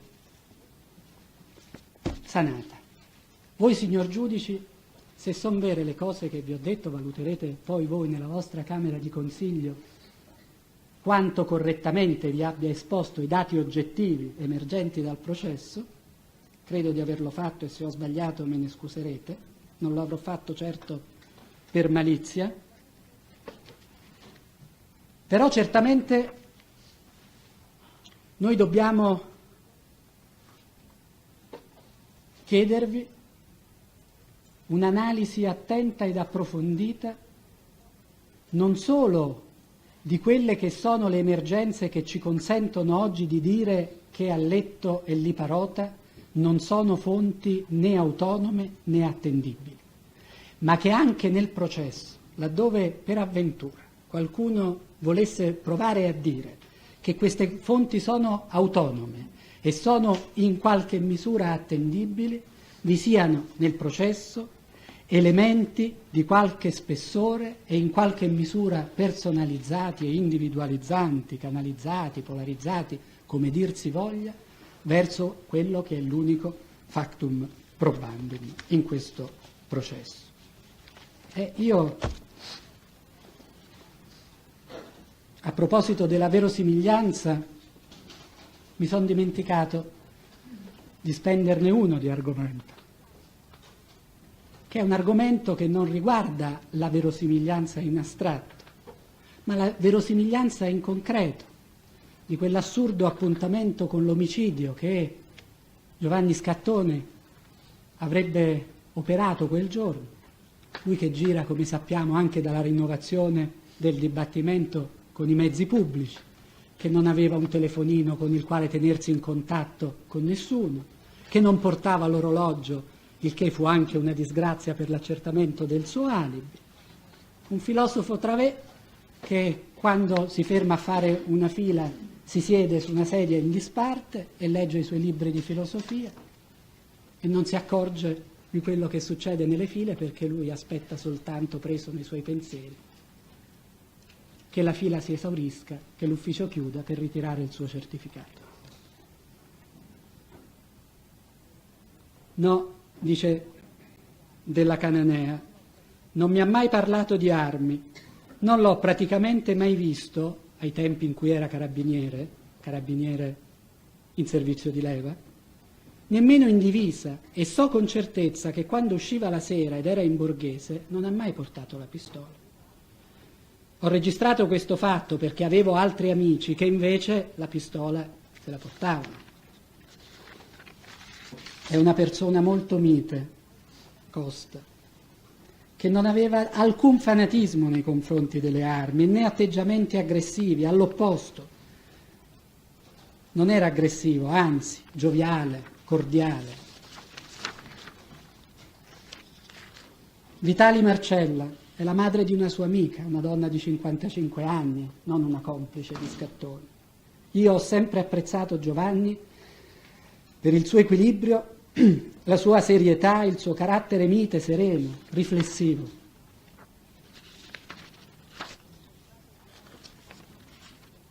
Ho incontrato Giovanni il 21, è il giorno in cui lui stava per andare a rendere le sue prime sitte, il suo primo esame.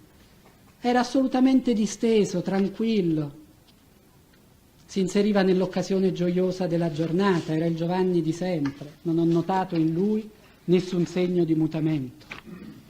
Lei ha scritto una lettera di solidarietà per Illy, sì, in occasione del suo arresto, anzi dopo il suo arresto, perché l'avevo conosciuto come persona equilibrata e sensibile e mi piaceva esprimere solidarietà ad una persona che credo e credevo innocente. Sono gli amici della parrocchia, sono gli amici dell'Azione Cattolica. Giovanni è un ecologista, un verde, si occupa di problemi di etica. Io avevo citato addirittura Cicerone. Non tutti gli alberi danno lo stesso frutto, non tutti gli uomini possono compiere gli stessi gesti. È sempre stata una persona serena, una persona equilibrata. Il 10 maggio, il giorno dopo, era seduto accanto a me, dice la Farina. Abbiamo parlato, abbiamo scherzato, Giovanni era tranquillo, sereno, normale, come al solito. Ci siamo messi un po' a studiare. È una persona particolarmente tranquilla. Io, signori, non vado neanche avanti, ne avrei delle altre, ma non vi voglio tediare. Io ho conosciuto Giovanni che era un bambino. Era più piccolo di mio figlio. Io mi sono convinto della sua innocenza nei lunghi colloqui in carcere, guardandolo negli occhi. Una convinzione incomunicabile. Non ve la posso trasmettere se non nell'emozione delle mie parole e forse nella passione con la quale ho discusso questo processo.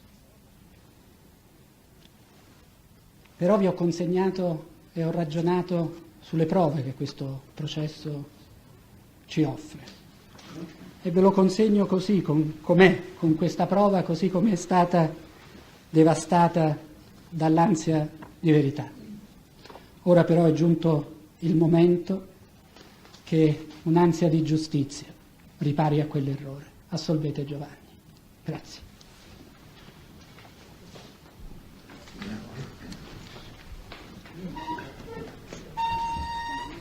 Allora, domani è pronto l'avvocato Manfredo Rossi. Poi vediamo per le repliche.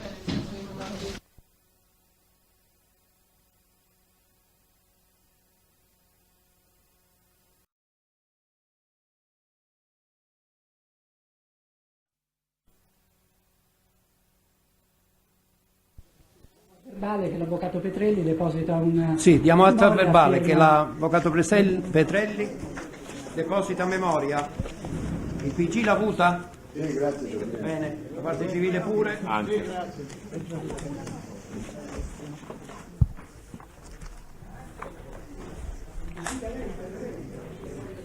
Per le repliche cominciamo il 20. Il PG è pronto il 20 per la replica? No, non è lunedì, è mercoledì. Il 20 cominciamo con le repliche. No, vediamo quando prende il PG, il più possibile, andiamo avanti, no, almeno 4 ore. Dico almeno 4 ore. C'è qualcosa? Meno 4 ore di lavoro, poi chi vuole replicare? Vabbè. Per una cortese, una sciocchezza di allora. È giustificato. Non ci eravamo riservati di parlare di, di quella benedetta sentenza, non ne parliamo più. Nessuno deposita niente. Domani, Avvocato Petrelli, di quella sentenza nessuno ne parla più, è vero? La sentenza Condemi è rientrata? era di Siracusano, Sì, sì. Ne parliamo domani, Presidente. Questo lo credo. Anche a me è capitato l'andata. C'era stata una avvisaglia su Condemi, è rientrata questa avvisaglia. Viene rimandata di giorno in giorno fino. Guardate che domani è l'ultimo giorno per il deposito, per il deposito di eventuali istanze di acquisizione.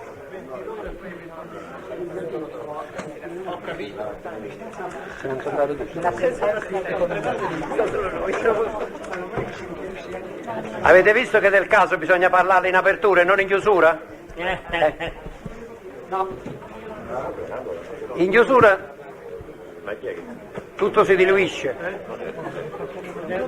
Comunque non c'è Siracusano, quindi nessuno per ora. Si rinvia tutto a domani allora, alle 9:30 alla stessa ora. È stato evocato.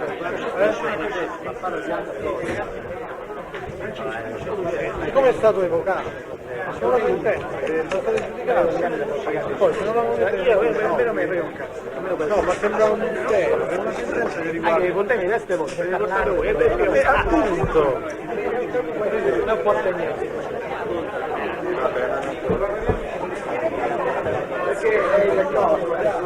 Perché